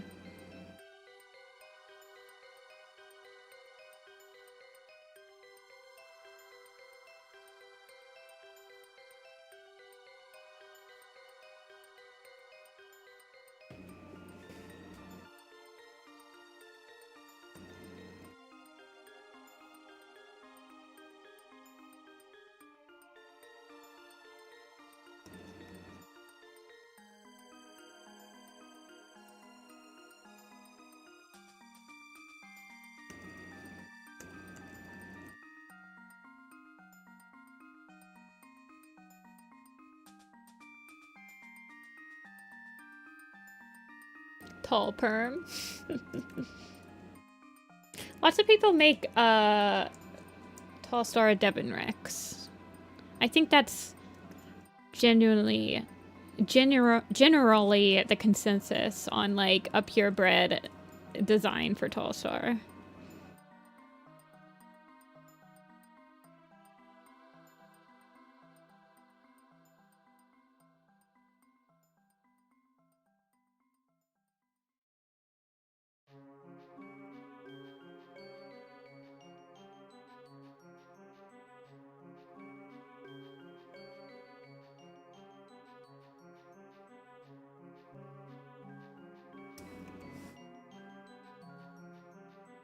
Oh, not Devon Rex. A Cornish? Is it a Cornish? No, an Oriental, right? Devon Rex is what? Is that Breeze Pelt? For some reason, Wing Clan always has like purebreds in it. Yeah. I think an Oriental short hair is what people usually make Tall Star, right? Yeah.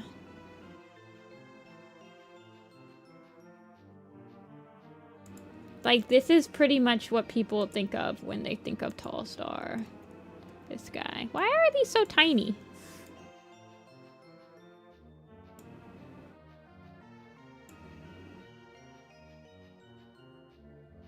Cornish Rex is an oriental but with curly fur. And the Devon Rex has curly fur and a very round face.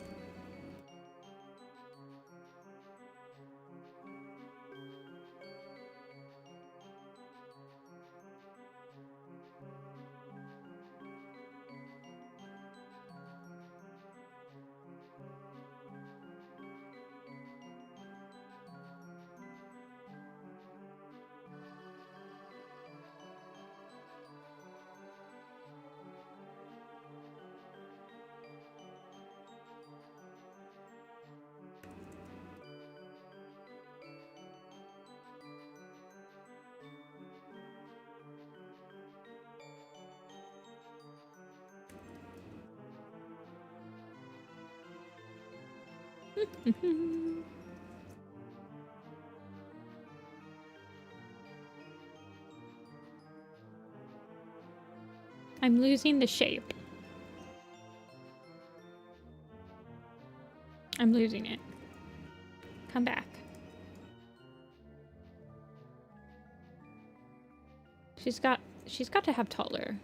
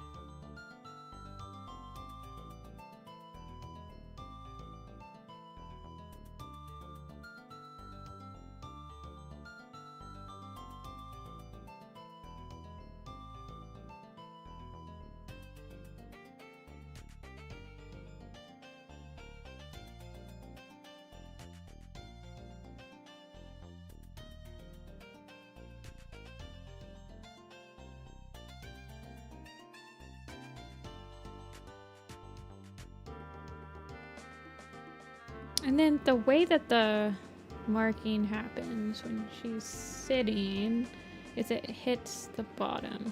So it kind of goes like this.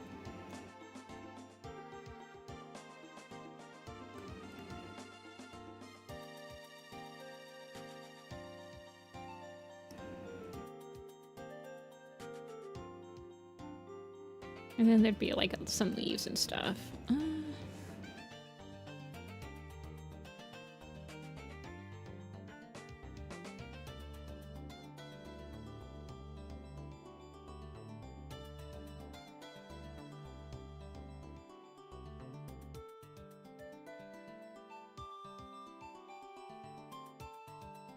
Make it longer? Well, you have her as being like shorter. Long? Oh, no.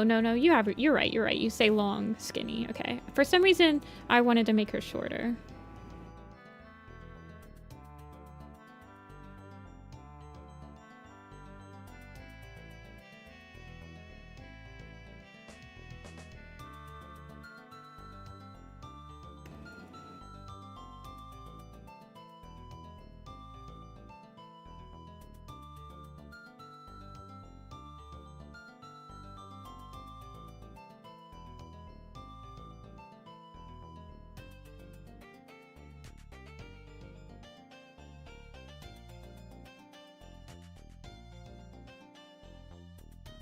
For some reason I have her, I feel like I want her on like a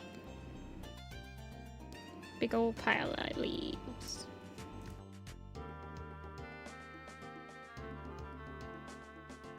I kind of imagine her maybe like sinking into it, but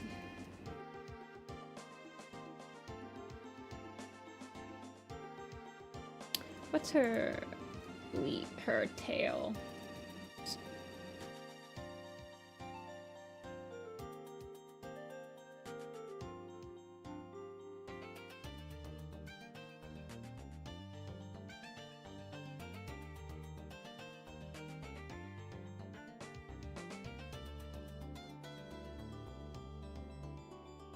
Yeah, I need to make her longer.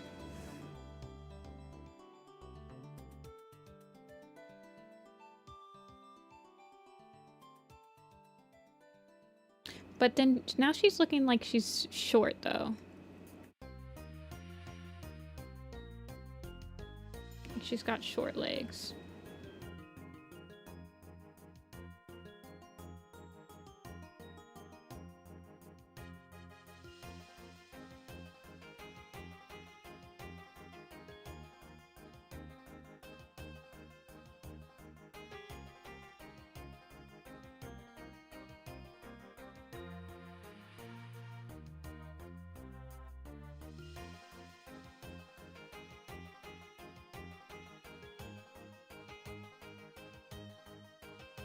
And then I think I need to make her neck a little bit longer.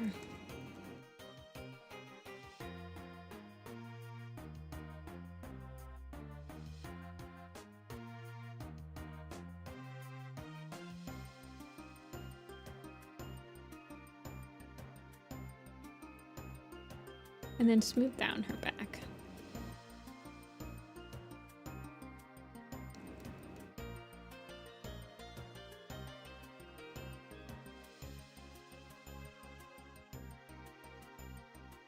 Oh, stop motion.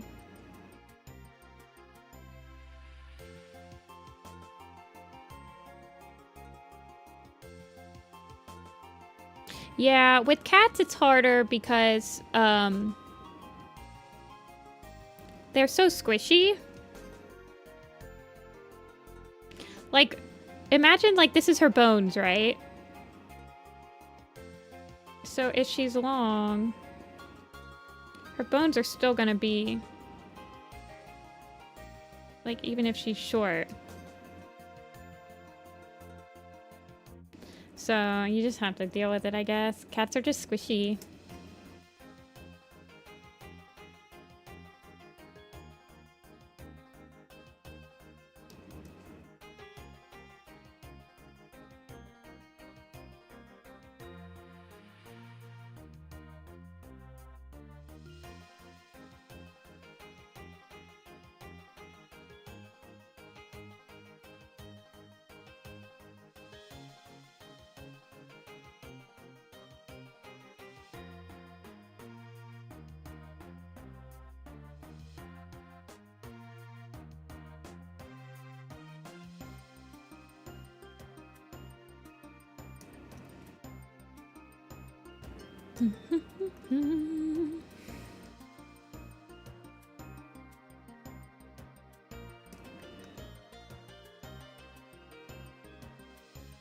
I send it via email, Discord, or coffee.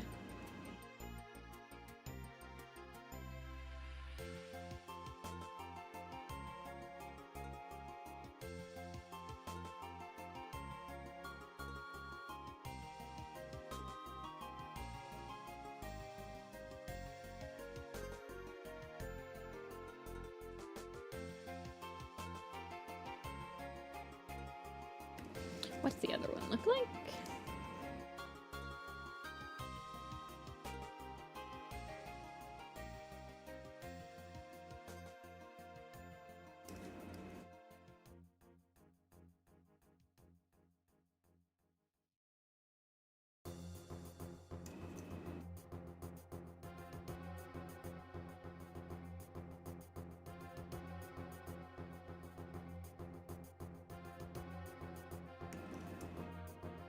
I know, the canvas enlarges. This is a big canvas. What am I drawing with? A 15, a brush of 15. Okay. Piper, you ask a lot of questions. You sure ask a lot of questions.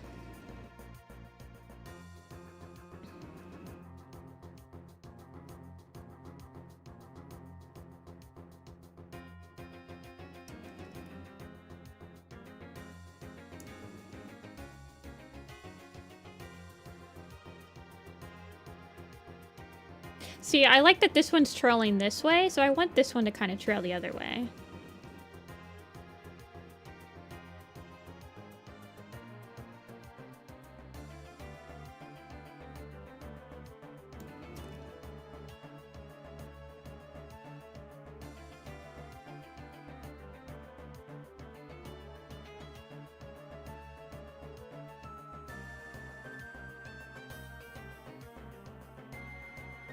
You're fine. I just noticed that you don't really acknowledge when I answer the question. You just ask the next one. I'm like, are you even listening to the question? The answer?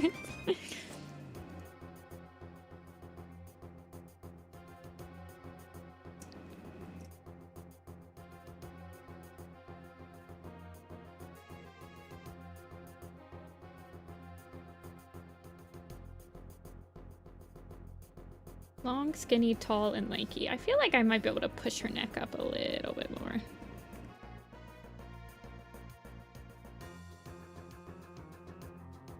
Of Oriole's tail go up? I think so. I think I'll be able to get it. Hold on.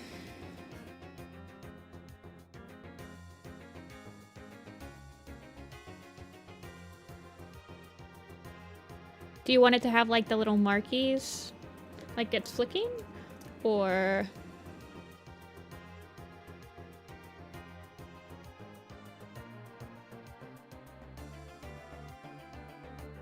something like that?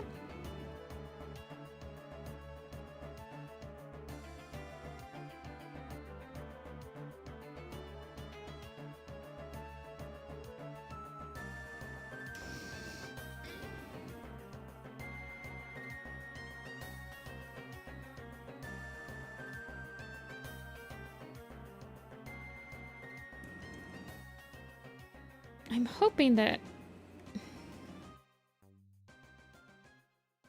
because she's gonna have little spots, too.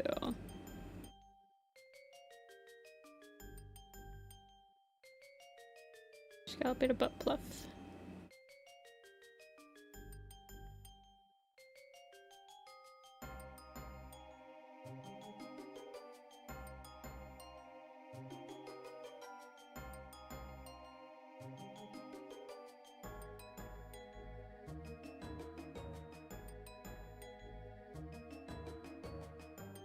Oh, I'm glad you're liking it, Yellow Leaf.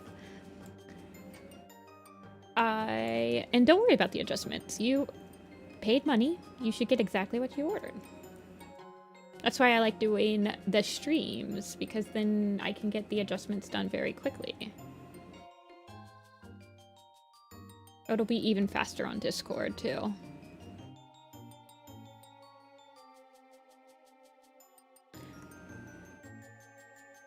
I'm just gonna do that because there's 1, 2, 3, 4, 5-ish. There's like the tip, and then there's like 1, 2, 3,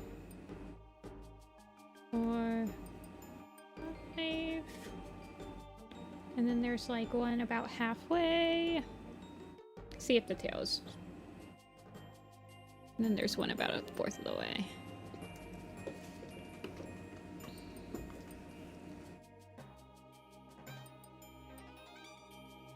Okay. And then there is a lot of black.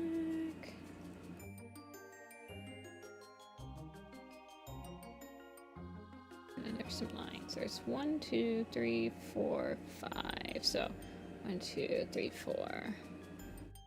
1, 2, 3, 4-ish.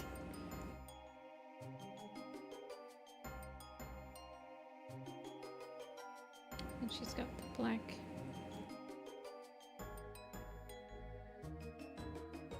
The body markings. Okay. I see what you mean. I see what you mean. You want them more tied down.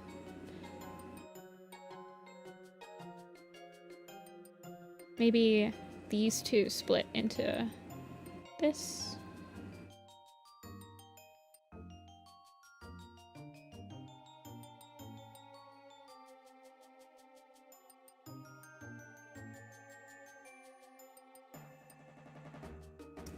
Like more along the lines of something like this. I could also make them slightly rotate a little bit.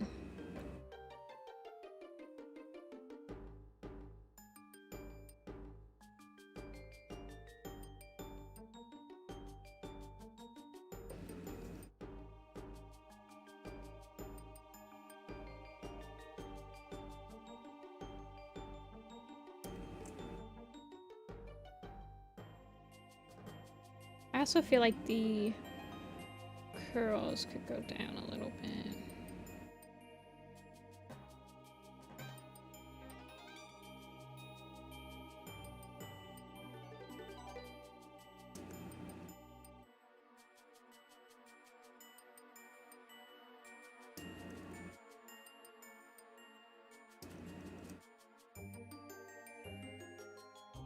Is this considered a scene? Yeah, yellow got a more complicated commission. I'm gonna be finishing it on Discord over the week. But I only took 2, like, on-stream commissions today, so I told Yellow that I can work on, like, getting the sketch down. Wait. I meant the ones along the side/stomach.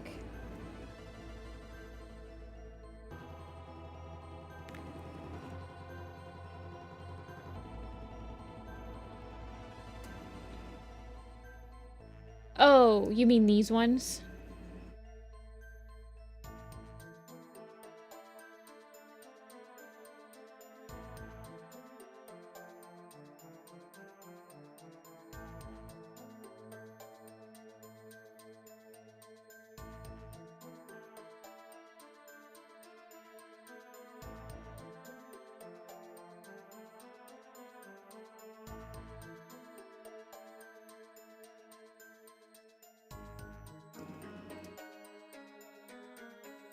Wait, hold on.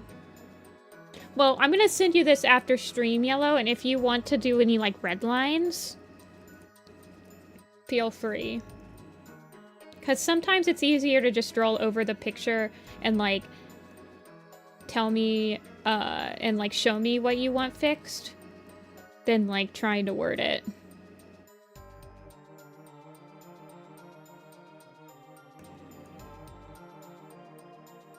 Because you're talking about, like, these bumps?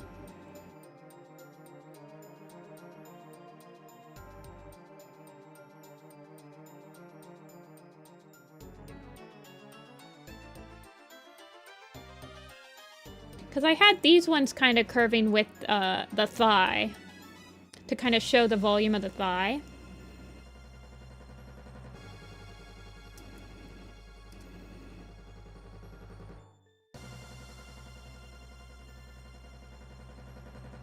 And then these ones kind of are flatter because they're not warping as the thigh comes down.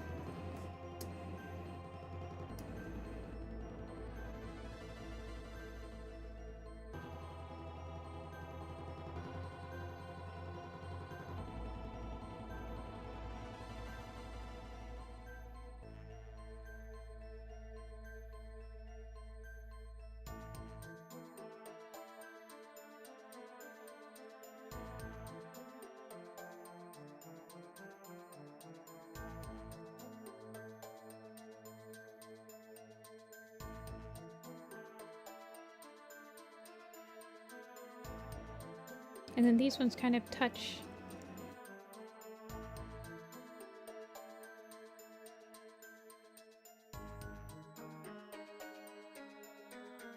I just want to render out the face shape a little bit more before I send it to you.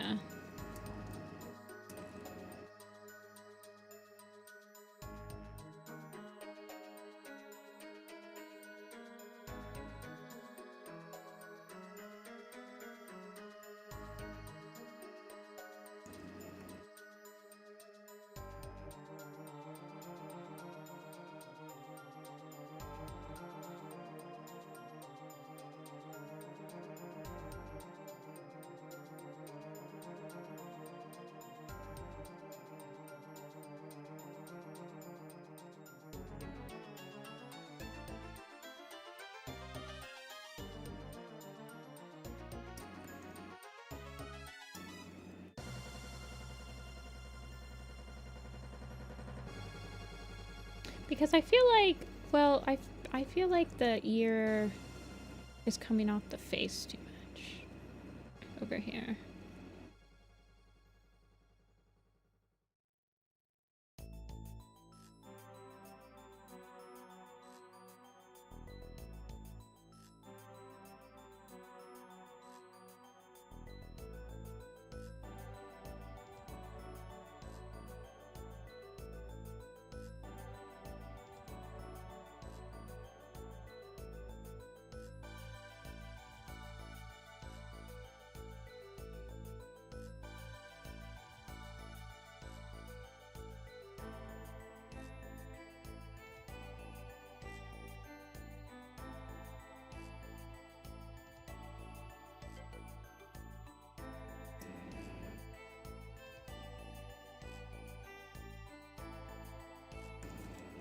Let me get this.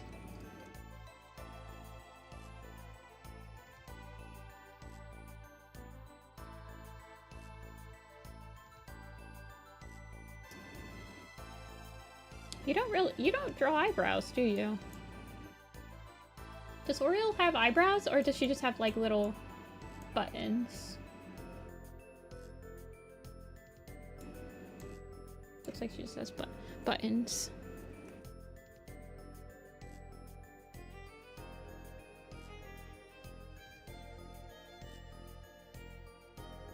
She's got like really tiny eyebrows, it looks like.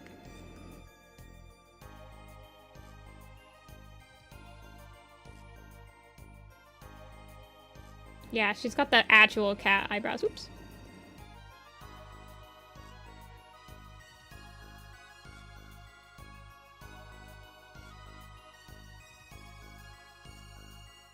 Those are the eyelids. That's what I thought, but then I was like, eh. That's what I originally thought, that they were the eyelids. I think that she's just got the button brows.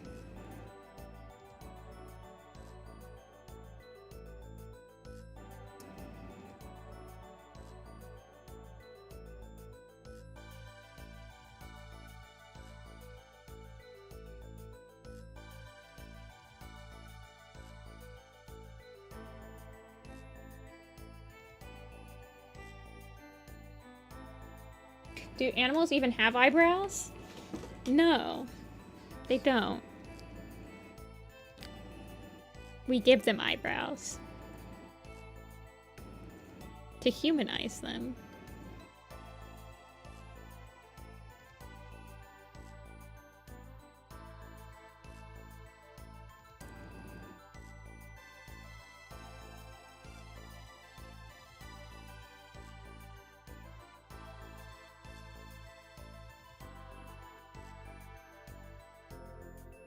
I'm struggling because on your ref sheet, it says they're almond shaped, but they're larger on the top. But in order to make her look like she's looking down, I have to, like, kind of make them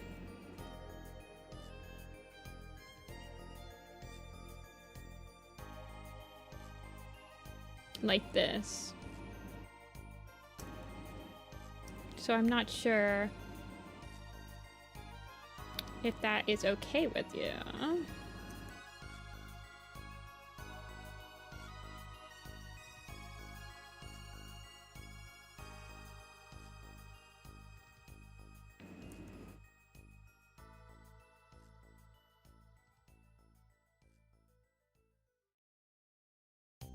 Okay.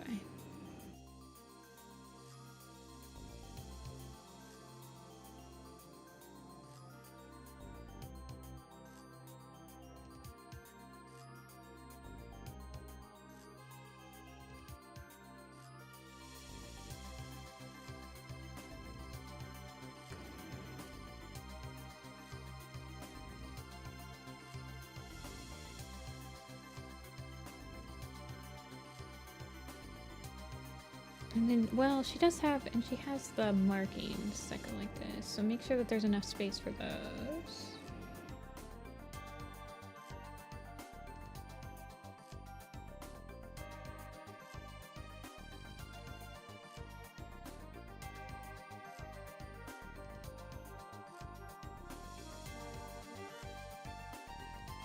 I feel like I can push this in a little bit.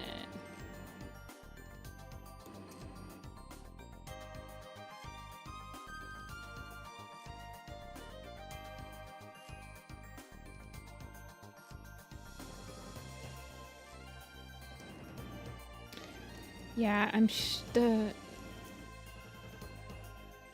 it's struggling, the perspective on this edge.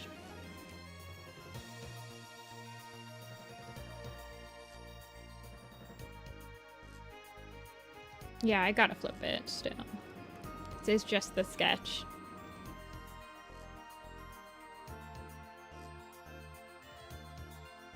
Hold on, let me flip it.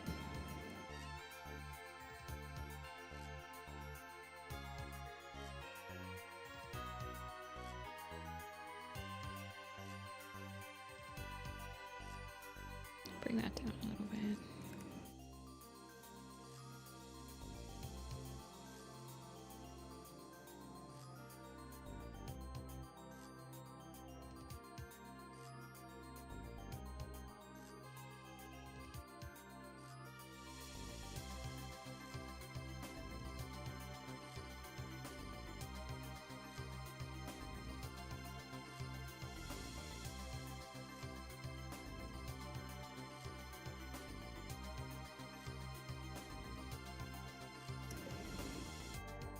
Oh, thanks, Solar.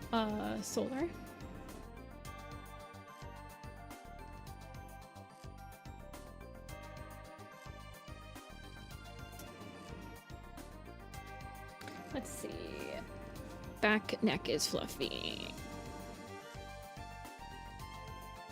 I think I can bring...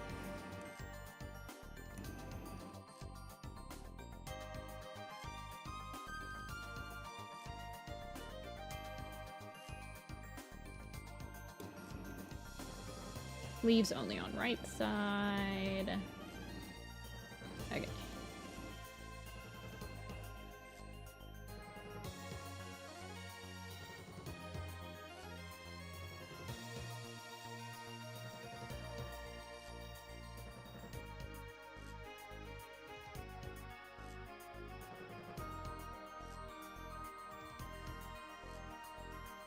And then she has 2 leaves, right? Yeah.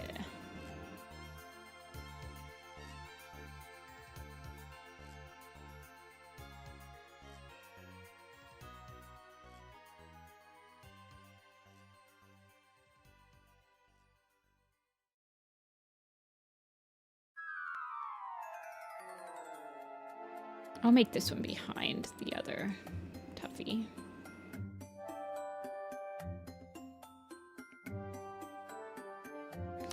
Gotta make sure the tangents aren't there, though, when I clean it up.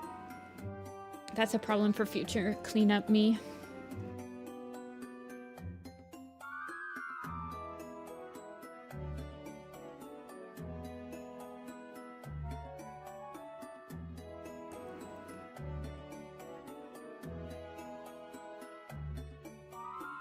I am probably gonna have to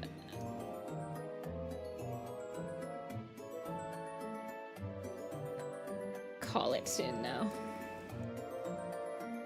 That's a problem for future me. Future me screaming in agony at all of the problems that past me is giving it. This is supposed to be tucked... Is it supposed to be tucked into the ear?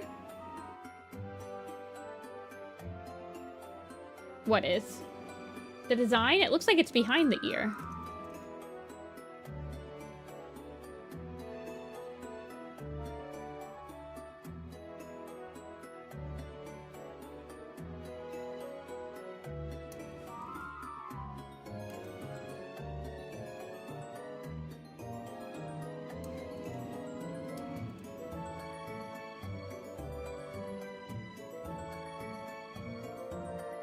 Okay, so you want them both to be in front of the neck fluff, then, is what you're telling me. I feel like she's getting a little bit too of, like, thick of a neck.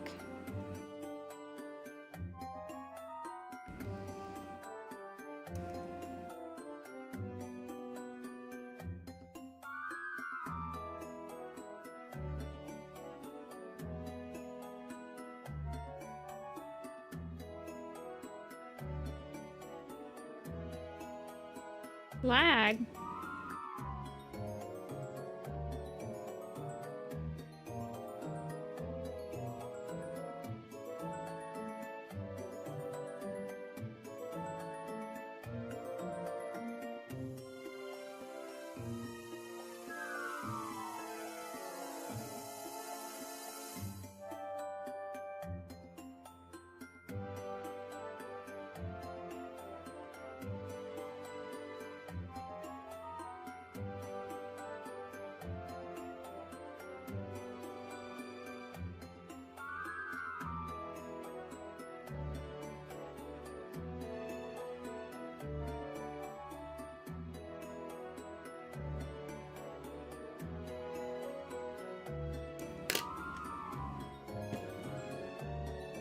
Okay.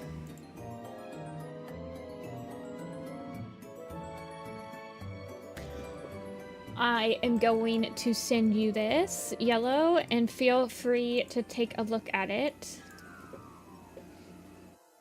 Give me a second. Let me save it.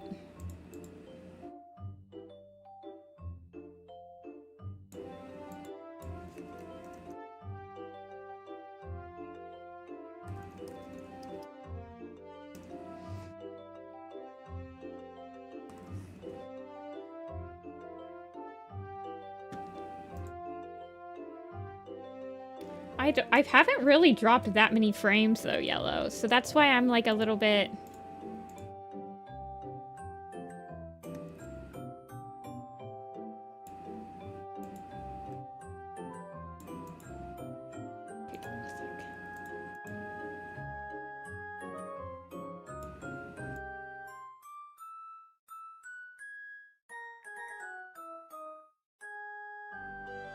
Bro, as soon as we say that...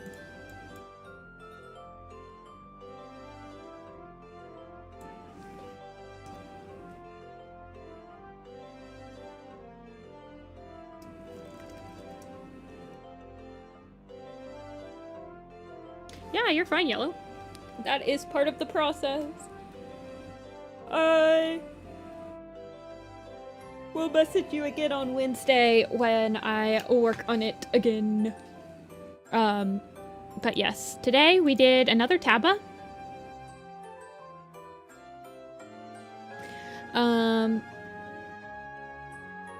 We did Caligo. And then we started sketching this little one. So, that's gonna be it for me today, though, you guys. I am tired. I'm gonna go eat something. I'll be back on Tuesday. We'll probably be animating a little bit. So, hopefully I'll have the backer kit ready for you guys to start following on Tuesday. I would really appreciate it if you guys follow the campaign, because there'll be early bird stuff. So if you follow it, you know, you'll get early bird rewards. So yes, thank you so much for watching. I really appreciate it, and I will see you guys all on Tuesday. Thank you guys so much for commissioning me and hanging out with me, and I'll see you guys on Tuesday. Bye bye.